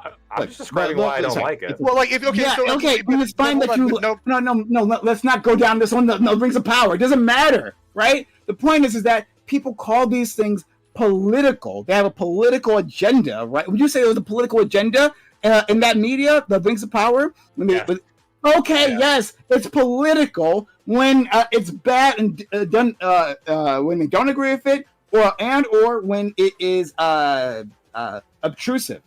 That's when it's a problem. There are other things that are changed within the text of an adaptation. Lots of things are changed within a text adaptation, right? All the time, because you're especially if you're taking a novel into in the movie, right? There's a ton of things or a series. There's a ton of things that are going to have to change, right?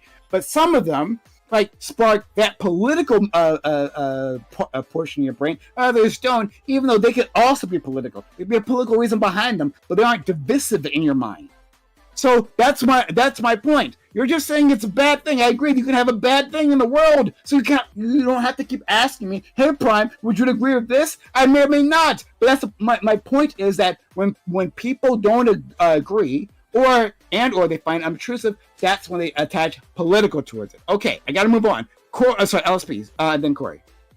Yeah, largely. And then I'm going to Scott because I really want to move on. But go ahead, LSP. Yeah, I largely agree with the sentiment you're saying. I notice this everywhere.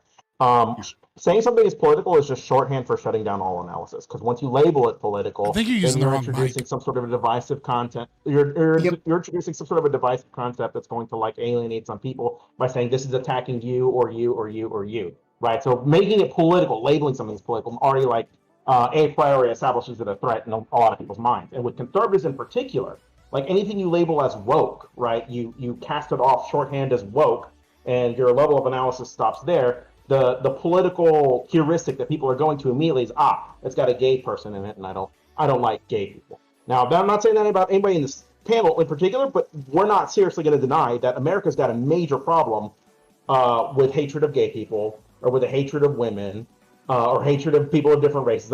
These are things that people have very hostile We do not hate reactions women to whenever enough. they are. Okay, so and then the conservatives will only ever have like two reactions to this. They'll either deny that this is a reality, or they'll meme about it. Case in point.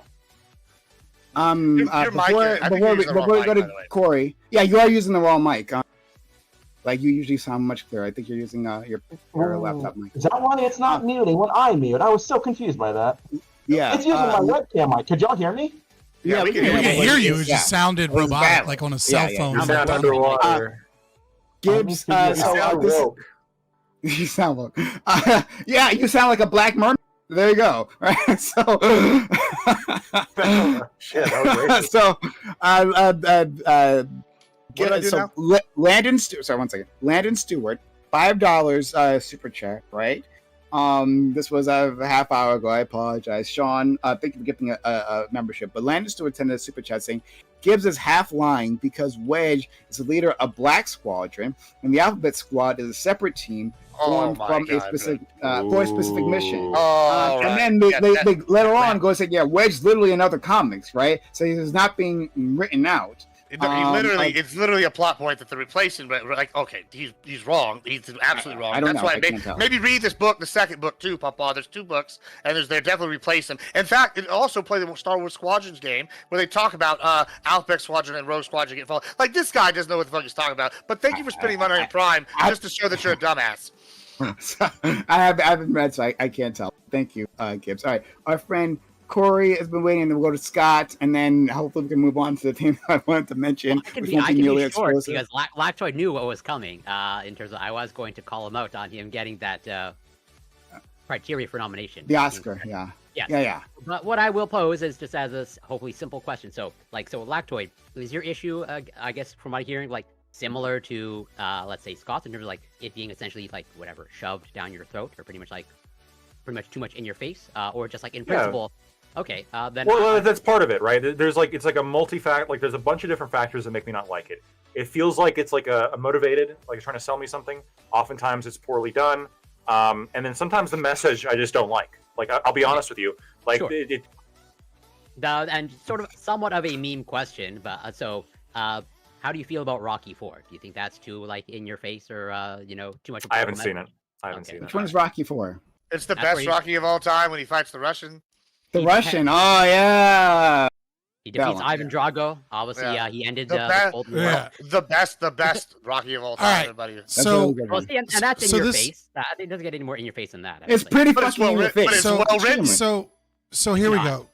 So I this obviously isn't all encompassing because I wrote it while we were on the panel to try and better explain what's going on here. It doesn't matter whether or not it's subtle or not subtle. It doesn't matter whether or not it is or isn't a political theme. That is not what it's talking about here. What I will say is, assuming in this scenario we're talking about political elements or identity elements that like are pro left wing, that there are essentially 2 categories of things. And when people say get politics out of my video games or out of my movies, they're talking about political praxis, not art. So to showcase what I'm talking about, here's some examples of political praxis, both in the way that they work and some modern examples. So characters are recast for identity reasons. This is like corporations trying to get a checklist, trying to make a message, trying to shove something in. A great example of this is Black Little Mermaid, right? Completely not necessary for the story, completely political. It was done in a weird way. It pissed off a lot of people. Doesn't make any fucking sense. Number 2, political motivations or identity told in the story, not in the story, but told to the audience. So Tosh in Veilguard, right, where it doesn't make sense in the story. There's no previous lore in any way, shape, or form that Kunari have they, them pronouns. They have a robust culture and lore that describes gender dynamics very deeply in Dragon Age 1, 2, 3, and in the one about Origins? the church. Not Origins. It doesn't matter, right? So you get that. Number 3, political or identity elements don't have payoffs. So a great example of this is Far Cry 6. Throughout that entire game, there's like random dialogue about capitalism is bad and income inequality by Anton Castillo, and about him using cancer drugs and exploiting the labor of the island. And there's no payoff. You just go kill the bad guy. There's no like political like revolution that occurs. There's no like after this. There's no payoff. It's just there because they want you to hear these things. It's not there because it's deeply integral to the story. Wait, and then there's you a overthrow payoff. his government. Yeah, but that's it. You just kill the bad guy. There's no like post-revolution. There's no like. There's like it. There's the payoff is that you overthrow. Well, the I dictator, disagree with you on this kill thing. the bad guy. Far Cry That's 6, fine. They have like That's a lot of world building and like talk about what the revolution's plans is after. They just don't like talk. Like just don't have a new country. Or All right. whatever, Well, like, you can make that argument later, and then I'll do all of art with one example, which is Astarion in Baldur's Gate 3. Shows doesn't tell. Astarion shows you his femininity. He shows he has movements like feline grace, like a vampire, that like reminds you of Anne Rice novels. There's a feminine quality to him in the way that he speaks, in the way that he acts. Characters have motivations that are tied to either their identity or their political things. Again, his entire character is based upon his trauma of being a slave of Cazador. It's you heal through that trauma as part of the story, and it's an integral part of the interpersonal relationship with him and how he reacts in the world. You see his morality played out in the world because he believes in might makes right, because he's been forced to believe in might makes right. And that power is more meaningful, and that's why he feels differently about the tadpole. The political motivations are integral to the story. Again, because of his because of the concept of keeping the tadpole's power, the way that you deal with the prince, all of his identity is integral to that. And it's a part of his motivation. So again, there's a background to this, which is Cazador uses him as a slave, as a vampire spawn to go out. I'm almost done. I'm on the last one next. Sure. I wrote a bunch. I'm almost done. He goes out and his sexuality is integral to his slavery. Don't spoil me on Ballots Gate. Oh my god! It's been fucking like almost 2 years. I'm sorry. So hold on. I'm sorry. I'm spoiling Astarion only. Okay, he is a slave that has to go out and use his vampiric powers to charm. Let me know when you're in the next point. Just like give me your thumbs up. I don't want to men. Has to charm men and women. Right, his bisexuality is part of his slavery because he's been forced to use his vampiric powers to bring back, like prey and lure. It means something. And then lastly, there's a huge payoff. The huge payoff. This is a bigger spoiler, so take the headphones off. The huge payoff is that you kill Cazador, and you don't just kill Cazador, right? The way that you have engaged with his relationship and his sexuality and his morality and his ethics is how you determine whether or not you're going to sacrifice all the vampire spawn and turn him into a vampire ascended, or whether or not he's going to have this kind of sad ending and go back into the shadows at the end of the game because he chooses not to inflict the pain and punishment upon others. There is, for all of these reasons and criteria, I would say that there is a difference between art that shows and doesn't tell, where everything is integral, where it makes sense, where it is expressing something. And when that is done correctly, it doesn't matter if it's right in your face or if it's subtle, and it doesn't matter if the politics agree with you or disagree with you. People like it because it's a well-crafted story. But when it's political praxis, it's corporations trying to shove shit down our throats for a fucking checklist, or it's a bunch of bad writers that are trying to self-insert and ham-fist their political bullshit, and instead of me having fun watching entertainment or enjoying it or pulling it in, I'm being fucking preached to. So that's the actual distinction here. Scott, Okay, one. I'm going to say I didn't make a mistake, and I did subtly move this later on during the conversation, right? Mm-hmm. But I'm going to own up to this, right? When I originally what I was saying was that it is you either agree/disagree with the message, and you find it unobtrusive or inobtrusive, right? Those are the axes that we're working off of. I should have said and or, and I slowly moved that previously, because it can be one or the other, right? And Gibbs was saying that before, right? He's saying, well, he doesn't care about the content, right? He cares about like the method that it was happening, and I think I should acknowledge that, right? So I did like slowly move that. I want to own up to that. And you were talking about, hey, this is. You gave examples of it being done well and being done poorly, right? And you're saying, hey, if it's done poorly, then this is poorly. I would say intentionally. Intentionally. Oh, okay. It's not about art. It's not about story. It's about praxis. We'll say, okay, here's the thing. I think all of it's intentional, but like I think that's I think I understand what you're trying to say right now. I'm glad that you agree with the objectivist opinion that all art is objective and carries the values of the artist. We can rehash that entire debate. You disagreed with me, but I know what you're trying to say, right? Like I say, intentional isn't a specific enough word because all of the art isn't intentional. Someone made a decision about the art, right? So there's that. But then also you're saying political praxis that like they're pushing us for a purpose. I would respond with like that happens all the time again, but it happens in messages that a lot of people don't question. Yeah, no, I agree that political art is political art and it's not art for art's sake, right? But there is a difference between political art that carries a message with it that is art and something that transcends it. That's what people are upset about. Like, let's talk about Top Gun for a second. Top Gun, where literally funded by the American military, provided American hardware, reviewed the script, reviewed by the Defense Department. You guys know this? That's like 20% of all Hollywood movies. Yeah, lots of them. Yeah, I know a lot of them. Yeah, a lot of them. It's like literally the standard. If you're going to use anything that has to do with the military, you have to get it approved by the Pentagon. I understand. I get you. I understand that. You're saying that's my point. But you're talking about like hey, going down a checklist, right? A checklist. Literally, the DoD does that.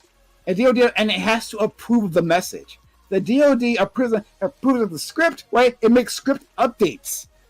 That is a political point. Yeah, I'm not a chud, dude. Like I'm not a fan of Top Gun. I think it's dumb propaganda. I'm not saying you are, friend. I'm not saying that you are. I gave the criteria that I'm using. You're not arguing against it. You're just bringing up Top Gun because it's I'm not arguing against it. I'm saying that there's so much that we actually agree with, but you don't seem to be understanding that, right? That I've said it before. Like, hey, you're actually saying what I'm saying. Remember when I was pointing at myself and you got mad because I was pointing at myself, right? At the very start of the conversation, I'm like, you're saying what I'm saying. That's what I'm saying right now. So which way, yes. I'm glad you've come full circle and you now agree with me. Got it. No, oh my God. You want to move on so bad. Yes. Since I'm saying what you're saying and I haven't changed, I guess you changed over I have time. the PC there. Also, Stargate SG-1 is based, for the record. The universe is better. Universe 2, yeah. Okay, so and I only got into Atlanta. Anyway, moving on. Let's. Oh, fuck. It's Ali, right? So you need to understand something, right? Let's see something about. Never bring up video games or Elon Musk before. I was going to bring up Elon. I just brought up Superman, and we got to hear. Yeah, so it's all Corey's fault. It's all Corey's fault. Superman was solid though. So I was going to say to you, Ali, right, is that it's not an Elon thing. It's that like sometimes Like I'm getting drawn into these conversations. I don't want to be in them. I've been trying to end them. But like, Dog, you're the one that has an open topic. This is all on you. You're the moderator, and you have a free open topic. Hold on, I'm not. This is 100% your fault. I'm not saying blame me. I'm saying this is all you're doing, so you don't get to be like, I don't want this. This is not. No, that's what he's saying. I blame Black. I'm just saying I get drawn into these. It's his I fault. get passionate. I'm saying crime gets passionate, right? And I was gonna make this a light and fun and flirty conversation. But then Scott made it like a big thing. Scott wanted to fight me. All right. Then I had to go. I had to respond, and I responded passionately at that. I am who I am, and that's why you you brought my me. passions. Yes, that's right. That's right. That's actually true. That's actually true. Okay. All right. Here's the thing I wanted to discuss.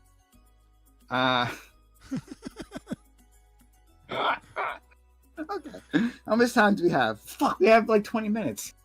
I don't know how long this is gonna take, and maybe we'll just have to bring it up again later on. Because I've actually been trying to bring this up for like 3 weeks, but Scott wasn't here. He was sick, unfortunately. He was here last week. Yeah, but then we got caught up in something else. We tried to change the subject too, and it wouldn't happen. But it's fine. We got caught up in Epstein. Next time, Lactoid and his Epstein. We can talk about Autopen. You want to talk about Autopen? No, thank you. All right. So look. So what I was going to talk about, is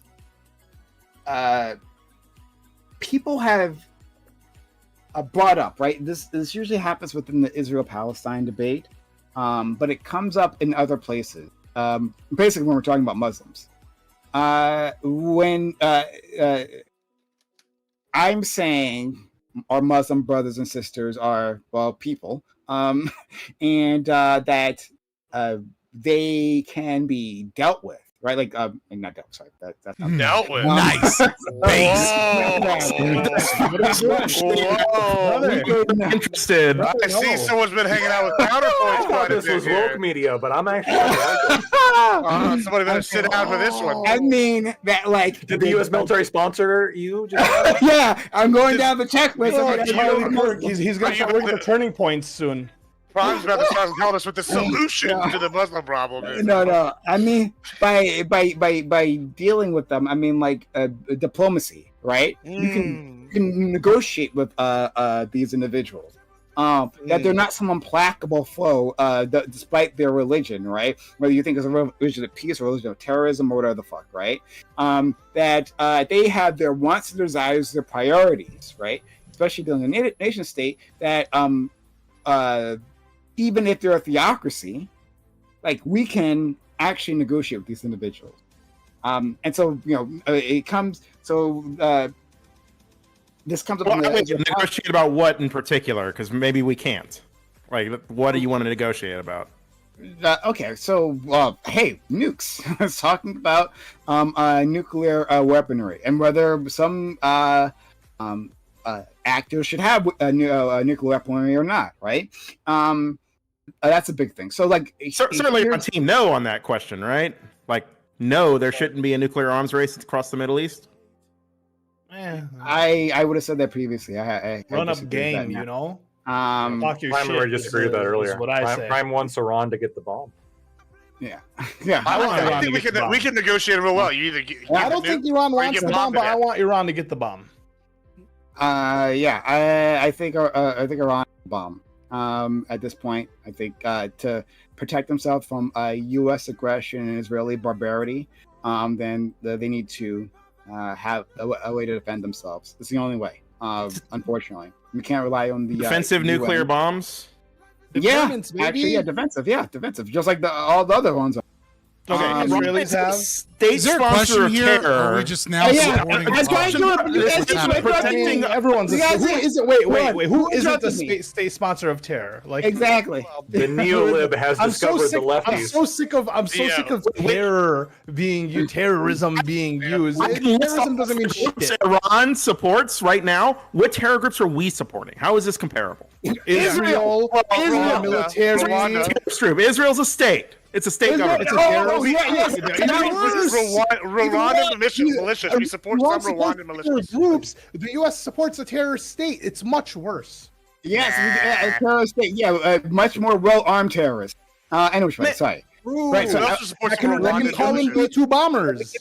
Let me get to my the point that I was trying to make. Imagine Hamas could call in B-2 bombers. It wasn't to bring up Israel. It sounds real terrible. If Hamas could call in B-2 bombers, October Israel. Worse. I got a lighthearted 20-minute topic. Let's talk about Israel in the Middle East. That's gonna literally only be 20 minutes. Don't worry about that. God. Okay. Like, this is what I want, not to bring up to fight on Israel, which I'm correct about. It's a terrorist state. But specifically, when Prime Guys might be the only black guy not invited to the cookout. Anyways, let's talk about Israel-Palestine, guys. Actually, I'm not. I'm often. Actually, you're right. I'm oftentimes not, because I will do that. I will say. I also say, hey. Now I feel bad about my joke. Like, it's fine. No, because I'll also say, hey, we need to blame Obama. Hey, here's a list of things that's Obama's fault, right? And lots of people get quiet at the cookout. They don't like it when I talk about all the horrible things. Make sure the chicken wings aren't getting when I talk about Trump, right? And how terrible Trump is, right? And he is terrible. He's a piece of shit, right? But when I bring up how Obama is a fucking war criminal, all of a sudden people don't want to talk about it, right? Black people don't want to talk about it. So yeah, sometimes I don't get invited. It's okay. But I'm hanging out. Okay. So the thing I wanted to say is a response to me. Right, when I'm talking with these, when I'm bringing up the point that our Muslim brothers sisters are can be negotiated with, so that many people have said. I think Scott said to me, and maybe Lacto, I'm not sure. But Destiny also said this to me, right? Well, yeah, evil. But specifically, like the response to me is that, oh, well, what about ISIS? What about ISIS? Right? You're saying that a theocratic government can is filled with rational actors that can be dealt with. Well, then what about ISIS? And and that's always been a bit of a problem. Like I've responded, but I don't think I've ever had a really good response. So I want There's an easy answer to this. They're funded by they were also like ISIS's founding is there a lot they're fundamentalist religious, but they're also like a major portion, up to a third of them, and primarily their military backing were Ba'ath Party escapees from Iraq. So they are rational actors. They have a secular base as well, and that's part of the reason why they were so effective is they had trained military operators. ISIS from had Iraq. a secular base. Well, yeah. Originally, it started. They had the soldiers were backed by the Ba'ath Party. They were basically like Chemical Ali's troops that got away, some majors and stuff in the military from Iraq. They fled to ISIS and they became so there are Ba'athist Party members. Yeah. So they are. So those were rational actors. Yeah, like in that thing, you could talk to some of them. In fact, there were negotiations with some of the Ba'athist members that were a part of ISIS between the Syrian government and them. I mean, now whether they worked out or not for them, not so much. But arguably they are just as rational as Iran. So hold on, but okay. Let me actually finish my idea, please. Sure. Alexander Wynn, no problem. I actually appreciate that because I've never taken it from that perspective. That's a new perspective I haven't considered. So thank you for that, Gibbs. Alexander Wynn gave a super chat. He says, "Love your panels as always, Prime," and he gave me $50 for that. Thank you for the kindness, Alexander Wynn. That's really, really kind. Thank you so much. Those are American dollars? Real dollars? American, the ones that matter, the only dollars that matter. Yes, those are those are dollars he gave. So thank you. No, but I'll give it Canadian, please. Super chat, please. Thank you. I'd appreciate that. Anyway,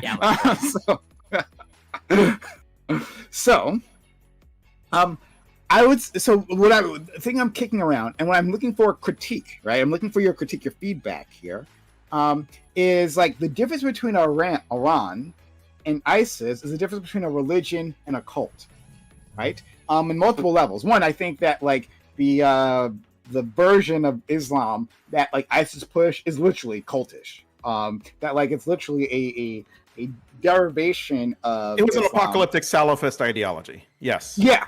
It's a derivation of Islam, not like the ones that millions of people practice all over the world. No, they truly believe the end times were near. Yes. Yeah. Right. So in a literal sense, but also in a sense, an investment in how it interacts with its people. Iran is a country that's been, I mean, the name Iran is new, but it's a people, right? And it's a government that's been around for a very long time, right? Iran is responsive, even obtusely, right, to the people under them because they're afraid of a uprising, right? They don't want to be knocked over. Now, they've had uprisings and they violently quelled them. What do you mean? Yeah, they're dictatorial. Sorry, hold on. They're dictatorial, but like they're not looking to encourage these things. They have a political base to respond to, right? They have like a theocratic base that they answer to, power base that they answer to. They have a military power base that they answer to. They have like a business power base that they answer to. These are all priorities that they have to be responsive to. Like compare that to ISIS, which was a revolutionary movement. And in those movements, and not just ISIS, but other movements, right? You had a purpose, sometimes a fanatical purpose that you're pushing towards, right? They weren't responsive to the people they were taking over, right? They were taking their land and oppressing them, then hoping to make a state of their own, right? And you see this cycle. You see the cycle during conquest throughout history, where this new group, they may be driven by an ideology, right? Maybe a theocracy or not, maybe just an ideology. And the first generation is fanatical, and you literally cannot deal with them, right? You can't. They're implacable in their dealings. But right, if they actually succeed in their movement, right, and they actually do form a government in a state, then they have to be to continue at some level be responsive to whatever power bases they are accountable to, which may not be voters, might be another power base, but they're responsive in a way. So when I say that Iran, to wrap it up, when I say that Iran can be dealt with, right, can be negotiated with, right? It's because they can be dealt with. They had that. Yeah, fair. But they have a power base they're responsive to, right? And they aren't just like crazy individuals madmen who are just looking to die at any moment, right? Compared to ISIS, which wasn't responsive to people, they were just following an ideology like we see within cults and religions. Religions are responsive to their adherents. Cults are responsive to whoever's at the top of that cult. So I'm looking for critique of that. Do you guys do you guys agree with that comparison, or do you disagree? Well, I agree with elements of your comparison. I don't think it's useful to compare ISIS to the state of Iran, but they both do have elements of cultism in that there is a head figure at the top who does issue religious decrees. Iran is very much led by a religious leader, and while he might not have the same apocalyptic ideology that ISIS had, right, they are destabilizing the Middle East. They do finance terror groups. They use terrorism as a weapon against their enemies, and they're a major destabilizing force across the Middle East. So for reasons just like that, like them having access to a nuclear weapon itself should be off the table. Sure. Okay. So, but also particularly stable. Just consider this: Iran had a revolution in '79 that led to the current government. They could easily collapse and have another revolution, and it could be the apocalyptic Muslims who do have an apocalyptic ideology. The thing I want to discuss is not whether Iran should have a bomb, right? Is whether this analogy is different. Where these governments, right, the government of Iran compared to the leadership of ISIS. I mean, elements of it work, but Iran still does do violent oppression of its own people. Like they do have people who uprise against it, and Iran shuts them down. That doesn't invalidate what I was saying, right? So I was talking about them being responsive to a power base. A power base doesn't necessarily have to be their people, right? I don't think it is a people mass. Yeah. The power base is the clergy. I named the power base, so it's not just the clergy, right? They're also responsible. also as to who the else? military, also to their business community. They have other domestic the leadership has domestic power bases, multiple ones that they respond to. So yeah, I mean, yeah, theocracy, but also like they are things they want, right? Like they get what still you're have an saying. economy. They still have people they have to answer to, regardless of it being a theocracy. They have a country that they're trying to run. They're not just trying to implode their country. I get what you're saying.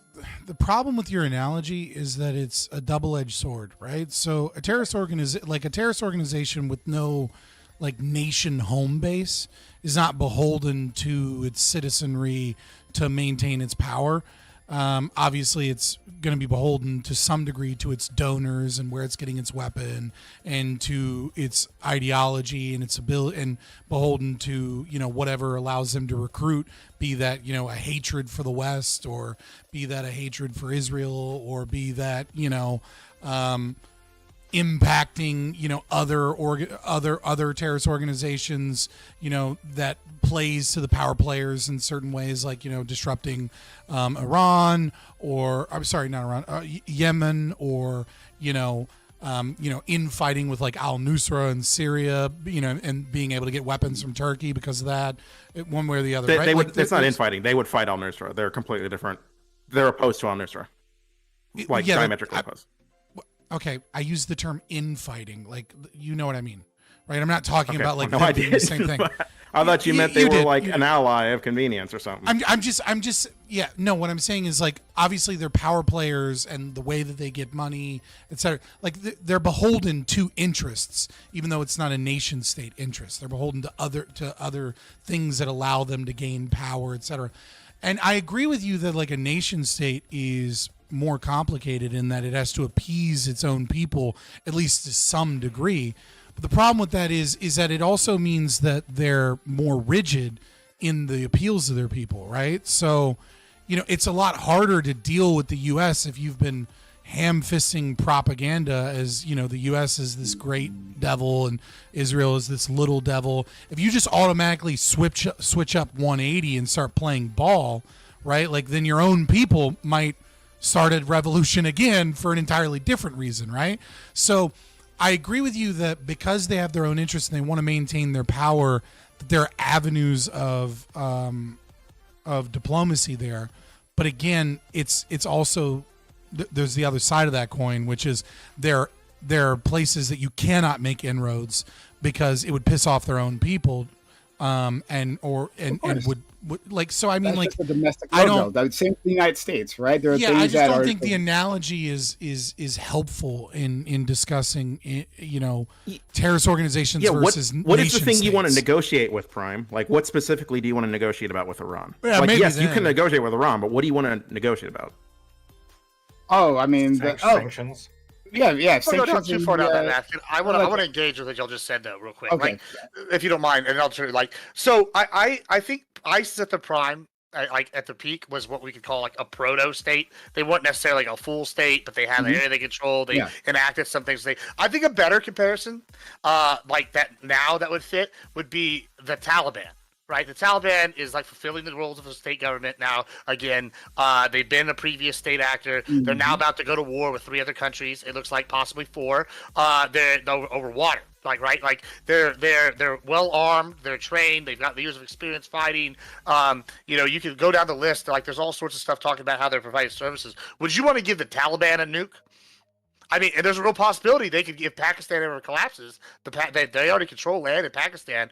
They could easily maybe go make a run for some of them, right? Would you be comfortable with the Taliban having it? Personally, I would probably not be comfortable, and I would say they sponsor less terrorism worldwide than Iran does, right? Like, I mean, that's terrifying. Who knows what the Taliban's going to do? They don't even have like the same kind of cult leader like the Ayatollah. They have multiple leaders, right? Like they're like much more cellular in their structure because they've had to be. Even in their governmental structure, it's not as just one man at the top. Yeah, they have one guy, but it's it's much more dispersed throughout their organization. I think that's a much more terrifying thought. Yeah, decentralized. It's much more terrifying to me if, like, say, the Taliban got it, who is a state actor, even though they're less likely to like give it away as like Iran would. Iran might give a nuke to the Houthis for all we know, like or something. Like I could see. I doubt Iran would give a nuke to the Houthis. Yeah. I mean, if you hold on, if Iran thought they were legitimately not going to be a country anymore, you don't think they'd be like fuck them and give one away? No, I think they'd just use the nuke if they thought they were never going to be a country anymore. That's fair. That's fair. I mean, I'll also accept that answer.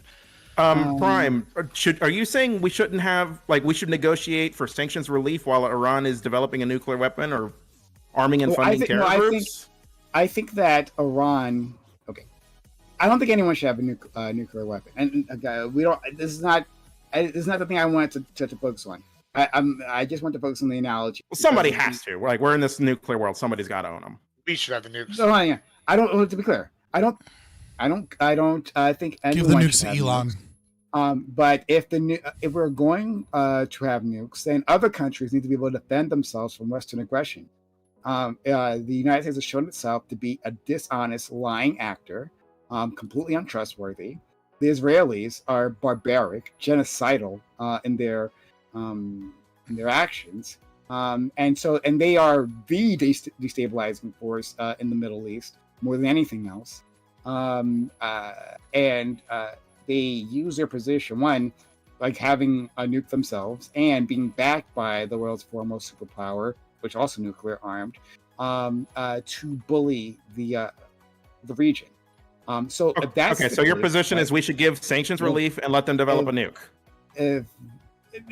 I think that it's not. What am I saying? I have no idea what you're saying. Should we give sanctions relief and let them develop a nuke? Yes, we should give sanctions relief. Okay. And one conditions, and they should have a nuke to defend themselves. Like domestically, this makes sense. From from our perspective, of course not. Why would we want another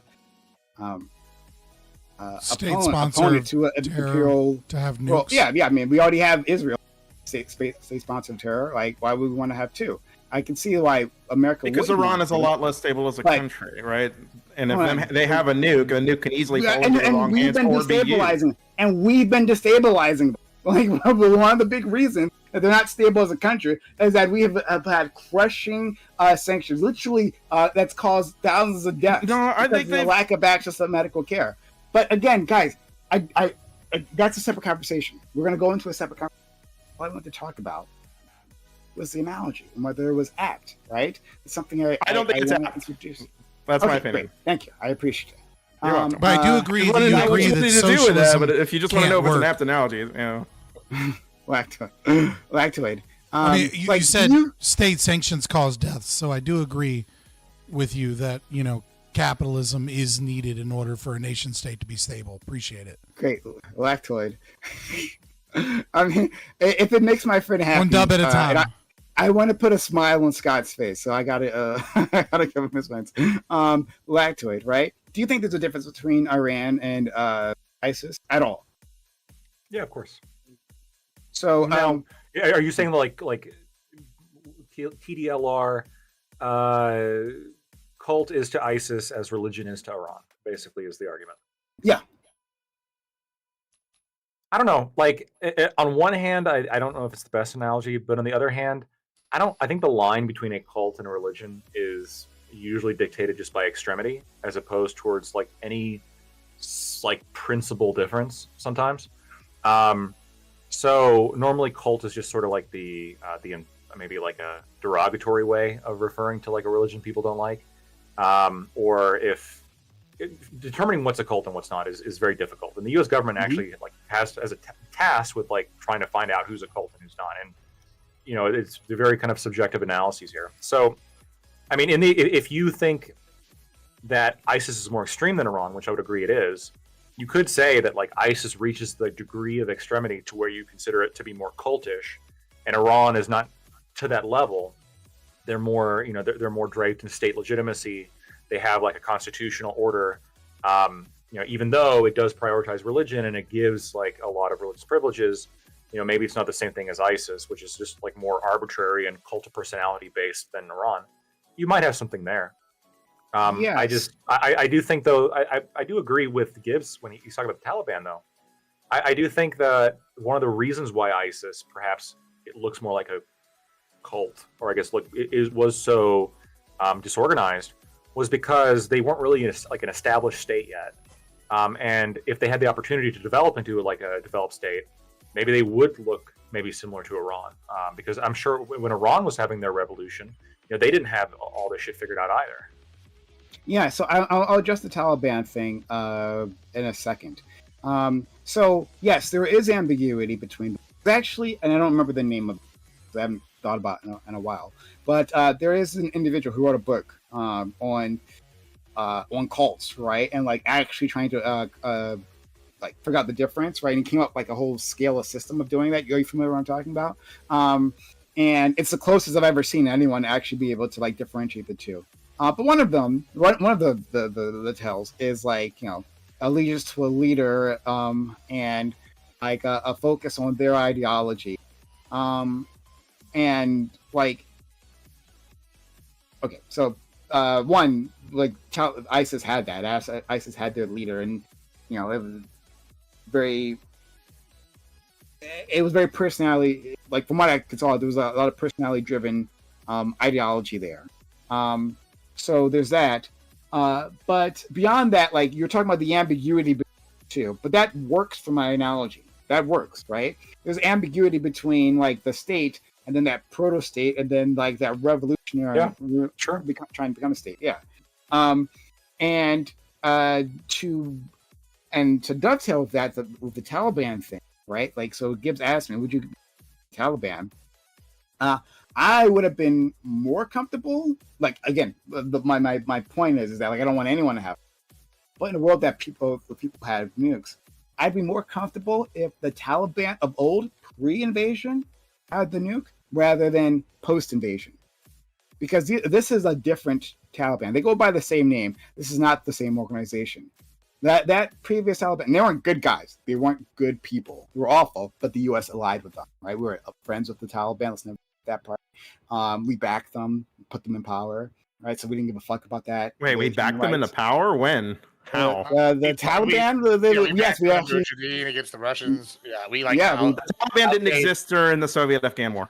Okay, Yeah, well, yeah, they're you know, they precursors. call the precursor, yes, obviously. Yeah, and then we Yeah. also back There down. were several precursors. It's the Mujahideen is an umbrella group for a lot of Hold on. Several of the people that we funded became the Taliban, and others became Al Qaeda. Yeah, some also were not involved in either. But yeah, absolutely, that is a well documented thing. Yeah, you cannot find any evidence that we supported anybody who became Al Qaeda. This is a meme that's just repeated. Al Qaeda. Osama bin Laden, bro. No, he was not, Gibbs. Sorry.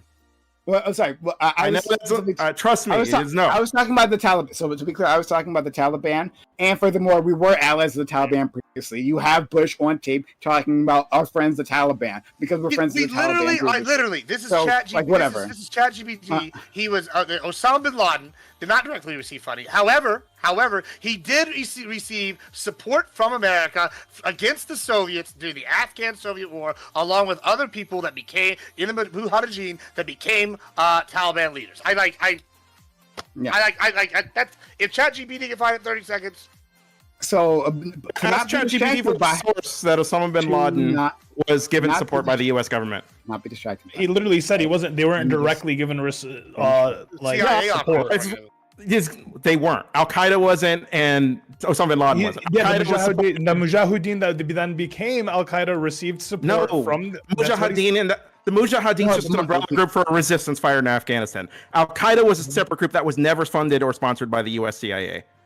I know that where this talking point comes from, it's just not true. No, I'm not talking. So I was a millionaire. Like he was very rich. He supported Al Qaeda's operations. I don't know about Al Qaeda. I was talking about the Taliban specifically.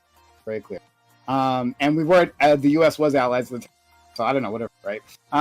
So in any case, my point is that I would be more comfortable with the pre-invasion Taliban because they had time to have established that state. We literally did negotiate with them all the time. They were capable of having treaties, sticking to those treaties and the whatnot, right? This particular Taliban, after we've killed most of their leadership, right? And we like the only people left are the most radical of them, right? Even their rule, right? The rule of the previous Taliban was lighter, was less awful than the rule of the current Taliban. They are more revolutionary. They're more ideological than they ever were before, right? And I think they're far less responsive to the people at this point. That might change in the future, but not now. So that was my answer to Gibbs. Okay, Gibbs, if you want to say something, and then maybe we'll move on. Yeah, I mean, the idea that CIA didn't tangentially support the both people that were pre-Taliban and pre-Al Qaeda is maybe the most retarded, inaccurate assessment I've ever heard of any foreign policy take. But sure, that's all I have to say about that. Fair enough. Okay. So I got you beat. I heard today that China has more free speech than America. Well, okay, you might have got me there. North Korea probably does, at this rate, I'd like to Tankies are hilarious. If you have more now, but if you guys have more thoughts on this analogy, right? And whether it's apt or not, I'd love to hear it from you at some point. And maybe we could talk afterwards, but I'd love to hear your thoughts. Because I've been trying to describe why I consider these two things differently, right? They're compared, like was LSP saying that you shouldn't compare these two at the start, right? But yeah, people do that all the time, right? Like Destiny did that. Fuck Destiny. Destiny did that in our conversation about Israel-Palestine.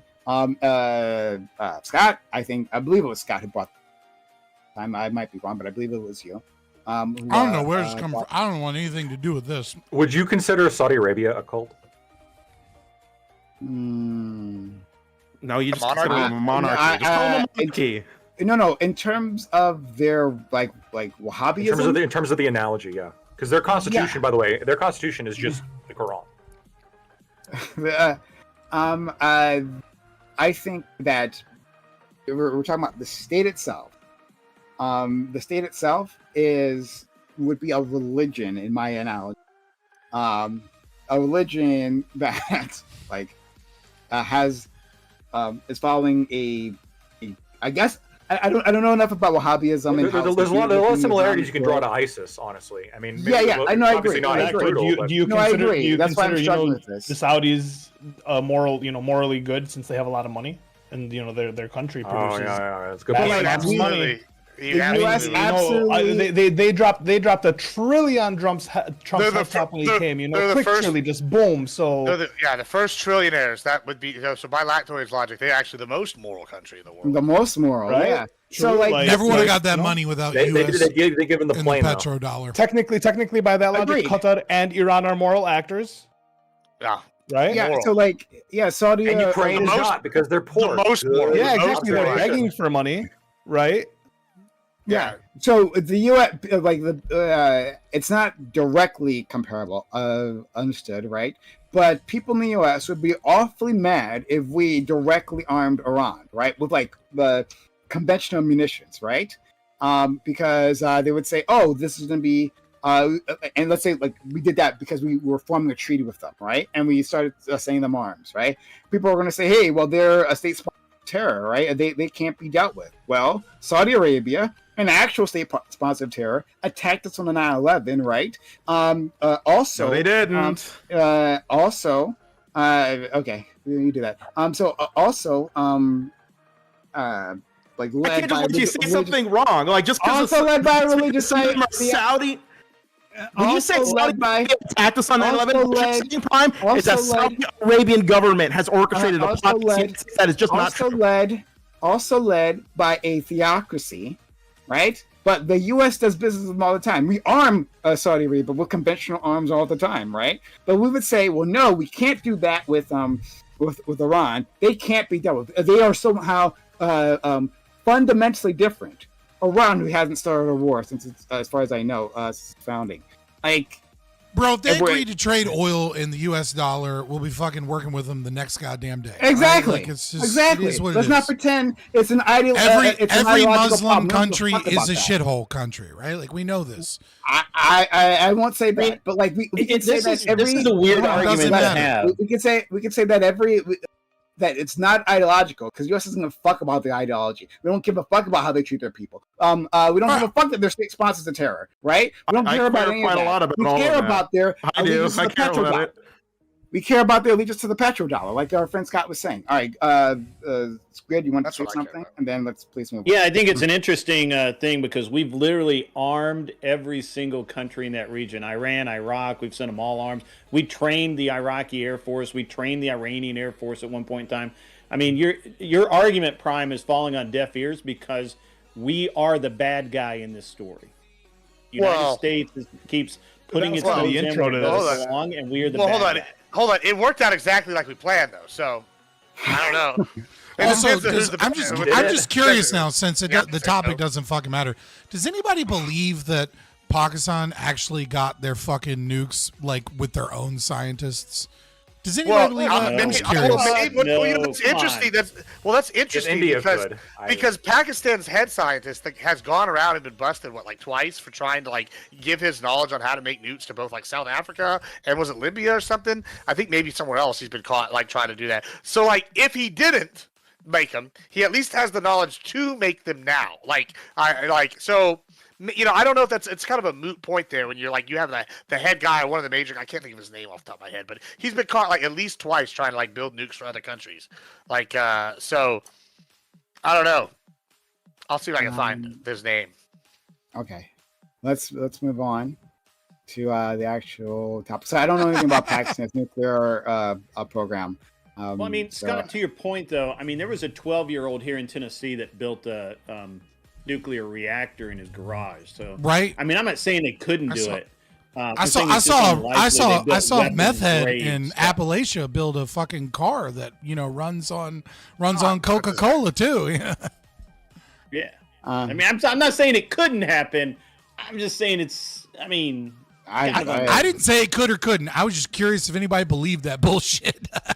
Well, yeah. So the guy's name is Operation Buddha, bro, or whatever the fuck it was called, Golden Buddha or some shit. I don't remember. Yeah, I mean, we have credible evidence. It's Abdul Qadir Khan that he's worked with both North Korea, and North Korea got nuked shortly after he started working with him. Iran, he was alleged to be working with him, and then Libya was the other one. So, I mean, he at least got one of the three countries another nuke, after working with him, after working in Pakistan. So maybe they did make him on their own.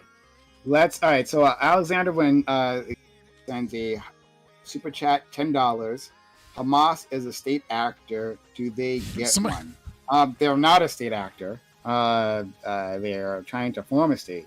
Unfortunately, Palestine doesn't have a state yet. Well, you'd be fine, right? If it's for self-defense, if they got a nuke, right? Yeah, actually, yeah. Actually. Yeah, actually.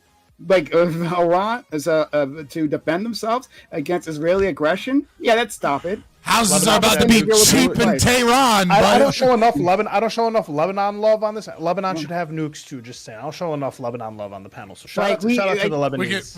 We can give them the nuke when we put the Christians back in power. Otherwise, Christians hold presidency. They're about not having those other places give nukes. We all should be equally concerned about Israel having nukes, and we should demand that they give up their nukes. But we don't do that. Shut up, anti-Semites. That's what we do. Israel's not a signatory on the non-proliferation. Who cares? Who cares? Yeah. They develop their nukes in secret. People do make those arguments, Prime. I'm telling you, people do. But what difference does it make? Come on, but the U.S. It makes no difference because they signed the non-proliferation treaty. Alexander Wynn. Neither did Alexander Wynn. Can you donate $5 to $10 and just say start the fucking topic? I know you got the cash. All right, let's go. $100. He could probably do that with $2, honestly. No, probably with $10, I think. Okay. $10. Just throwing that out there. Okay. Be a boy for once. Scott, I hear you. I hear your criticisms. Wait, was October 7th wrong? Now I'm curious. Was October 7th wrong, Prime? No, stop it. Stop it. Okay. LSP. He said no. LSP was trying to get you money. Well, that's all I ask. Okay, all right. Okay, so first of all, everyone, this is the referee round here. We got a great group of guests here. They can introduce themselves later. And if you've been liking the content, if it's been fun or infuriating, right? How could he say that Iran should have a nuke? Oh my God! what else will he say? Who knows? It's insane. Well, follow the channel, right? Follow the channel. And then you can come back and you can experience that magic. Figure out the next crazy lefty thing I'm going to say. Who knows, right? Wow, insane, right? We should also all have healthcare paid for by the government. Oh my God, shocking. So follow the channel in case you haven't done so yet. Support the channel. Subs the channel. It's or give subs. I support healthcare paid for by the profits of all woke video games. If you don't get that, then you weren't here long enough. I just like the leap from like a terrorist group should have a nuke for self-defense to everybody should have a healthcare. Well, I mean, it's just an opinion. Yeah, it is just an opinion. Well, I mean, they think like Scott might think it's equally bad, actually. Support the channel, subs to the channel, give subs, or if you on YouTube, we do. The record, I think healthcare is worse. Yeah. See. Because you're stealing from a taxpayer, right there. If Iran just makes it on nukes, there's nothing to do with him. But now there's you're no theft there. Just mutually assured destruction. Maybe they'll use them, and then my military-industrial complex stocks will go up because Yeah, right. So any case, support the channel. We'll read chats. Thank you for those who've already supported. We do need help on YouTube. Twitch, right? Help us with our. We barely have any help on Twitch. So if you're out there, consider supporting the channel by subs to the channel, getting bits, getting subs. Or using your Amazon Prime subscription. Okay, let's go and get started. 20 minutes late. Texas is still in the midst of recovering from devastation. As we are mending the shattered pieces of these communities, the question of who is to blame is prominent. Reports paint a picture of systemic failure from the local up to the federal level, and these failures extend from years before the tragedy until years after. One such example is the immediate response from FEMA.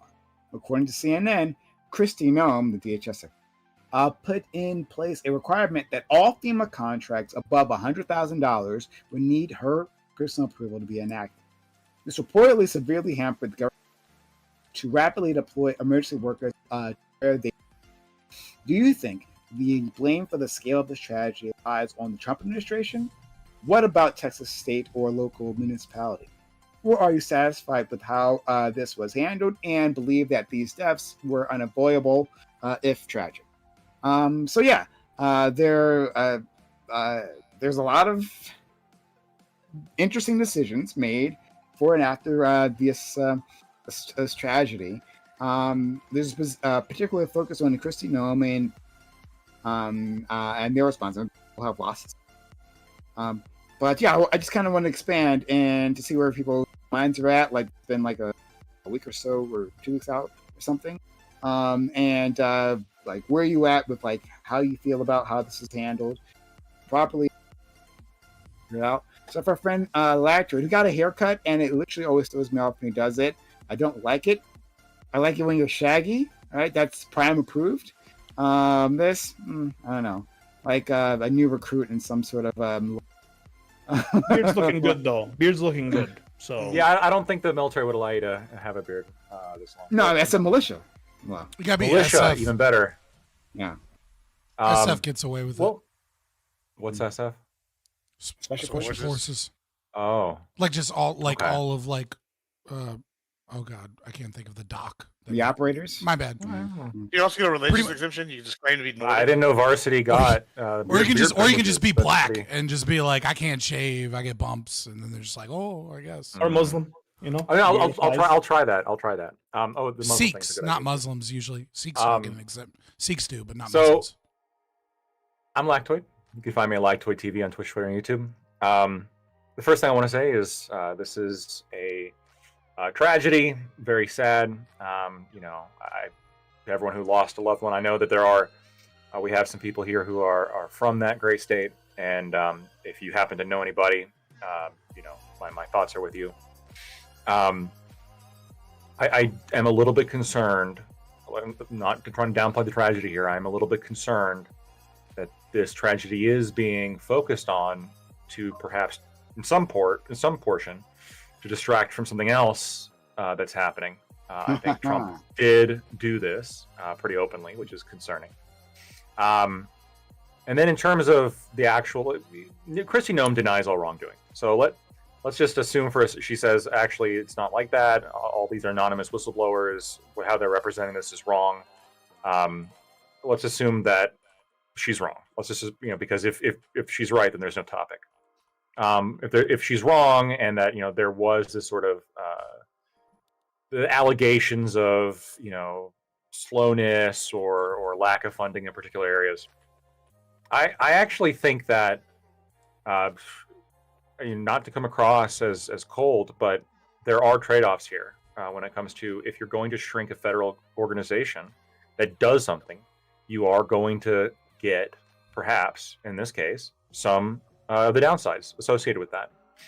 You could empower FEMA to tornado-proof every single house in the country on the public taxpayer dollar. You could do that, and then if they stop doing that, you'd have potentially a couple people killed in a tornado, and everybody would be freaking the fuck out and blaming the current politician. Hey, you stopped us from building walls and bunkers in our over our houses, and now we got a couple of casualties from tornadoes. The other mentality you could have is that, there are natural disasters that happen, and if the federal government pays for them constantly and covers for them, this is essentially a subsidy to specific states. There is a subsidy for living in Florida. There is a subsidy for living on the Gulf of America now, as opposed towards northern Midwest states where it's relatively safe. There's not a lot of natural disasters. You're probably not going to get hit by a hurricane. There maybe tornadoes are, but even then, compared to Tornado Alley, they're not really significant. There's all this property damage, all this destruction, all these casualties, all these medical services, everything that comes with living in certain areas. And every time the federal government subsidizes the response, they're taking money from people from one area and moving it to another area just because they happen to choose to live there, as opposed towards everybody else. I don't like this system. I agree with Trump. I don't really want to agree with him right now because I'm pissed at him. But I do agree that I would like to see FEMA kind of slowly start to offload all of its responsibilities onto the individual states. I think Floridians should be paying for their own disaster relief more than they already are. And I think the same thing goes with Texas. So I think Texas should have more responsibility for this than FEMA. Thank you so much. And we'll go to Scott. And completely separate from anything, I think everyone should be speedy in their delivery, right? No one in particular. No one in particular. I'll take all the blame. No one in particular. Scott, please. Hold on, I'm just. Anyways, so I would say a few things. So first and foremost, I agree with most of what Lactoid said. Fuck Trump trying to make this a bigger issue to distract from the fact that he won't do anything about the Epstein list. So where is this story coming from? So first, when the tragedy happened, you had a lot of left-wing grifters that tried to lie and say that this was caused by Trump's cuts. Then you had people like Destiny and a lot of other people, because they wanted to put out hit tweets, make up a bunch of conspiracy theories about how, Kerr County is, couldn't get the funding for, its weather communications and sirens. And then, if you actually look into it, you realize that they commissioned a study in 2016. And then it would have cost them $1 million. Texas said no. Then they went to the federal government and they said no. But in 2017, they got COVID relief money, and they spent, it was $1 million to do that, and they spent $5 of the $10 million that they received on updating communications of emergency responders. So now the media has to move on to the next thing to try and move the story forward, because there was a bunch of conspiracy theories from the left on that. And this new thing, I don't know the truth, right? Because CNN is reporting, DHS is obviously denying this reporting as true, saying that they're lying about some of the numbers, and that they're lying and that they're cherry picking data. Of course, CNN doesn't actually, and several other outlets that are reporting off of this don't have any named sources. So, I mean, if you trust CNN today, you're a fucking retard. I mean, obviously. But, you know, nevertheless, I do think that this is probably true because their denial is more about how they cherry pick things than as opposed to like coming forward with their own stuff. And so in that regard, you know, again, I mirror most of what Lactoid said. I would say first and foremost, you know, you got to get rid of FEMA. You got to get rid of these useless organizations, especially after, you know, we've found just how poorly they manage money, how much waste is in these organizations. And, you know, but the biggest problem is if you're going to make cuts to government programs, you cannot just cut the program. You have to deregulate the market so that the market can fill in those areas that you make those cuts, where this shit's going to happen. We need to have the Stafford Act repealed. We need to have get rid of the National Relief Framework. We need to get rid of federal acquisitions regulations and Federal Protection Act of 1997. Right? These things make it to where small charities can't engage in relief fund. They make it to where it's illegal to make profit off of relief efforts. They make price gouging illegal. They make it to where only NGOs that, let's be honest, are, you know, paid for by billionaires for profit and then get funding from taxes can be the ones that are actually involved in this. And so the market void is extreme. So yeah, I don't know the right answer on that. I do think it's also a little bit of fake news, but it could be true. It's hard to know to what degree the 22 other agencies that are involved are done, you know, are taking up the slack. I mean, the Trump administration is claiming CPB and the Coast Guard were doing the job of what FEMA may have traditionally done. And if that's the case, it makes perfect sense that they said, look, we're not going to approve anything immediately. You know, we have 5 days to approve it if the expenditures are over 100K. I think it's probably way too low, and it's a bit too harsh, and it needs to come with those regulatory cuts. So much, Corey. Right. Well, since you instructed me, I'll be brief, or I'll try to, Brian. But I agree with some of the sentiments that Lactoid outlined. Although what I will and also what I'll try to make explicitly clear in terms of answering the prompt of like, do I believe these deaths were unavoidable? I think at the end of the day, like you know, looking back, hindsight is all 2020, and like I don't think you can. I personally can never really conclude whether it was truly unavoidable. At least I don't think so. At least to say with any confidence. But based off of what was said in the article, if in fact it's true, but I understand the criticisms towards CNN and all that stuff, although I think some of it is a little bit overblown. But yes, I don't fully trust everything from CNN.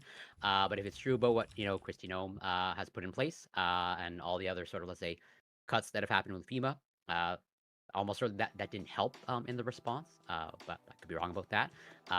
I am in favor, at least as far as I can tell, in terms of FEMA is imperfect, but I think it overall seems to be effective. But there definitely have been some shortcomings in the past, but I think from what I can tell, a lot of them have been addressed, and I'm not sure that there's actually has been a lot of waste and fraud in FEMA, but I could be mistaken about that. But all that to say, it's like there are certainly things that occurred that probably made this worse than it had to be. Whether it's actually truly unavoidable, I don't know. At the end of the day, tragedies happen, and you never be able to prevent all of them. But I'll leave it there for now. Thank you. Let's go to LSP. Yeah. So I mean, there's plenty of blame to go around. I think the question you should be asking when you're like looking at this kind of thing is, did anybody die who would not have died had everybody responded the way they should have responded, or had anybody responded the right way, right? And before you can get to a solid answer to that question, you got to look at, well, what did happen? You've got over like, what is it, like 120 plus deaths now, and it's climbing still. And then you've got a lot of finger pointing about who's to blame for that. So clearly somebody's not responding the way we should. So now we got to look at the facts. Well, why is that the case? Well, one thing we're noticing is that FEMA experienced a lot of staffing cuts. Something like 20% of its staff was cut, and its leadership was replaced by this guy who has absolutely no experience in disaster relief. In fact, he didn't realize there was a hurricane season. He's in charge of disaster response. He didn't know that a hurricane season was a thing. Kristi Noem requiring sign-off for certain contracts that delayed responses by 72 hours by by search and rescue teams. You've got the state of Texas, which did not use FEMA grants to design a flood warning system. So I looked into this. They actually rejected it twice. This is money from the federal government for this kind of thing, like as a way of warning people that when a flood's coming. So that's one other thing. State of Texas rejected funding for that. They didn't use this thing called iPause, which is like this instant emergency broadcast thing that you can send messages to people's phones and stuff like that. They didn't get this, and the reason for that is because the emergency response meteorologist, like this guy who works for the National Weather Service, who's responsible for coordinating response services, right, with officials in like counties. And it's like, hey, you've got this big ass flood coming. You need to get people from here to here. You need to contact these people. You need to get these supplies ready. You need, like, none of that happened because that staff was cut as part of the Doge cuts, right? The person took a buyout, and now that office has not been filled. That's still a vacancy. And that's the person responsible for coordinating disaster response. And then we have the more systemic long-term problem, which is just that this is a consequence of climate change. Climate change is going to give you more severe and unpredictable weather patterns. And we've got a Republican Party that is hostile to the idea that climate change exists in the first place and undermines every bit of funding and finance and research into what we can do to mitigate climate change. And that's been their policy for the better part of 20 years now. So it's just a perfect soup of a lot of bad ingredients coming together to make a tragedy like this. And you get two kind of responses from conservatives usually. One is to say that actually you can't blame Trump. Really, it's the media's fault. CNN is just lying, right? CNN wouldn't tell the truth. They're just making this up about Kristi Noem delaying search and rescue teams for 72 hours. They're just making that up. Or two, it's actually the Democrats' fault, which I'm sure we're going to see some variation of both of these things for the hand-wringing for the Trump administration. There's a lot of questions. So remember, my original question was like, did people die who could have otherwise not died? I think the answer to that is a pretty resounding yes. You've got a leader that was appointed with no leadership experience. You've got search and rescue teams being delayed because of bureaucracy by our administration's highest office holders. You've got a lack of infrastructure development in Caye County purely as a result of politics. So it seems like there's a lot of reactions that people had to circumstances around them that led to this being worse than it could have been. Thank you. And Trump already blamed. He already did blame Biden. Let's go to our friend Admiral Gibbs. Yeah, I mean, I gotta say, maybe it's because I live in the area that's affected, but I've never seen more partisan hackery in my entire fucking life than I have on this subject right here. I have worked rescue, and I've worked during Hurricane Harvey, which is actually a very similar situation. We'll get into the reason why a little bit later in this opening. But I've worked through Hurricane Harvey. I've lived through multiple hurricanes. I've done aid work in multiple countries like Haiti and Nigeria and the Congo and all sorts of stuff. And when I'm sitting here looking at this, and the idea that it's the Trump administration's fault or the state officials' fault, whenever we have wonderful quotes like this. Let's start with this, why it's not the state officials' fault, right? Andrew Malares, the spokesperson for Governor Abbott, I'm sure I butchered his name, said in a statement, the state continues to disperse HMGP funding as grants are awarded, encourages local officials to apply. Yeah, so LSP mentioned correctly that there were 2 grants that were passed over, but they were passed over specifically by a local official. In Texas, judges can hold multiple roles. There's a man named Judge Bob Kelly. He's the head of the emergency response group in Caye County. He specifically chose not to apply for these grants both times, along with the other people. I have actually the minutes from one of the meetings here we can post later, but he decided to do it because they kept saying sirens and they didn't want sirens. Also, I saw some dumbass bullshit posted in the back chat that I have to address as to, oh my God, the local areas couldn't figure out why it was going to rain so much. It must have been due to staffing. Nope. This is the same reason why it dumped so much rain with Harvey. Typically, storms that form in this part of Texas move rather quickly over the region. Thanks to an active upper-level weather pattern and upper atmospheric winds, this type of weather pattern tends to lead to quick downpours that often end in 30 minutes. This is the same case with Harvey. Usually it moves through the area. However, thanks to other mitigating factors. In this case, the upper level pattern was stagnant, with little movement in the atmosphere above. Storms at the surface also stalled, dumping enormous volumes of rain over the same area for hours. This slow movement is what caused the rainfall to be so large and be in that 100-year category range. This is the worst flood since 1921, with the San Antonio floods or the 1917 flood, depending on which you want from this region. We also have local officials in the area taking areas, parts of Camp Mystic, and removing buildings from the maps in the area of guaranteed flood zones. That's a local official's job. The local officials decided to allow building in those areas. That's their fault right there. Furthermore, we go on further through the list. Abbott has already put into a plan in place where they're going to come in and start building the sirens, saying if they don't want to build them or they don't want to fund them or they don't want sirens, they're too bad, so sad. We're going to do just like we did after the freeze, and the state's going to come in here and we're going to make sure this doesn't happen again.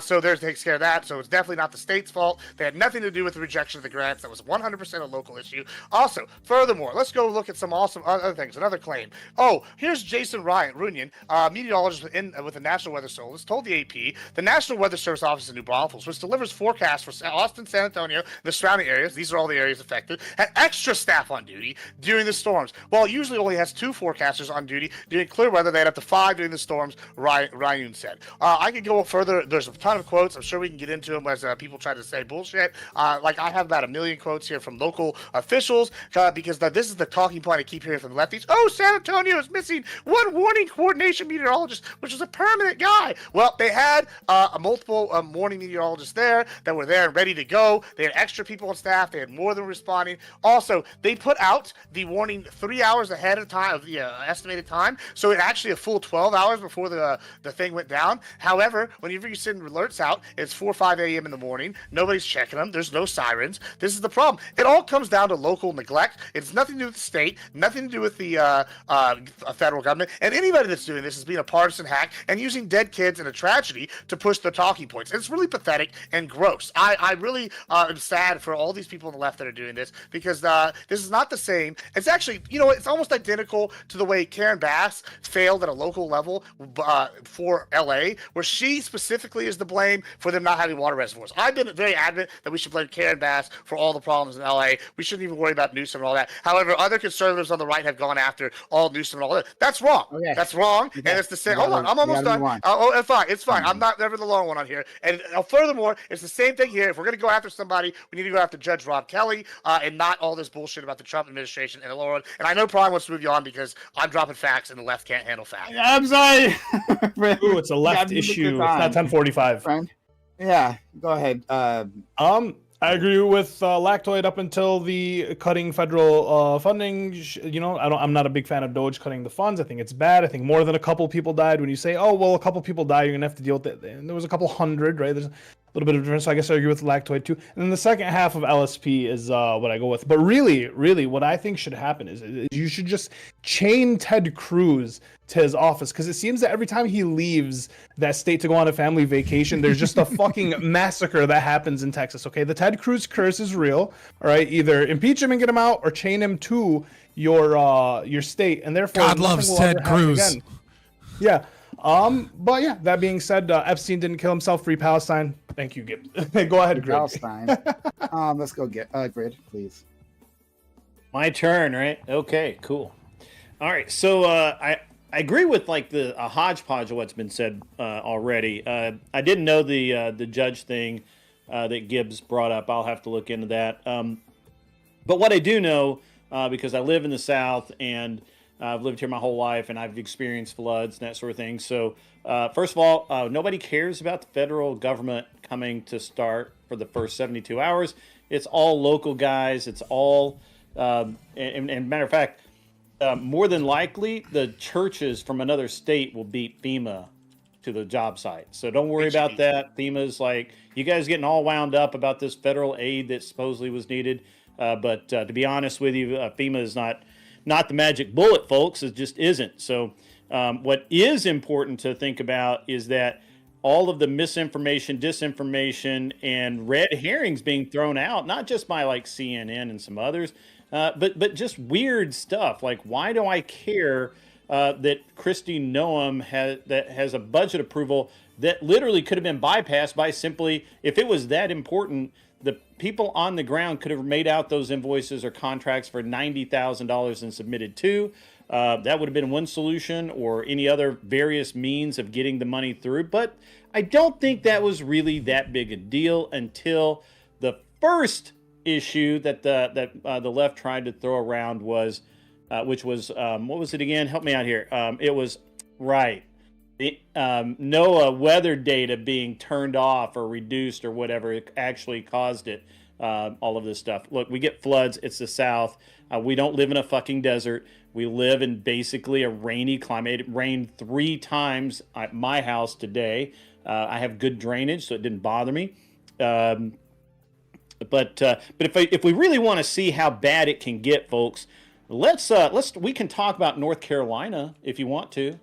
We can talk about North Carolina and East Tennessee and the massive fucked up effort that was committed there and is still being committed. There are still people living in basically tents in North Carolina, and this is 2 years after the fact almost. So I don't really care about Texas. Texas is going to be fine. They got oil money down there. They're going to be fine. Don't worry about that. They'll be good. Okay. They don't need our federal money. They probably don't want it. Let's get into it. We have a limited amount of time. But yeah, who wants to jump in?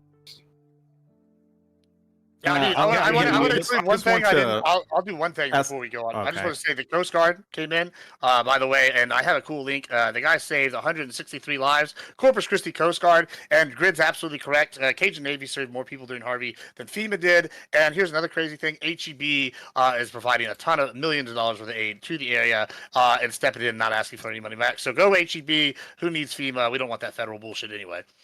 Right. So what about the people affected? Actually, like, my bad. Go ahead. Alex. I mean, it's my region. What do you mean? I know what the people. It's my region too. So please don't speak for me. I mean, I am speaking for you. The question I want to ask that watch for this response, because conservatives do this all the time, right? They're just going to deny or dismiss like any of the negative repercussions of any of the things they want, like cuts. For the conservatives here, are you guys saying that the lack of a warning coordination meteorologist, that vacancy, that position being unstaffed, who's supposed to be coordinating with local emergency management, you're saying having that empty had no effect whatsoever on how many people died or disaster response? Yeah, zero effect considering they had based 5 on what? People. Well, I mean, I posted articles already. I mean, based off this fact that they already had 5 people fulfilling that role. You're talking about one permanent guy. Yes, they did. In San Antonio office, they need one guy in the San Antonio office that's going to be.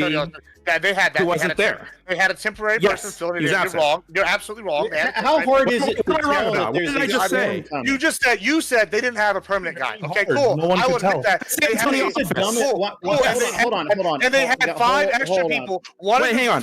Gibbs, are you saying they had somebody? They had an emergency response coordinating meteorologist. They did. I already posted that in there. You're saying they had an acting emergency response. Yeah, they had a temporary person on file in there working. They had 5 people. So somebody with less experience. Oh wow. Somebody who's not. You don't know that. You don't know that. Secondly, this is how unserious you are. You talked about the little warning system. Or an emergency signal. You didn't even use the right one. He's not going to address anything I said. He's an emergency signal. Just pay attention to the right one. Well, I don't have to emergency signal. I'm just going to point out the flaws in what you said, which are inaccurate statements. You haven't yet. You didn't even use the right warning system, which is code red. That's the one that's in Kerr County, not the other one. Thank you. Cool. Come again. You used the wrong system that had no effect. Also, by the way, flooding is still happening today. The EPA is the federal warning system. And nobody gives a shit. Nobody gives a shit. People use it. I know. When you can't deal with what I say, you dismiss it. Say nobody gives a shit. I'm just going to filibuster. That's what you do. It's a fact. It's not a filibuster. No, people do use it. People do use it. That's why they have it, Gibbs. Let Gibbs go. Let Gibbs go. You didn't use the. He didn't use the right. He's spewing a lot of bullshit at like 80 miles an hour. We went from 0 to retarded in like 4 seconds. Well, retarded is everything you've said because you stated fake. See, he's not going to respond. Prime. We got to let him go. I mean, let me respond. First of all, code red. Called you retarded that he responds. And he goes, see, he's not going to respond. Code red is the local system. Nobody uses the federal system. They had multiple people on file. He said they're inexperienced. We don't know what they're inexperienced. They brought in people from out of town. Sounds like that would be more experienced people that they're bringing in for an emergency the area. The warnings went out 3 hours before the flood for a grand total of 12 hours before it got to its worst part. And the other thing is this happened at 4 or 5 a.m. And I don't know if you've seen where a 35-foot wall of water comes, and that's what's been reported in some areas, 28 in some, 35 in others, depending on the report you read. 35-foot or 28-foot wall of water at 4 a.m. when there's no warnings, that's going to fuck you up. Guess what? No sirens. That comes down to Bob Kelly, or whatever his name is, Rob Kelly's decision at the local level that has nothing to do with any of the other, and you're just sitting here glazing over facts. Yeah, he's a Republican. You're sitting there, and I have Democrats and Republicans that are both sitting here pointing out Rob he's Kelly. got an R next to his name. It's Trump's fault. Okay, this is like endless. Can I respond to this crime? It's literally a local level guy. It's just going to be more filibustering. Hold on, it's not a filibuster. You didn't even know this guy's name, and you were Can I sitting please there respond to this crime? Trump. Well, okay, well, do you know what Rob Kelly's policy? He's just whining. Okay, EPAUSE. I'm going to talk about the EPAUSE system. Can I talk about the EPAUSE system? I have the minutes from the thing. You're just dropping like a giant mishmash. This is like a gish gallop, man. There's like 800 points he's dropping. I'm gonna. He doesn't have the minutes, so he's just. I know everything he's saying is fucking wrong. I'm Like,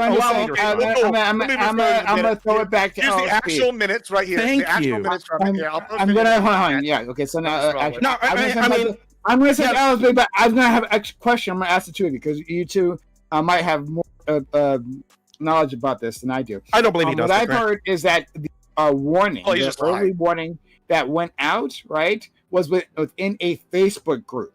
Like specifically, that was one of the warnings. That was the sheriff's one of the warnings. That was just one. Yes. Okay. NWS put out one at and the warning that's missing from this prime, the warning that Gibbs doesn't seem to think, he's just dismissed it and says nobody uses it. No, that's not true. People do use it, right? That's why it's a warning system. It's the warning system FEMA explicitly uses called EPAUSE, which is responsible for saying, hey, there is a flood coming. You guys need to get out to higher ground. It sends mobile alerts to residents, including people who would have been at like Camp Mystic.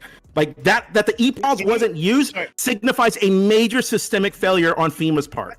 You check your phone at 5 a.m.? No, most people don't. Cool.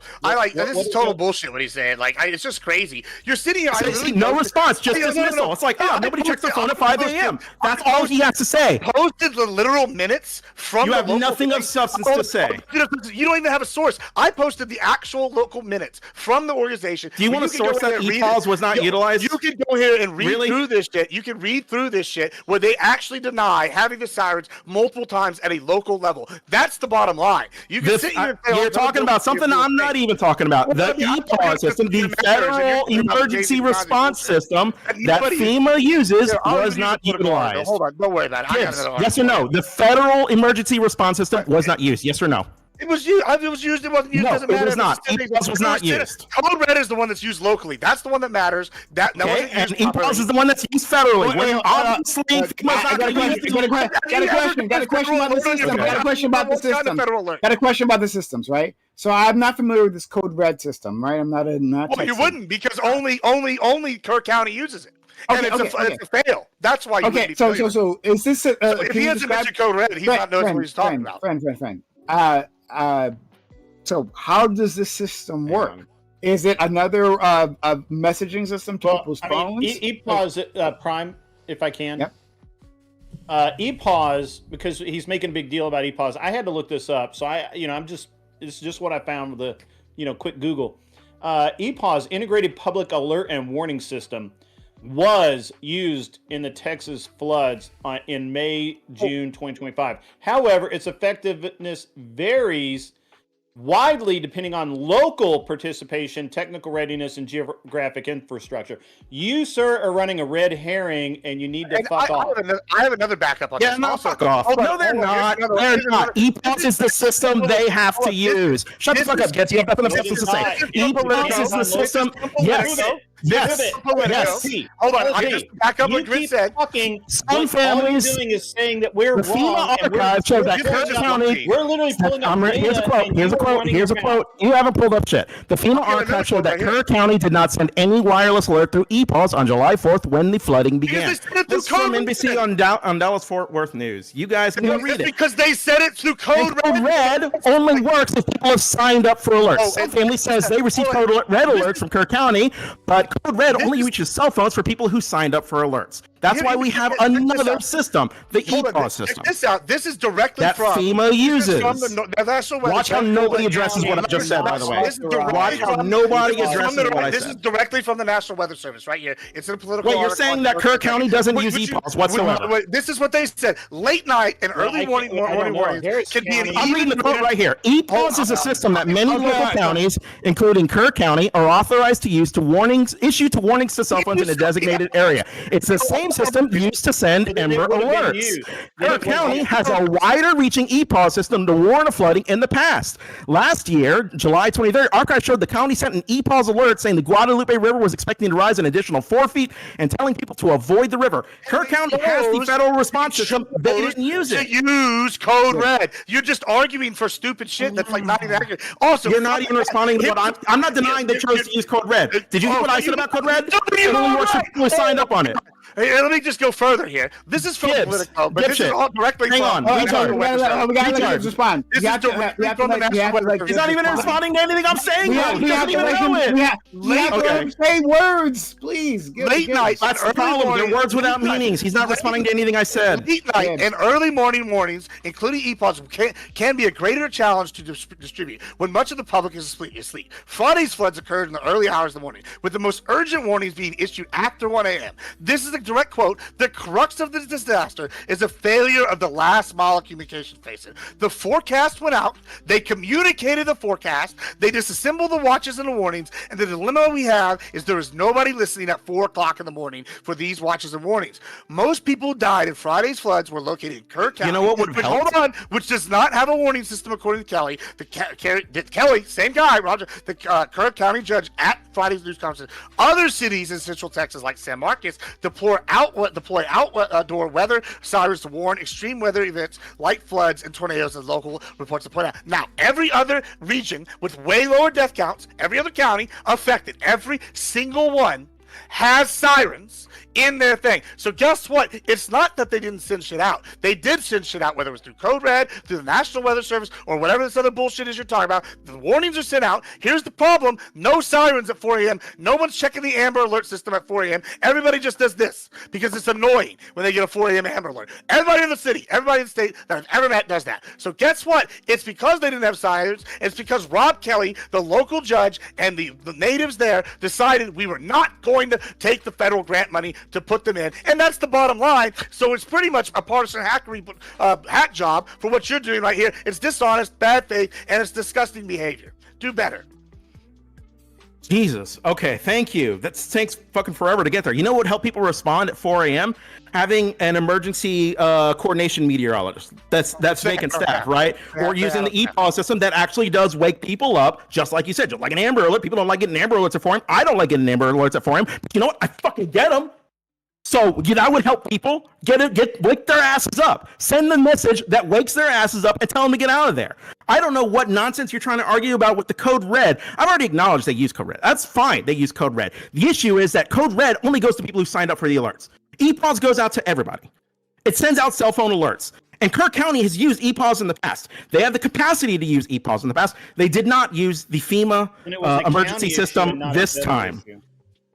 Okay, so the county's to blame. You bring it up, they didn't have this guy. When I've already provided sources Hold on, I've already provided sources in the group chat where they're stating they had 5 extra meteorologists on staff. Yeah, he's just lying. He's lying, saying they didn't have a permanent person, and then he says they're inexperienced when he has no proof of that. We know that they brought in. To a thing I said. Everything I said is factually true. I literally repeated exactly what you said. Everything I just said is factually true. They had an EPAW system. They didn't use it. And the emergency meteorologist. You know, the emergency meteorologist position is vacant. EPAWs wasn't used. Emergency meteorologist position is vacant. Disproving the sources I provided. And EPAWs wasn't used. I provided multiple sources proving they actually had a meteorologist on staff. They had extra ones, and you're saying that's not true. Can you provide a single source disproving the sources I provided? Because I know you can't. Because you can't provide any sources. It's just fake news. Okay, all right. Well, so I think it's fair. We're going to lag to it. I think it's fair. Like if they've been providing sources, provide any sources you have, LSP in response to that. But specifically, and I just gonna make this very quick. Wait, I already posted it. Lag to it. Okay. Well then, guys can go back and forth on that, but I'm going to move to Lactoid. But I just want to ask a quick question to Gibbs, to nail down this claim. And I don't want to focus just on this one portion. There's other things I want to talk about in terms of his response. But just for now, Gibbs, are you saying that the acting was the federal response manager, whatever the title is, right?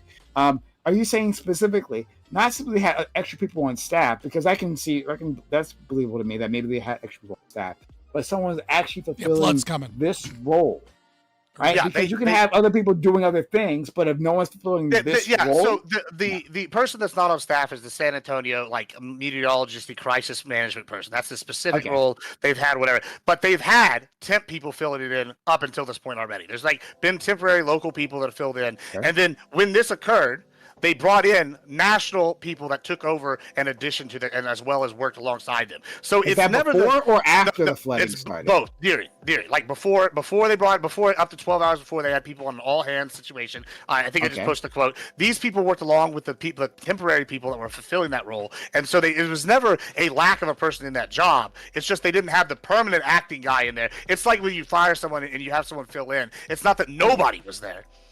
Okay, all right. That's all I want to ask. All right, let's go to our friend. Wait, Prime. Let's read what I just posted in chat. This is just from Grok. It's just AI, so I'll take that with whatever it is. But you're free to list some source that says otherwise. Did the Trump administration have the temporary missing warning coordination meteorologist during the flood? There is no definitive evidence in the provided sources that Trump administration appointed a temporary warning coordination meteorologist to fill the vacancy at the National Weather Service's Austin and San Antonio. They might have other meteorologists, but they don't have the one who's responsible for coordinating during emergencies.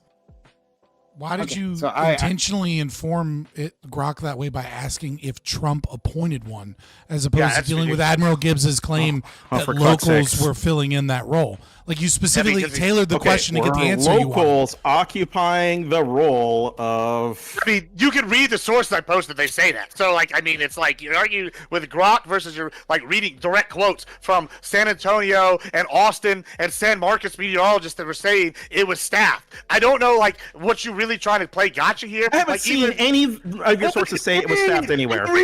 I posted the quotes from the articles in there. Which quote says it was staffed? You can literally go in there and read. I got Jason Ryan. We got Alan Garrard. Here you go. Here's Alan Garrard, former director of analysis and understanding branch of the National Severe Storms Laboratory, NOAA. Wrote a subset. There's just what everybody will see about this. The NMWS did a good job. Simply, there's little evidence that any of the recent cuts the NOAA, NWS negatively have impacted services for this event, regardless of what is being said on social media. Houston-based meteorologist Matt Lanza wrote in Substack. There's absolutely nothing. Same question when you're done. Were any of these the emergency coordination meteorologists? None of them were the warning coordination meteorologists. Yes, it literally does. His job is to coordinate during emergencies. Literally, it does. You watch Destiny, and you I have not shown that the warning coordination meteorologist is important during emergencies. Maybe when another 150 people die, maybe you dumb fucks will figure it out then. But it's pretty obvious to me. If you get rid of the guy whose job is just to coordinate during emergencies, they're going to have a lot of dead fucking kids. Maybe you like that. You're literally just using one sentence and ignoring the facts. Prime has to put his foot down now. We have a little bit of time. We have to move on. I love you guys screaming at each other. It's very entertaining. And let's do more of that in the future. But we gotta just go real quick, I controlled his source. It doesn't have anything about the warning coordination meteorologist. And we'll have to deal with that in a second. There's another one from Tom Fay in San Antonio. He said, although Austin San Antonio is missing a warning coordinator who serves a crucial link, he thinks forecast officers had adequate staffing and resources to cover the problem. You're just lying, bro. You're just lying. Let's adjudicate that in a second. Hold on. First of all, Alexander Wynn, he says test because at first he couldn't give super chats anymore. It was getting blocked. And he gave $5 for that test. I appreciate that. Please test some more. But thank you for the kindness, Alexander Wynn. Yeah, 3 times more, just to make sure. You got to make sure that's working. Now, our friend Lactoid, right? Our militia Lactoid, we like to call him these days. If you want to jump in. Of course, it's Lactoid. Yeah, so I mean, a couple things here. I'm reading into a lot of the claims. The iPause system was it was used that night. Yes, it was. And that's the problem with LSP. Hold on, wait. Yeah, he's just lying. Which is relevant. Wait, can you provide me a source that says iPods? Wait. Let me. Lactoid. Yes, I did. It's Yeah, in the I back chat. probably used the wrong. Okay, I may have used the wrong word. Just give me a second to get my thoughts together here. So when I'm reading through some, I guess, additional information, because there's a lot of points here that I actually just didn't think about, I guess, going into this topic. The first thing is regarding this this meteorologist, the warning coordinating meteorologist.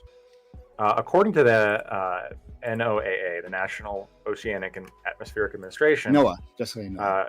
Okay, they don't think that was an issue, because normally at that time of night, the typical staffing is 2 in that area. They had 5.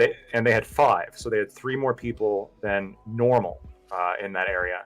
And it's their opinion that it didn't affect it because they had issued a flash flood warning at 1:14 a.m. Central Time on July 4th, 3 hours prior to That's like I said, I guess the flooding happening, which according to them is adequate and customary for the kind of warning that you would get prior to a flash flood. Is the idea that no one saw this regarding warning? Was it like an Amber Alert? Yes, and that's exactly what I said already. Where it's not. Wait. So like when most people, when you get an Amber Alert, everyone's phone in like our fucking room goes crazy. Yeah, but you just turn it off. Is the idea that no one important in that town saw a fucking message because it was 1:53 in the morning or whatever it is? Is that like 4 a.m.? 4 a.m. is when the Amber Alert. Lactoid just said a message was sent out at 1:14. So a flash flood warning. Okay, I understand. So a flash flood warning was sent. Now, what I meant to say, Kerr had access to IPAWS. They had access to the IPAWS service. That wasn't like taken away from Kerr County or whatever. But how IPAWS works is localities control it. So Kerr County gets the information from the National Atmospheric, the NOAA, right? And then they make the determination about whether or not to issue using IPAWS. They so could it's the have. county's fault. I'm reading right here. They could have, and it's unclear as to right now why they didn't. Nothing at the Fed level would have prevented them from issuing that warning. No, hold on. You said there was a warning. I'm a little confused. There was a warning that was sent out. So no. So there was a protest. There was a flash flood warning coming from NOAA. Okay. And there was other warnings from like the sheriff audience, from the sheriff's. It Facebook upgraded page, at 3:35 as well. Right. So there were warnings, but the criticism was, is there a warning specifically using this IPAWS system? Okay. And looking at the IPAWS system, if that's the criticism, this had nothing to do with the feds, because they had the ability to use this system. In fact, they, like Grid said, they had used it in multiple floods before in the past. The question is, why didn't they do it this time? Well, it's because they used Code Red, which is a whole mess. I would love to get into what's going on with that. It's very unclear as to why the local authorities didn't use IPAWS. No, it's not unclear. This is the problem. They did use it. Hold on, Lactoid, can I? May Go ahead, but there is an issue that you're. I'd like to point out they don't even know if they use it. It's like they use it. No, they didn't use it. No, they used it. It's just a. So what I'm reading is that they didn't use it. Was used at 1:14. They literally say that. The reason, Lactoid, that this is important is because if you actually read into the IPAWS system, I posted it by the way. The agencies don't trust it because it's limited by cellular data and local accessibility, which means that not all cell services use it. There's no cell service in Texas in half the places anyway. So they prefer. There are other systems that they prefer to use that Texas local government prefers to use. IPAWS is irrelevant in this conversation. The fact that the meteorologist guy who wouldn't have been on shift anyway, what is irrelevant? None of this is relevant. It's just bullshit. The problem was not that the alerts weren't sent out. The problem is not that funding was cut in that specific area. The problem is it was a flood, and things happen when floods happen. That's what I mean. Well, it's God's fault. Well, no, part of this, but really though, you actually hit the nail on the head there with the signal. The Hill Country is notoriously bad for like not having signal, and the other thing is how fast this was. It went from like I did the math on when I think Fox News' little thing they put out was 28 feet of water. You've divided by hour. It's like 8.5 feet of water, but really it's actually not that average. It's going to be a lot heavier water rise in the beginning area areas. So this came quick, it came fast in the middle of the night. The other thing is, like, it's code red is the major culprit. If you look at the surrounding counties, they didn't have this problem, right? But if you look, not only did the local government turn down the sirens twice, they turned down a third thing for additional funding to fix code red and improve it, adding new warning systems. They wanted to add new text services. They wanted to have emergency signal things, all sorts of stuff. And then they tried to even push it without sirens,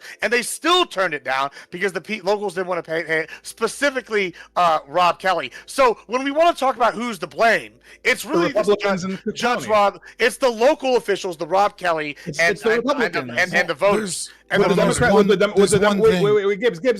the Democrats have instated all of these systems that would have potentially prevented some of these deaths? Do you think? No, the Democrats wouldn't. Okay, not the Texas. I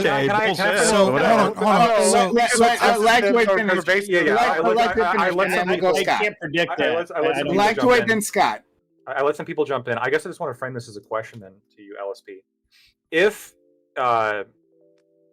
the organization that you're criticizing as having this missing staff member was actually overstaffed at the time and issued the warning at like 3 hours prior, they actually issued it like well beforehand, and it was the local Kerr County that didn't utilize the IPAWS system for currently unknown reasons. I mean, how does any of that track back to DHS? How does any of that track back to Chrissy Noem? Well, they didn't. So this position is vacant. Yes, you can have multiple meteorologists, right, on staff right now. You need but that office issued the warning, though. Right, no, that office issued the missing. That office has it doesn't have a coordinator. Well, hold on. They need somebody to make the phone calls. Wait, hold on real quick. I understand what you're saying. Stop. You're misunderstanding. So okay, what am I misunderstanding? So what this office does is it sends out like a generalized warning, right? And yes, they did Kerr that. County can take that and issue it as an Amber Alert. Yes, Kerr County can choose to do that, right? So Kerr County never did that. They never actually sent this out. But this office that you're criticizing for not having a coordinator, they did do that. They did basically exactly what they would do with a coordinator. Well, no, 3 not hours exactly. Prior. Well, no. What are you saying? Hang on, let me answer. Let me answer what you just asked. Damn. What did I ask?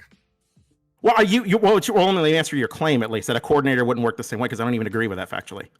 That's what I was going to clarify here. With a coordinator, I don't agree with that at all. Yeah, so if they were overstaffed by 3 additional staff members, what would a coordinator have done that the staff didn't do?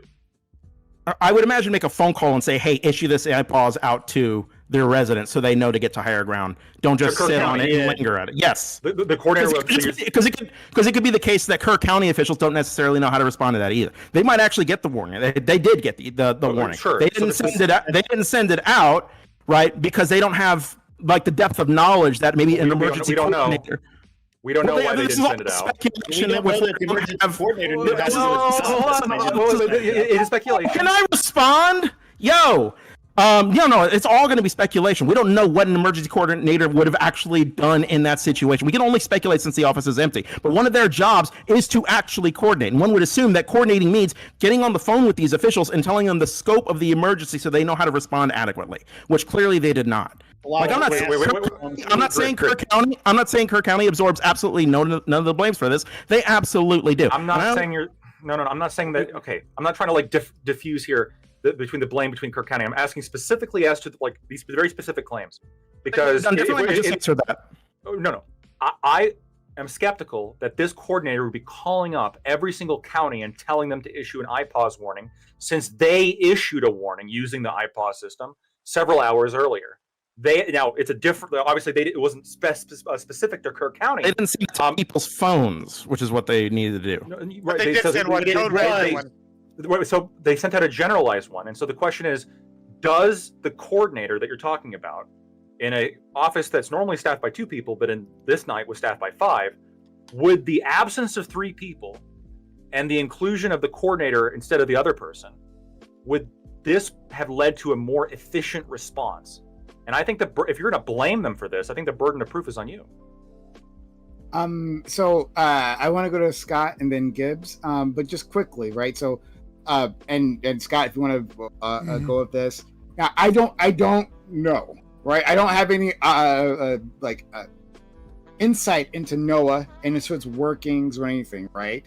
If I were to argue this on LSP's ground, and I don't know anything about the iPod system, okay? Please, don't bite my head off. But if I were to argue this, it would seem to me that a coordinator, right, will be doing something separate and specific away from a meteorologist. That's why I asked Gibbs about specifically that role. It's a meteorologist role. No, he might be a meteorologist, but I'm saying that specifically coordinating is above and beyond simply doing the things that meteorologists do, right? I can see them from what I've heard something about this, right? And I haven't dug deep like you have, but that this coordinator role is an interface, a liaison between the organization and the counties, right? So that's why it might be the case, and again, I'm not making a statement here, I'm not making a claim, but it might be the case that even though you have 5 individuals within that office, if there is no coordinator doing that coordination, then this specific part of their job is not being fulfilled. I don't know if that's the case. That would be my argument. Yeah, I'm not convinced they were going to call Kerr County officials and tell them to issue something that's within their discretion. I think that might be their part of the job description, but I don't know. In San Antonio, hold on. Do they just issue the warning and that's it? What do you think they do? It's the San Antonio guy, not the Kerr County guy that's missing. And San Antonio had flooding, and we didn't have the desk because guess what? We had people on staff for it. So it's not, he's even talking about the wrong thing. If he wants to talk about what's going on with Kerr County, we can talk about that. But San Antonio is where they're missing this coordinator, and we had people on staff. But San Antonio, the San Antonio office deals with Kerr County. Yeah, San Antonio office might be dealing with a large region. Yeah, but so do all these other ones. So does Austin. They deal with Kerr. So does New Braunfels. This guy clearly doesn't know what he's talking. Anyway, okay. I don't know. But NOAA is saying that there was no effect on the response time. So where are we getting that there's a response? Of course, NOAA is going to say they didn't do anything wrong. As anybody in this administration speaks out against the administration, they tend to be targeted by the administration. Let's go to Scott and then Gibbs. Yeah, I find this whole conversation really interesting because I didn't expect the panel to turn to the previously already debunked claims that the left was making. LSP didn't want to focus on the stronger claim, which is the new claim, right? Which is Kristi Noem and the Trump administration's policies have slowed down, disaster relief. So I mean, that is mostly what I focus on because I just didn't expect anybody to parrot Reddit talking points and not as opposed to facts. But I will say this: there's just a couple of things that are a little off, right? It is important to note that Kerr County is even worse than Admiral Gibbs is describing because, for the record, they did take the COVID disaster relief money that could have been used on a flood warning system. So even though the judge in question had denied the $1 million out of their $67 million yearly budget to put in the flood system, and even though there was several rejections that have been passed through, even though they made a decision to, not the judge specifically, but the local government in Kerr County, to use that $10 million to upgrade systems for the sheriff county office and they had a new Motorola system, a few other things.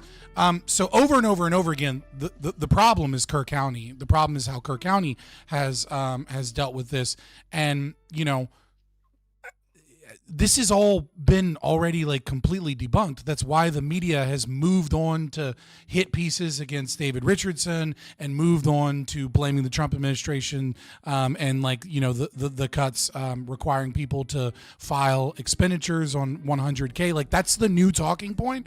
And the panel is stuck on the old talking points, of which the left has already been shown is all bullshit. And so instead of, and we do this weird thing, and the right does this, the left does it too. I think the left does it a little bit more, where everything is dismissive and whatever and not a big deal is kind of how when it's your own problem. And then as LSP rightly calls out, right? He says, answer my argument, and then what he usually gets is a meme or dismissive.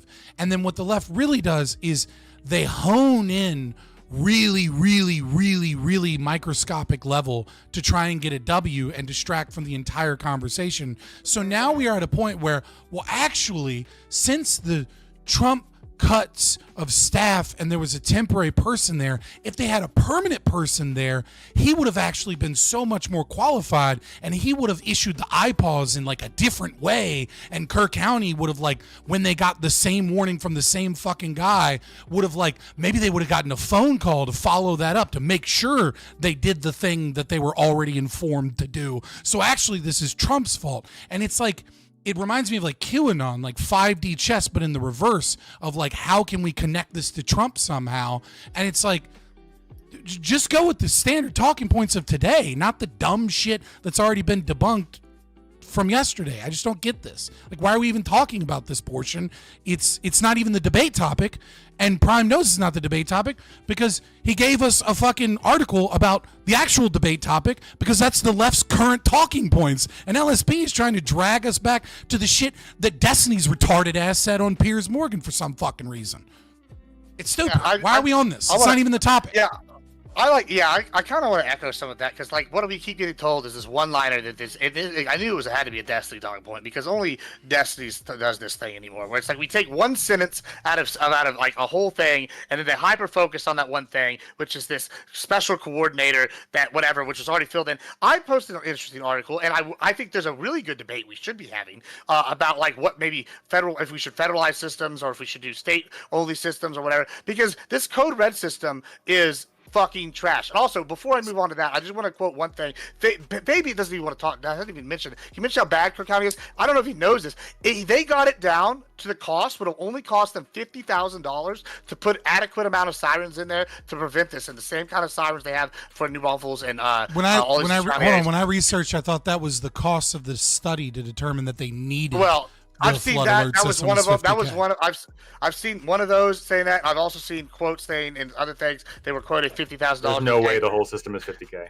Well, no, not the whole system. I think that was the study for the sirens. Cost them $50K to determine do they that have they needed sirens them. or not? They don't have sirens. Anyway, this is not an important point to what I'm making. Right, long story short, they could have had the sirens really fucking cheap, and they chose not to do it. And thirdly, when I would only been a tenth of the money they already got. Yeah, so yes. Why are we just skirting over the fact that they just chose not to put in the system? Okay, why so didn't they? We're not. That's our argument, is that it's Kerr County's fault. They got $10 million and they didn't spend it on this.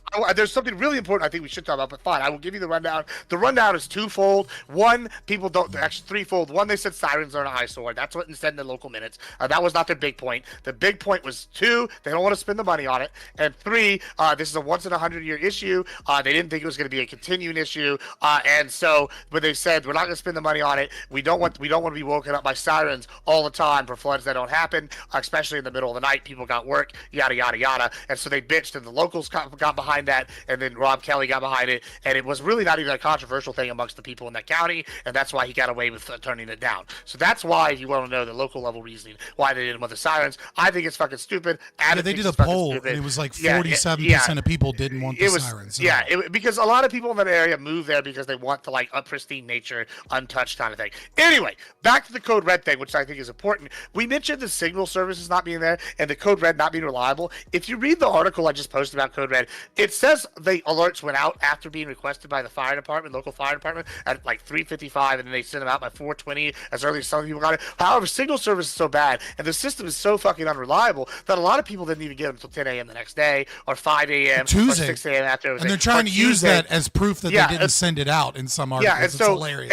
And then we have the judge once again, Rob Kelly. We keep coming back to this guy. He even said at one point when they interviewed him that no alert went out, and then the police chief got quizzed about it, and he goes, "No, we sent something out at 4:20, yada yada." So there's clearly a lot of miscommunication between the person who's supposed to handle this. In fact, he makes his argument even worse about their like coordinator. No. The coordinator to communicate. No. That's actually coordinate all these miscommunications. No, proves it wrong because that would be the weather service coordinator working with local government. This comes down to the guy who was elected to run this. Rob Kelly is the emergency director for that region. He's been there since 2006. He is the experienced guy in the region, and it all fell on him, and he crumbled and failed, and that's whose fault it is. That's who he can point to and blame is Judge Rob Kelly, not some fugazi little guy that Trump may or may not fired. That's total bullshit and a misdirect to blame Trump for shit he had nothing to do with. Unless you're telling me Trump called up in 2006 and was like, hey,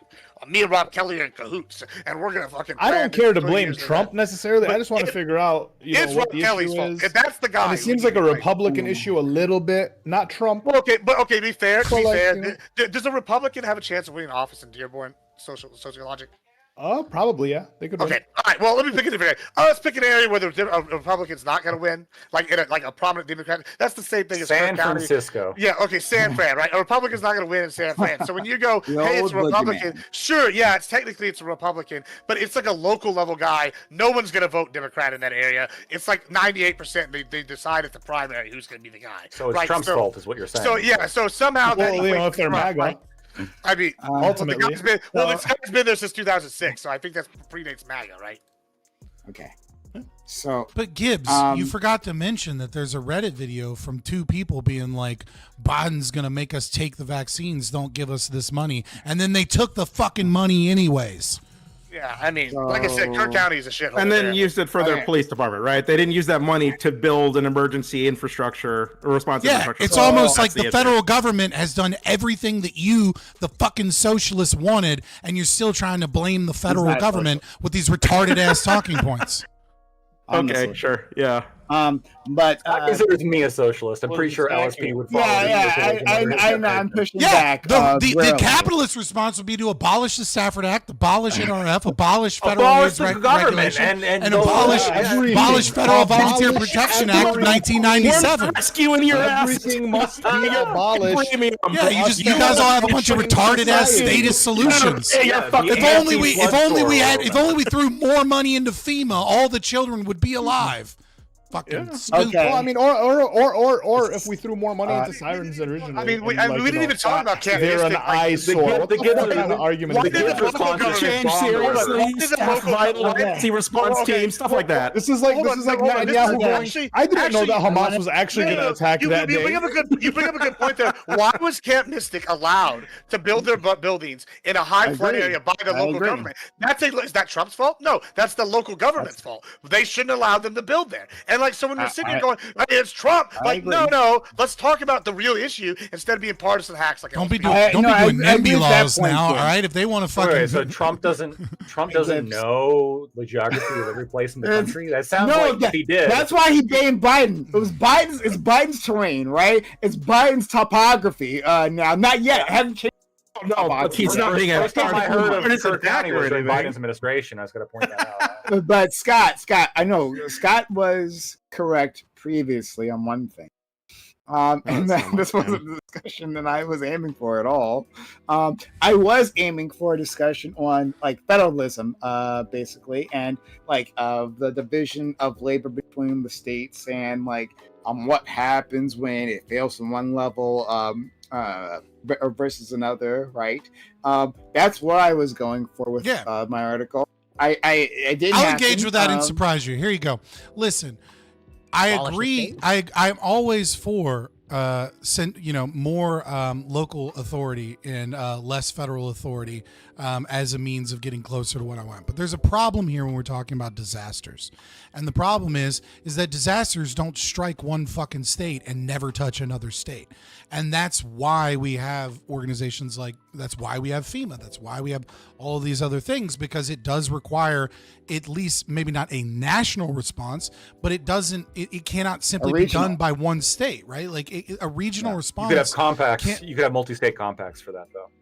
You absolutely could. That is one way to do it. And another way to do it is to abolish all the fucking regulations that stop private companies and corporations from being able to actually offer assistance and aid, and instead of giving all of the power and authority to FEMA, and then FEMA, just because they have a state monopoly, they do what all monopolies do, which the left loves to point out all the problems of a monopoly until it's the fucking federal government, which is that their budget gets bloated, they start sucking, they stop being able to be as effective, the fucking red tape starts increasing. And so, yes, Donald Trump comes in and does something very stupid, which is he immediately comes in and puts a very low bar as far as disaster relief is concerned and says, funnel all of this through Kristi Noem and, we promise we'll get to it within 5 days. And then they said, look, there are other agencies like the Coast Guard and CPB, etc. But CPB and the Coast Guard are not fucking trained and don't have the staff to do what it is that FEMA does, right? Like, while they are trained to do some things, there's obviously a subject matter expert here, and the subject matter expert is FEMA. So you need to get rid of these regulations and allow the market to step in, and you don't fucking put in this arbitrarily extremely low number that is going to slow down the process. This is part of a fuck up by Trump. All this other old shit is retarded. Scott, pre-FEMA, we had the National Guard and local governments that work together through the National Guard to do what FEMA does. And then we made that illegal in 1988. And what I'm saying is you can't just I thought FEMA came around that. because the cost of that fell onto local states, and states couldn't shoulder the cost all on their own. FEMA came about because of FEMA diverts in response to that. That's retarded. FEMA diverts funds to states all the time. That's that doesn't mean that it's wrong saying the state lacks money. Texas got $20 million in its last budget from FEMA, right? So it's like you could just you don't need a 3-letter agency to handle it when you're talking about funds that states lack, when you just as easily could have a bill by Congress that says, hey, every state gets, this amount of money per person towards disaster relief. Like, that's like, even from your socialist standpoint, like, that still doesn't make any fucking sense. FEMA came out of the outcry after Katrina because FEMA was there for Katrina. Jimmy Carter, Jesus. FEMA was there for Carter. Like it was botched so bad by FEMA got Bush's, more power in FEMA. '88 and it got more power in '97, and yes, it got more power after Katrina, but that doesn't mean that it wasn't there before. Like, both can kind of be true at the same time. Yeah. Okay. Why don't we table this then? And have maybe a wider discussion, because I mean that was a conversation I wanted to have. And so I wrote down something. Should the federal government offload more of its responsibilities to the states? Emergency response could be an example. Maybe do you guys want to have a larger conversation about this next week, maybe? Rather than try to stuff one in here where we could I mean, that'd be good. I mean, especially with what Abbott's doing, I think there's a lot of you can look at this, you can compare this to the freeze, or with how Abbott's stepping in going, well, if y'all aren't going to do it, then we're going to take over and we're going to put them there. I think there's a good conversation to be had about that. I mean, I'm a states' rights guy, so I believe that absolutely the first responsibility is always held by the state. Okay, yeah. But I'm a libertarian, so we're putting the military in LA. Creating laws that make it illegal for businesses to be able to help with disaster relief, unless they're a registered 501c3 that gets a bunch of money from billionaires so that they can get their contracts through FEMA, is fucked up and wrong and evil. HEB is providing a bunch of help right now. Save the fire. Yeah, when you say companies can't provide help, what do you mean? What do you mean it's illegal? Save the fire. Go, Scott. Save the fire for next week. Okay. I actually want an answer to that question too. I can answer. I'll be very quick. I'll be very quick. So HEB, other organizations can donate money and they can donate resources, right? They can donate water. They can donate money. What they can't do, right? What they can't do is private companies cannot work with insurance or in other ways for profit, or they can't price gouge, which anti-price gouging laws are some of the most evil laws ever, because they kill people. Everything is evil, Scott. Everything that is a violation of individual liberty and private property rights is evil. Yes. So it's illegal. The only way you can actively engage other than just donating resources is if you are a 501c3, and that has been, and you have to go through the NRF National Relief framework and be approved by FEMA, which basically only large charities that do all the right things on the checklist are allowed to do. Okay. It's true. So let's save that. I like having topics ready the week before. So you always forget them though. I write them down. No, I write them And then, well, I mean, when then we write don't use down. them. Send a reminder. I'll send her. No, Look, I man, said he's been last trying week- to bring up this 20-minute conversation about Israel, Palestine, Middle East, and Iran having bombs for 3 weeks now, okay? Okay, look, we do use when I write them down, we do use them eventually, unless like they go like out of style, like so for some reason like it's gone too long. It becomes Can't use moot, them yeah. anymore. Yeah. So now that's why I've generalized the conversation, so we have to like do the whole flood thing, but we can mention it next week. So there's that. I also have another topic that I'm excited about. That'll be like 2 weeks from now. This is all great. Like Prime being ahead of the schedule. When does that ever happen? Fucking never. So things are going great. So we'll leave it there then. All right, we'll leave it there. I appreciate you all. And I appreciate the people who supported. Alexander wants to Prime. I'll get you some donos shortly when I get down to my PC. But remind Scott that the issue with monopolies isn't that they are wasteful and lazy, is that they rig prices and kill competition. Yes, and all monopolies are created by the state. And yeah, it's a state problem. Like for IPs, he'll say like IP allows for a monopoly. Where IP. True. Mm-hmm. Yeah. Or in FEMA's case, making it illegal to compete with them, making it a crime to engage in helping people for profit and reducing prices, and making sure people get relief. Okay. Alexander went, and whenever those donuts come in, that'll be great. We can I can stick around for donuts. That'd be great. That'd be nice. Sometimes my answers are intentionally antagonistic because I know you'll pay Prime more. I just want you to While know we're that. waiting, And the donuts, it won't stop you. I just want to say one thing. Price gouging laws aren't just bad because they're evil and violate private property and all that stuff, although that is a valid point. They're bad also because they actually are just like most economists oppose them. They're just actually bad when it comes to handling disasters. They're just like empirically bad when it comes like for the same reason like rent control is bad. Yeah, but It removes the incentive for people to bring resources to a disaster area.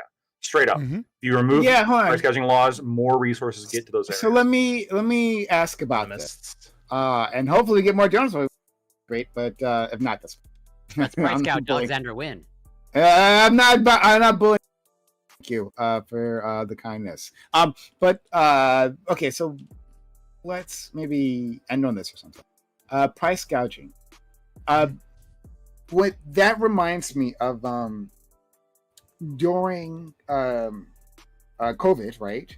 When you had individuals, maybe I've already brought this up. I forget. We've had this. Individuals who are buying up like massive amounts of toilet paper and then selling them.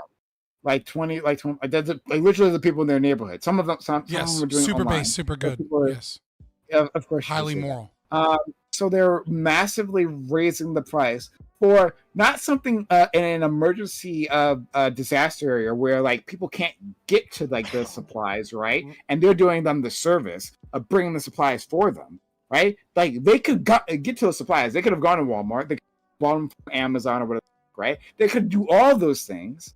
They instead buy up the supply and then like charge a massive premium like for the privilege of buying it from them instead of Walmart or whatever. Yeah, scalpers. Exactly. This is a result. Hold on. What you're describing is a result of price gouging laws. Okay. If you didn't have these price gouging laws, here's what could happen, right? They raise the price. Not only are you going to have the manufacturer you're gonna have two things happen. Not only are toilet paper and all these things going to come in from outside any particular disaster area, or when you have a disaster affect the whole country, I guess this wouldn't be an issue, but it potentially could come from other countries as well. More profit incentive. But the other thing is it incentivizes disaster preparedness, right? Because if I, for example, am betting on the fact that another COVID might happen and toilet paper might become scarce, and I can't raise my price if that happens, I am not going to have a warehouse full of toilet paper prepared for the next disaster that I can then market at an up price, because it's going to cost me a fuck ton of money to store all this toilet paper, and I can't sell it for anything more, right? However, if I can increase the price in literally in response to a increase in demand that stems from any kind of disaster, now it may very well become more economical for me to stockpile necessary supplies for if a disaster happens, because then I can raise the price. And so anti-price gouging laws are really going to. So wait. So either way, the consumer just gets fucked, regardless. No, if you have the opportunity. If you have a stockpile and you can gouge the price when an emergency happens, that stockpile isn't for emergency, it's for you to make money, therefore fucking over the consumer. Or if I don't have a stockpile, I can just get bought out by someone, and then scalping is good because they're reselling at an exuberant price. I'm more skeptical as to the second part, but the reason the second part is a result of these laws is because you're not going to be able to enforce these laws on individuals. Local stores do that, right? They'll put 2 per customer, for example. They'll try to enforce that, but the government is really only enforcing these price gouging laws against retailers and manufacturers and the entities that they have authority over, directly. And if you people enforce that we the laws, wanted them to regulate, sure, you can say generally off for things. Well, you can say you generally want the government to regulate these entities, but the result here is going to be shortages. You have yes, you can say that the price of toilet paper is going to skyrocket if you remove these laws. You're also going to have a lot more toilet paper. The problem wasn't shortages. Okay, well, absolutely the problem was shortages. No, it wasn't. It wasn't. Wait. It wasn't. In my area, I would walk in. There was no toilet paper in any store in the area. It wasn't because Wagtoon had a dirty bottom the entire time. It wasn't because Costco. It wasn't because Costco didn't have enough. It's because everyone in your neighborhood tried to kind of like Pokemon cards. They were just buying them all so they could resell them at a high price. We're all kind of skirting around. Hold on, no. So here's, you have to explain this economically, right? Not from trends. So the reason that you have shortages is because the price is not set appropriately in the supply and demand equation. Okay, so when you have price gouging laws, you create a price floor ceiling, or you create laws that make it to where the price cannot go up more than a certain percentage in a certain amount of time, et cetera, et cetera. So what ends up happening is demand increases because of fear or because of panic. Okay, and so if you try and say, well, you can't price gouge now, what means is there's a whole bunch of people that wouldn't have bought more than a couple of rolls of toilet paper that now want to buy and stock up on a bunch of toilet paper as a means of preparing. And so what ends up happening is naturally what the economy would do to this response is that they would increase the price of toilet paper, and thus they would make sure that they were constantly stocked with toilet paper. So anytime somebody needed or wanted toilet paper, they could go get toilet paper. But what happens when you have price gouging laws is that people end up buying a bunch more than they need. The price doesn't go up, and then other people are left without having toilet paper. So we most famously saw this in 1979 with gas prices during Carter, when we had this up and down, and this volatility in the market. And one of the things that what we found was, as soon as gas prices would drop, everyone would run out of gas, but they weren't using that gas. What was happening is, because it was cheap, they were worried that in the future it would become expensive, so they would fill their car up all the way up to a full tank of gas in the hopes that when it gets more expensive later. And then what that would do is it would cause volatility in the market, and the price would go up, and then you had a lot of policies, local policies, not really federal policies, that started trying to put price ceilings and try and regulate the price of gas. And every time they did this, there was a few. They even regulated who could buy gas on what days, even on odd days. That was right, but that was how much you could buy, etc. But there wasn't that much price gouging laws. Most of those were local. And what this did is, every time they put in price gouging laws on gas, what ended up happening is nobody had gas in that area. They would run out of gas every time they would limit the price of gas. People would keep a full tank so that they wouldn't run out of gas when the price would get expensive. I understand that, but what I was but even if you have the price gouge issue, right? If you allow to price gouge, whatever the fuck it may be, it's still regardless of how it looked, it's still a minority of people who got conspiratorial and overreacted and bought out the toilet paper. So if you end up raising the prices on everyone, so a minority of people don't do that, it's still the majority of people who end up getting fucked over due to the fact that these companies just want to make more money. It's not like their inventory costs them anymore. So it's still the consumer getting fucked over regardless. Right, but if it's 1%, listen, if 1% of the market is willing to pay triple the price for a product, okay, then so it's 300%. It's gonna there's an equilibrium here, right? Because if it's a minority of people, then the effect they actually have on overall price is limited. You understand what I'm saying? Like a 300%, price equation in their mind, right? Wouldn't be a 300% price increase everywhere in the long term. It would average out to a 3% price increase. The equilibrium eventually hits back. This concept of one or two crazy people will buy up everything. It's like in the short term that can happen. But then they're stuck with a bunch of fucking toilet paper. Then they end up reselling it, right? Just as Prime Guy said, there are gougers, if you will, right? That end up reselling it. Now those people come into the market as a black market to circumnavigate what the state has made illegal. Like it doesn't work the way that you think it does, where one person's going to buy up all the supply and then no one will ever be able to get any supply anywhere else. So we're going to go to our friend Grid. Just very quickly, we got a super chat from Scott. Just very quickly, we got a super chat. Just going to read it very quickly. If price gouging, and you can respond to this. The Alexander Wynn. If price gouging is just a natural market response to demand, then looting is just a natural social response to starvation. You don't get to call one moral and the other evil, and both are driven by desperation. One just wears a suit. And this is $50 from Alexander Wynn. You paid $50 to let everybody. Hold on, you paid $50 to let everybody know that you're retarded. I'm just going to respond to his thing that's obviously at me very quickly. You paid $50 to let everybody know that you're retarded. Okay, there's the two are not analogous. They're disanalogous because one is theft of property and the other is an increase of price. How the fuck are those two this exact same thing? Let's go to Grid.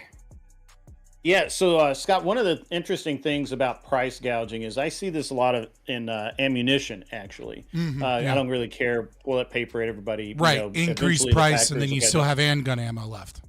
Right, yeah. So at the end of the day, so for example, I learned my lesson back when Obama was elected, and all the ammo dried up and all the components dried up. And when you could find ammo, it was so very, very expensive. It was like 5 times what it would normally go for. And so I learned my lesson then. And then again, and so my motto on all of this stuff is, buy cheap and stack deep. So when the next time came around, when Trump came into office and everybody thought that there was going to be some big deal go on, and again, the primers start running out, powder starts running out, all that stuff. I still had enough. I didn't even stop my competition shooting. I never even slowed down. And I still had enough that if I had wanted to, but also you're rich. Example, yeah, true. But a box of primers, were like $30 when I was buying them, and they went to $115 for a box. And I could have sold all that I had for way more and still had enough to get me through the hard times. And it doesn't take a lot of planning to do that. And so I don't agree with, I'm in the same boat with you with the price gouging laws. I could have complained about people selling, ammunition for, 5 times what it went for 2 months ago. But why? I had the same opportunity to buy it when it was cheap. I just didn't, right? And then I learned my lesson, and then I did. I just buy some a little bit at a time, and I never feel the market now, I guess is what I'm saying. It doesn't matter. When it goes way up, I don't buy it. When it comes back down, then I buy it. So I don't believe in anti-price gouging laws. I do believe in there's a kind of a communal kickback or pushback against someone that does something like goes and buys out all of the hand sanitizer within an area, right? Goes to every Dollar General and buys out all of it, puts it in the back of a U-Haul, and then starts going around to flea markets and stuff. There'll be some communal pushback against that because they're like, "Hey, what an asshole!" Yeah, but but really all they're doing is really really what they're doing when they do that is that they're proving that the price is too low because people are willing to pay more for that product. Otherwise, they wouldn't have been able to make that profit to begin with. Right. Okay, so having heard that, scalping good? Scalping is great. Scalping is good. Okay. Before you say that, just like there was part of Alexander's message out there, price gouging doesn't optimize for demand; it optimizes for profit. Suppliers can simply hold back inventory to sell at inflated prices. Supply doesn't just appear because prices go up, especially in crises with infrastructure collapse. The price mechanism becomes predatory, not productive. That's where's the predatory? He's assuming for profit is automatically predatory. It moves resources towards its most valued ends. That's what it does. So we'll let Lactoid go, but also a reminder, guys, this is past 11:30. So if anyone wants to leave, you can leave. It's fine. And after this, I want Lactoid's response. Okay, you'll be good. So, all right, brother Gibbs. Catch you later, Gibbs. My primary concern with price gouging is, or the anti-price gouging legislation comes with the effect on both manufacturing and warehousing. Alexander, when you just said it encourages companies to hold back products until a disaster, that's exactly what you want. Yeah. So this is what I was talking about before when I was talking about warehousing, right? Like the reason why, if it's not economical to warehouse a bunch of spare product to wait for a disaster, because it costs money to warehouse products, and if you can't sell them for anything more than you're selling them for right now, then it costs the universal time preference. It costs money to warehouse it. Exactly, right? 100%. And you got to pay for electricity in warehouse, the real estate, the taxes, all that shit. Mm-hmm. The profit that you get, the profit that you get from just simply warehousing a spare product in weight of a disaster is not going to be profitable. The other effect is on manufacturing, right? If I own, let's say, like a company that manufactures water bottles, and then I hear that water bottles in an area are going for $20 an hour because this area is dearth of water bottles, let's say during like a hurricane or something.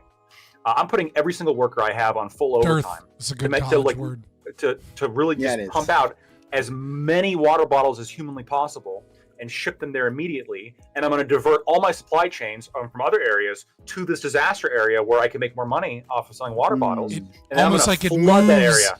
The most valuable resources towards its most valued means. Exactly, because it's more profitable there now.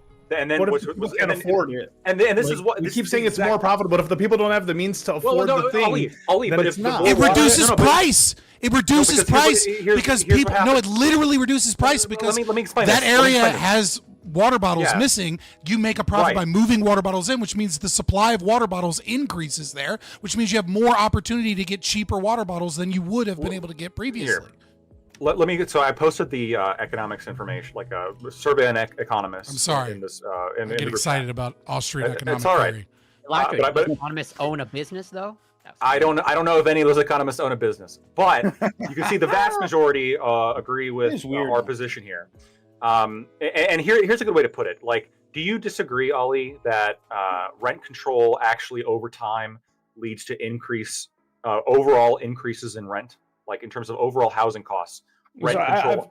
I've had this conversation. I did agree to that. So like, yeah, someone explained it to me, but it is a lot of. Sure. I can explain it. The same logic applies, right? Yeah. When you have rent control, what happens is you reduce the incentive. See a grid for people to build. Yeah, for people to build the housing. Therefore, the housing eventually becomes. Yeah. Sorry, grid. Yeah. Yeah, so the idea is like if you freeze the rent, eventually no one wants to build there. If no one wants to build there, then then eventually the people that the houses that are owned, they need to be renovated anyways. They're not going to get renovated, therefore exactly. Or in order to renovate, you have to jack the price up. Yeah, I get that. Exactly. Or landlords just won't fix shit. It's not that nobody. That's what Right. It's not that nobody won't build there. It's just that not enough people will build there. Because you've artificially interfered with the market to the point where now demand is incentivized to not meet supply, or supply is not incentivized to meet demand. And so if you have it's the same logic applies here, right? You got an area that desperately needs water bottles. You have two options. One, you don't put any kind of incentive to ship water bottles to this area, and then you're going to you keep the price the same, right? You're going to get shortages. You're going to get people who just cannot find water bottles no matter how much money they have. The other option is you incentivize dramatically people shipping water bottles to these areas. And then here's what's going to happen. You're going to start everybody trying to get in first on the action is all going to jump in and flood that area with water bottles, right? Now, initially, they're going to get a massive amount of money, right? And a lot of the people who are going to buy water bottles are going to be very wealthy people. But what's going to happen when all the wealthy people, when all the wealthy people have already bought up enough water bottles, and all these areas have already started flooding this area with water bottles, what are you going to let the water bottles go unsold? You're going to have to reduce the price in order to meet the price threshold for the people who otherwise couldn't afford it, and you're going to see a price decrease. There's one more thing very quickly. It also means that when a charity or an organization is giving out water for free in that area, not obviously somebody paid for it, right? But when they're giving out water, there's not going to be rich people standing in line to get the free water. They're going to already be in their tent or wherever it is, or having gotten in their RV. Water, why not? More wealth, right? Because if that water came, let's say 2 days later, because the charity took longer because they didn't have the for-profit incentive, so it wasn't competing at the best rate. That means a lot of people already have water, which means of the free water that is available, you can give it to the people that need it in higher degree than you would previously. So this is my issue. Oh, go ahead. So the price gouging means poor people get water for free. Quicker. Make your money, Prime. Make your money. Two super chats from Alexander. You're muted. He says, I didn't say it encourages companies to hold back product until a disaster. It encourages them to cause or coordinate to disaster to allow for inflated prices. Call it to There's no evidence of this. Okay, and then second one. Economists universally don't agree that that's like a phenomenon. Do you really think a starving person can consent to a trade at inflated prices when there are no other options? If so, then clearly a vendor can consent to giving a product over at gunpoint for free. Those are the super chat. So one's aggressive, one isn't aggressive. He just restated his retarded opinion in a new way. So I mean, you say it's not aggressive, but you're also someone who says like every dollar is a life or whatever it may be. So like, if that only applies to like, I guess like producers, but not consumers, like, so my issue with both. Yeah. So my issue, so like Lactod, what you were consumers saying, like, are also I agree producers. with the theory that people will come in, they're gonna have to compete for the market. Things inevitably get cheaper, right? But cheaper from what to what? So like, if the original cost of a water bottle is $1, right, and then they go into these neighborhoods and now it becomes $3 originally. And then it drops down, but it stays at $2, right? That's still 100% markup to the people that like end up like having to pay it, right? And that is like that. It's not going to drop back down to $1. Is kind of but my if it was issue. always Is if that it was always $1, then water bottles wouldn't move in, and then they'd be out of water bottles. No, I'm saying even after the relief, right? It seems to stay at $2. $2 becomes the new norm because you can get $2, so it's going to continue to be the norm afterwards. I mean, how often does the price drop back down to original pricing? That's not. But dude, I'm always going to refer to chips. I'm always going to refer to chips. Chips are $2.69. That's not a cause of short-term disasters. That's a cause of inflation. I know. I'm just saying. Right? Yeah, I know, and I know, and anytime I hear economists talk, and it's about like eventually these companies do reduce the pricing after blah blah blah blah. It's like, yeah, but the price gets reduced to like it's still at least a 50% markup of original price. No, not so it's not like in we never disasters. get that price reduction in a real way. No, that's not in disasters. That's so you are correct, right? That sometimes prices are what you could say too cheap. Okay. Which is they could raise the price and still and they would still be able to sell things. And then for whatever reason a shortage occurs, and then they gain new market information. And so they increase prices because of the shortage, and then the shortage is a relief in some degree, and then the prices fall down, but they don't fall down to the original price. That's not a result of the disaster so much as that's a result of A, inflation, and B, of them lacking market signals that their product was too expensive for times. So for example, we could look at graphics cards, right? For like PC and gaming enthusiasts, right? Before COVID, graphics cards were a lot cheaper than they are now. And then during COVID, because of all of the chips manufacturing and all of these things, they became absurdly expensive. Yeah. And this was made even more so expensive because for whatever fucking reason, the competition between AMD and NVIDIA had gotten fierce enough, not that AMD was making good enough cards, but rather from a price to performance ratio, they were making good enough cards where people that are crypto mining could potentially buy AMD cards and get more bang for their buck, right? And then because you don't really care about like FSR and all these other bells and whistles, you just care about like what is your VRAM, what is your processing power. And so yes, well now we've seen with the 9000 series card and we've seen with the 5000 series cards that MSRP, like just now AMD's cards are hitting their actual MSRP, and adjusted for inflation, they're cheaper than they were in the same product line than they were before COVID.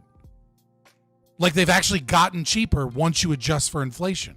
So this happens both ways sometimes, but because of inflation, because we've had so much inflation, a $500 graphics card still seems like a lot. But if you compare it to the 6000 series cards that came down and you adjust for inflation, it's actually cheaper. So it's just about market signals, and sometimes they balance.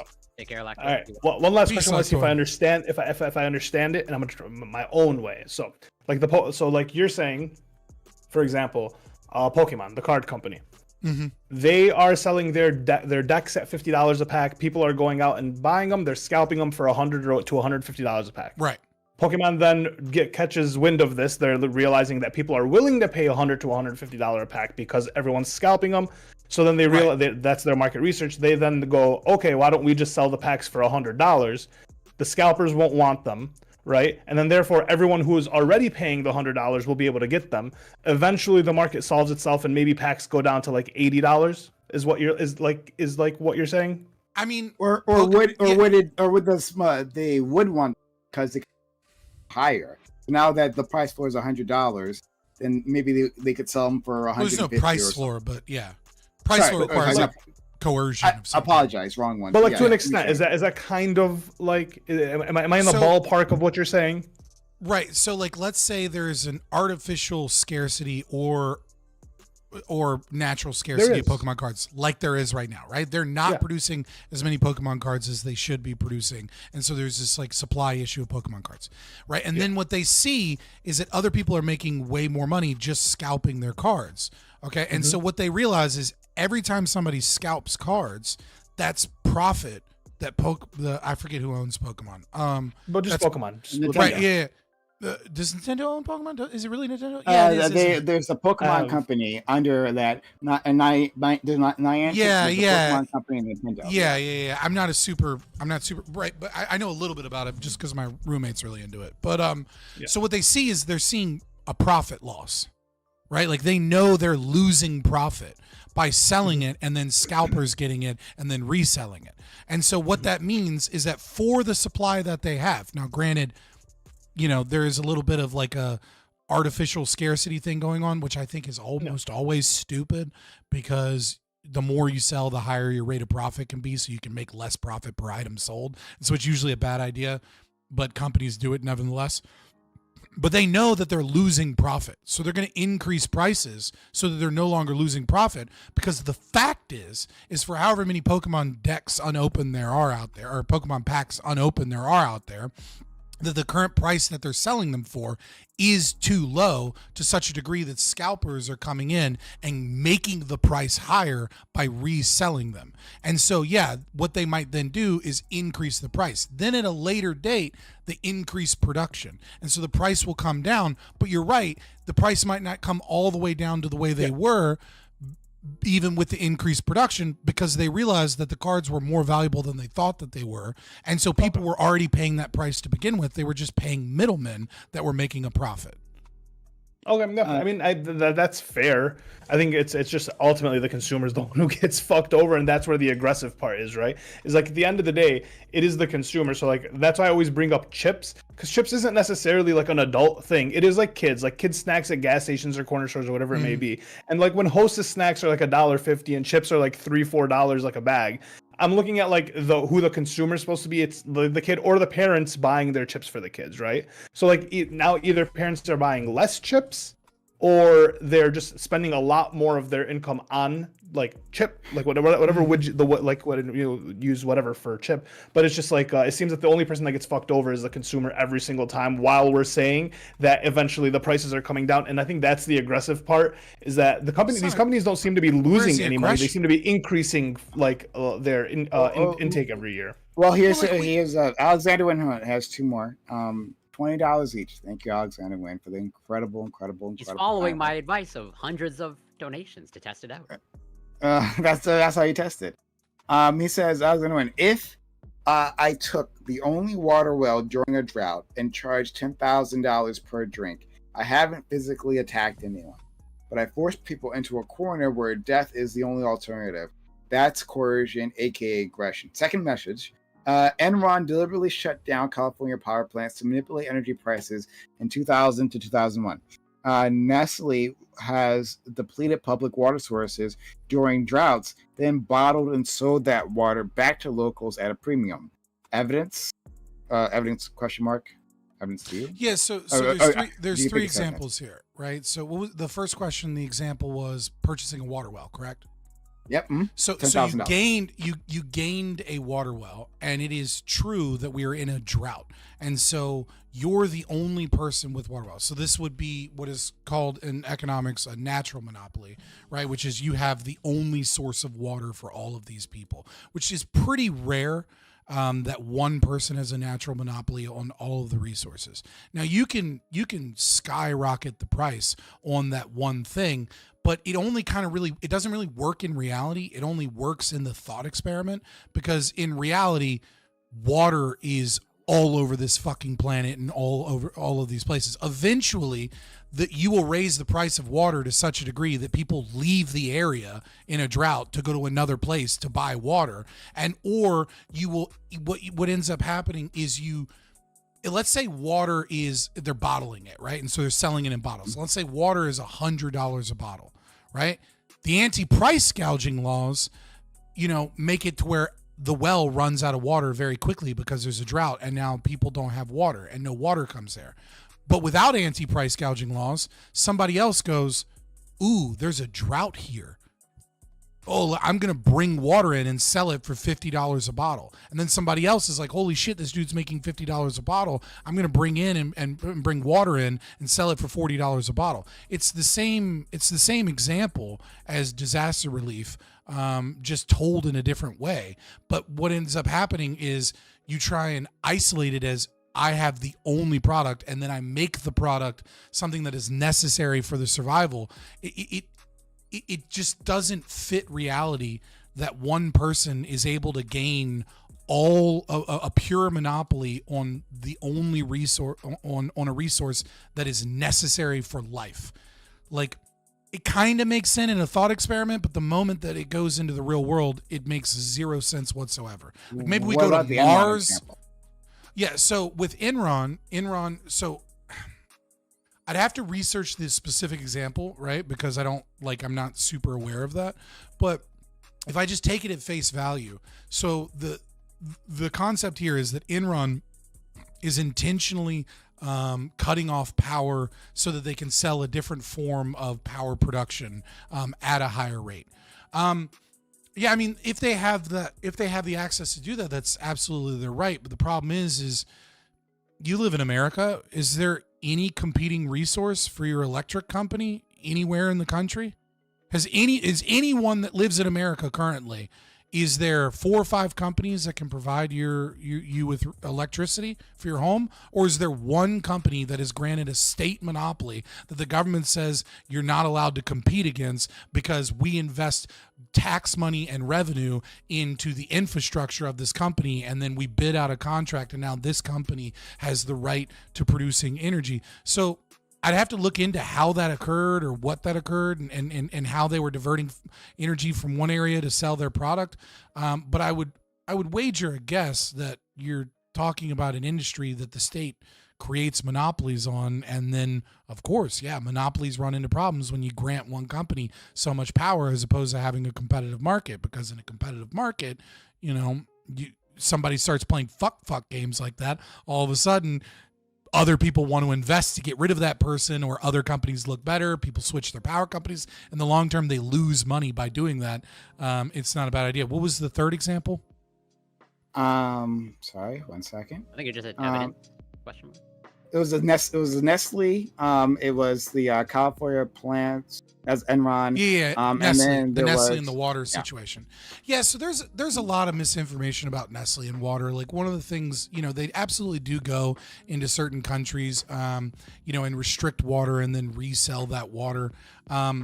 Natural flowing water is like kind of a weird one to deal with in a libertarian perspective. I don't want to give like a super long answer, but like, damming, let's say you dam water so that water access isn't available to another area, then this is where you start getting into libertarian theory on common property, because you own the water in an area. But if you build something that like, it's like if I built like a pollution machine next door to you, right?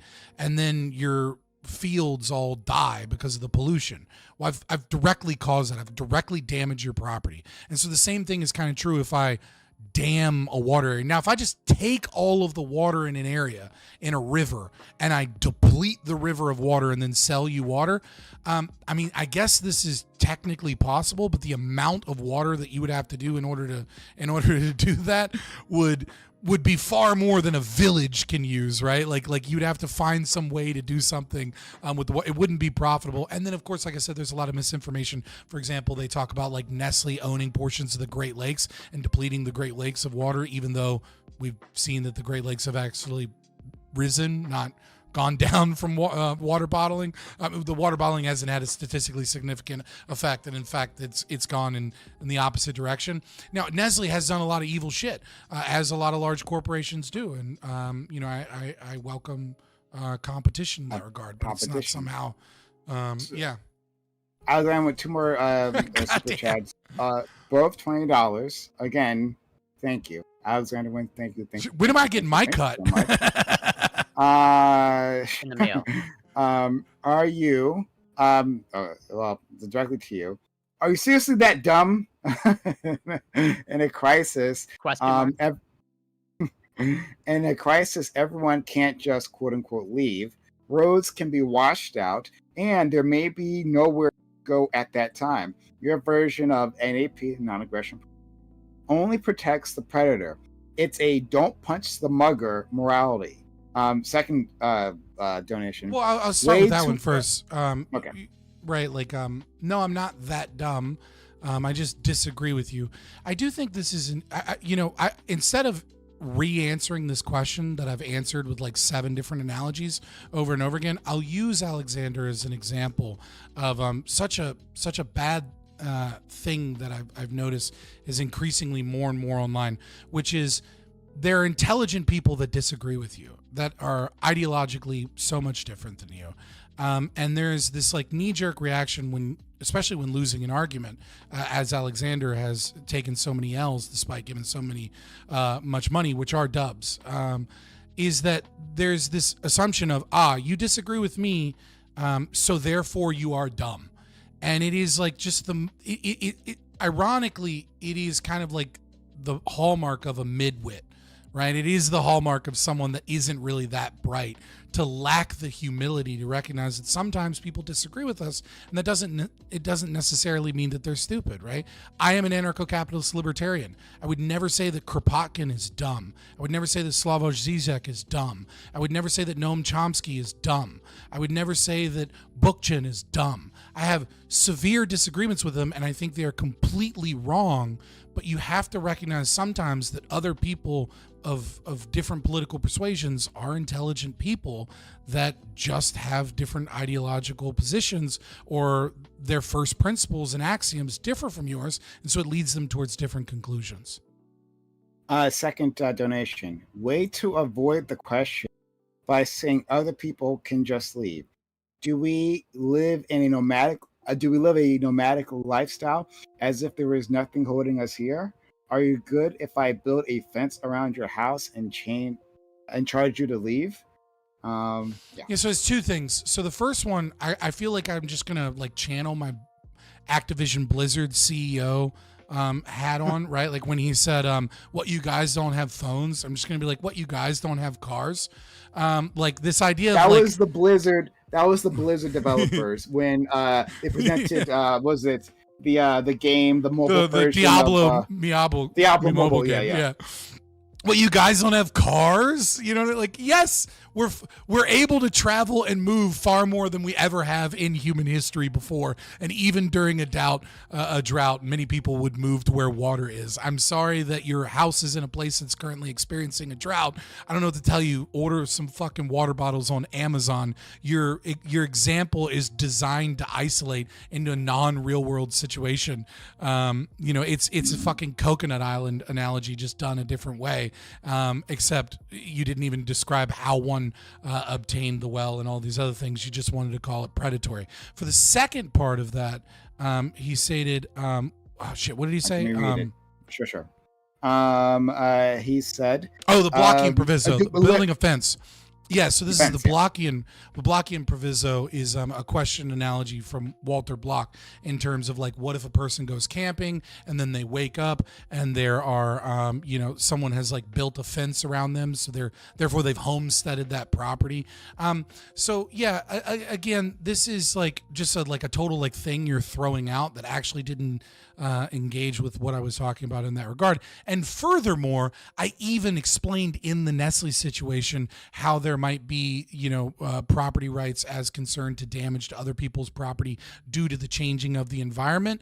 And if you're not intimately familiar with libertarianism, which I get, this would, when I stated common property, this is in the same vein of understanding easement rights and things of that nature, right? Like if I was using a path regularly to get to and from my property, and then I've kind of already in part, if I'm with a bunch of other people, we have in part gained easement rights to the property. And so those easement rights must be maintained by the person that privatizes that area. And if it's just me, then I've already homesteaded it. And what you've done is simply aggressed upon me, and I can use violence to stop you. So before I answer any more of Alexander's questions, because I'm done, no offense, Prime guys, I got stuff to do.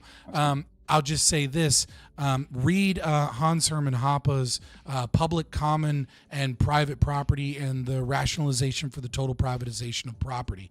That is kind of like where many of those libertarian theories that I'm discussing come from that article in terms of dealing with common property and easement rights. Again, I'm not that dumb, buddy. $10, but you don't have to answer anything. Okay, if it's the last one, that's fine. Because you disagree with me. You're dumb because you avoid the reality of the so that you can hold on to your NAPS, non-aggression principles. Too hard to drain a river, quote unquote. Too hard to drain a river during a drought. Well, yeah. Now he's changing. Now he's changing the principal positions. Number one, because why not? And number two, I'm dumb because I won't deal with the question, even though I just spent like 20 minutes going through libertarian theory and philosophy and answering the questions. And then, but I'm not engaged in reality, even though your example required one person to have total rights to a resource that is necessary for life and isolated all people from the ability to move, or all other people from the ability to engage in said production of that. That's I'm not gonna say you're retarded, but that's retarded. Do better. Peace. In the future, sir. In the future, I do want to get more feedback on that analogy that I was the cult and the religion in terms of Iran and ISIS. ISIS, yeah. Because I think there's something there, and I want to use it in arms. And it's something I believe you asked me previously. And like I like searching for like an answer to express how I feel, and I think that was a pretty good one. But yeah, you just can consider that whenever you want. All right, I'm out of here. I'll think about it. I think you're onto something, but the specific thing that you described is not doesn't work. But I think it's obvious to some. Oh, there we go. It's obvious to some degree that there are going to be differences between the power dynamics of a state that is dependent upon a population and that which is a roving band and aggressor. And the concept that we are sold by neoconservatives and neoliberals that these two are the same thing in our ability to negotiate is false, in the sense that a terrorist organization is an ideological vessel, whereas a state is beholden to more real-world concerns simultaneously with their ideological vessel. And so we can appeal to those real-world concerns that a nation-state must address in order to govern, insofar as negotiating with them. And so, you're close. I think you're close. I just think the analogy of cult and stuff automatically distracts people, because people have so many biased opinions about religions and cults, and then I just don't think it fits one-to-one. But I don't think you're wrong. I just don't think you're right on the mark quite yet. But I do think there's something there for sure. But I'm gonna hop out of here, buddy. All right, have a good one, fan. Thank you so much. And thanks everyone for the kind support. Thank you, Lactoid, for the raid. Thanks for anyone who followed. All right.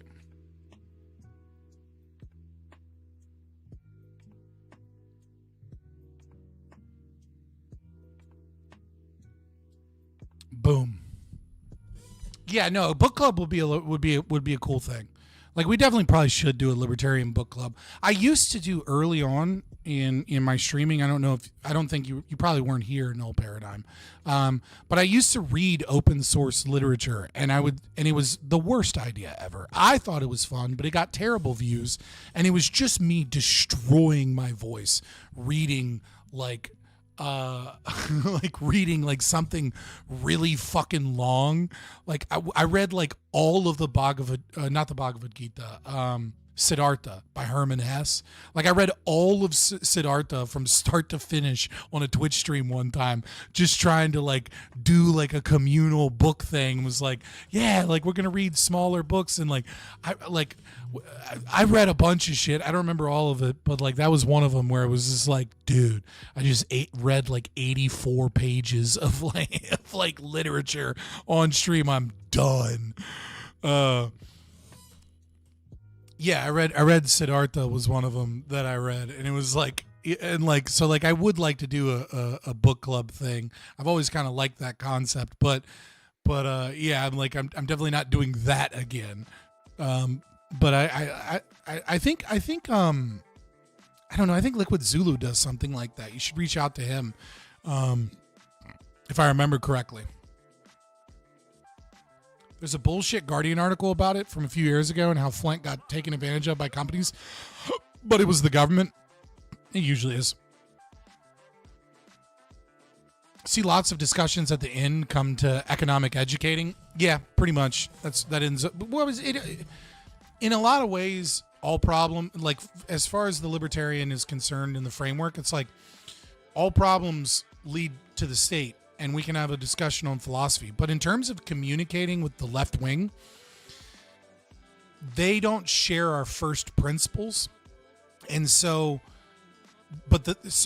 trying to discuss the philosophy just hits them. It's like hitting a wall. But very often, because they're so, it just seems easier to engage with them from economic principles. Even though they disagree with it, there's just the language can kind of seep in. Now, of course, they usually memory dump it the fucking next day, but nevertheless, economic conversations seem to be a simpler means of describing the because there's real world consequences. And so it's not like the philosophy does have real world consequences, but it's abstracted. Whereas in econ, you can see reality and how it actually works. Afuera! Malay was right about the state has always been the problem. It'd be fun to have Prime go through those first principles in a book reading and discuss his issues with it bi-weekly or something. I don't know that I want to do that.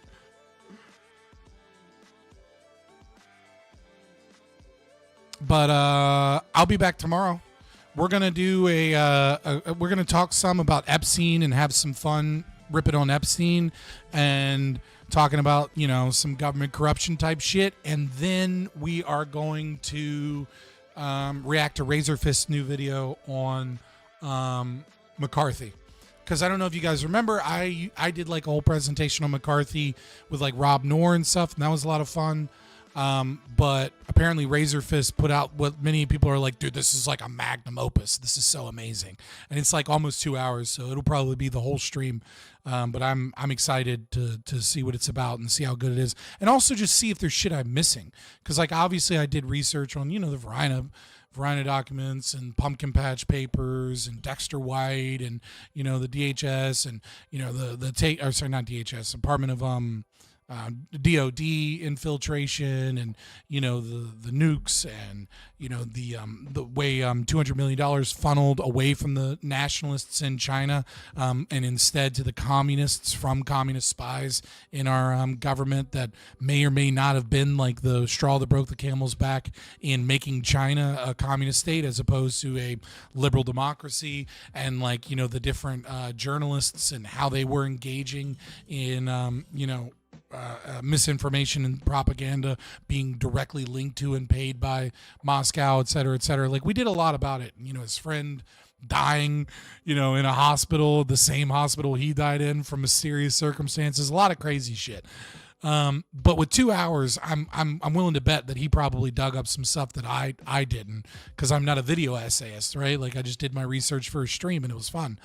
So I'm super excited to go through all that tomorrow. Yes, McCarthy is like 2 hours and references his prior McCarthy videos. Yeah, fair enough. I'm not going through all of them. Did I see Razorfist video defending IP? Man, I just heard about a video. I don't follow everything everybody does. No, I didn't. I didn't know that was a thing. Not based. That'd be interesting. Read their commie literature. I said the Arsler. Yeah, all the time, buddy. All right, guys, I'm being out of here. I'm going to go tomorrow. I'll see you guys tomorrow. Join the Discord, like, share, subscribe. Appreciate all the super chats tonight. And Shrek Eyes, I believe, was it? No, Silver Ogre. One of you guys, I can't remember right this second. I can see it's not Shrek Eyes. It's Silver Ogre. So, thank you for the membership, Silver Ogre. 6 months. Got that silver badge, flexing on people. I appreciate it. Join the Discord and definitely follow me on Zitter, Twitter, X, whatever you want to call it. And I think we'll probably start tomorrow. Maybe like, I don't know. It'll be, I'm not sure when I'm going to start it. 5, 6, or 7. Make sure you join the Discord and you'll know exactly when I'm starting. Deuces.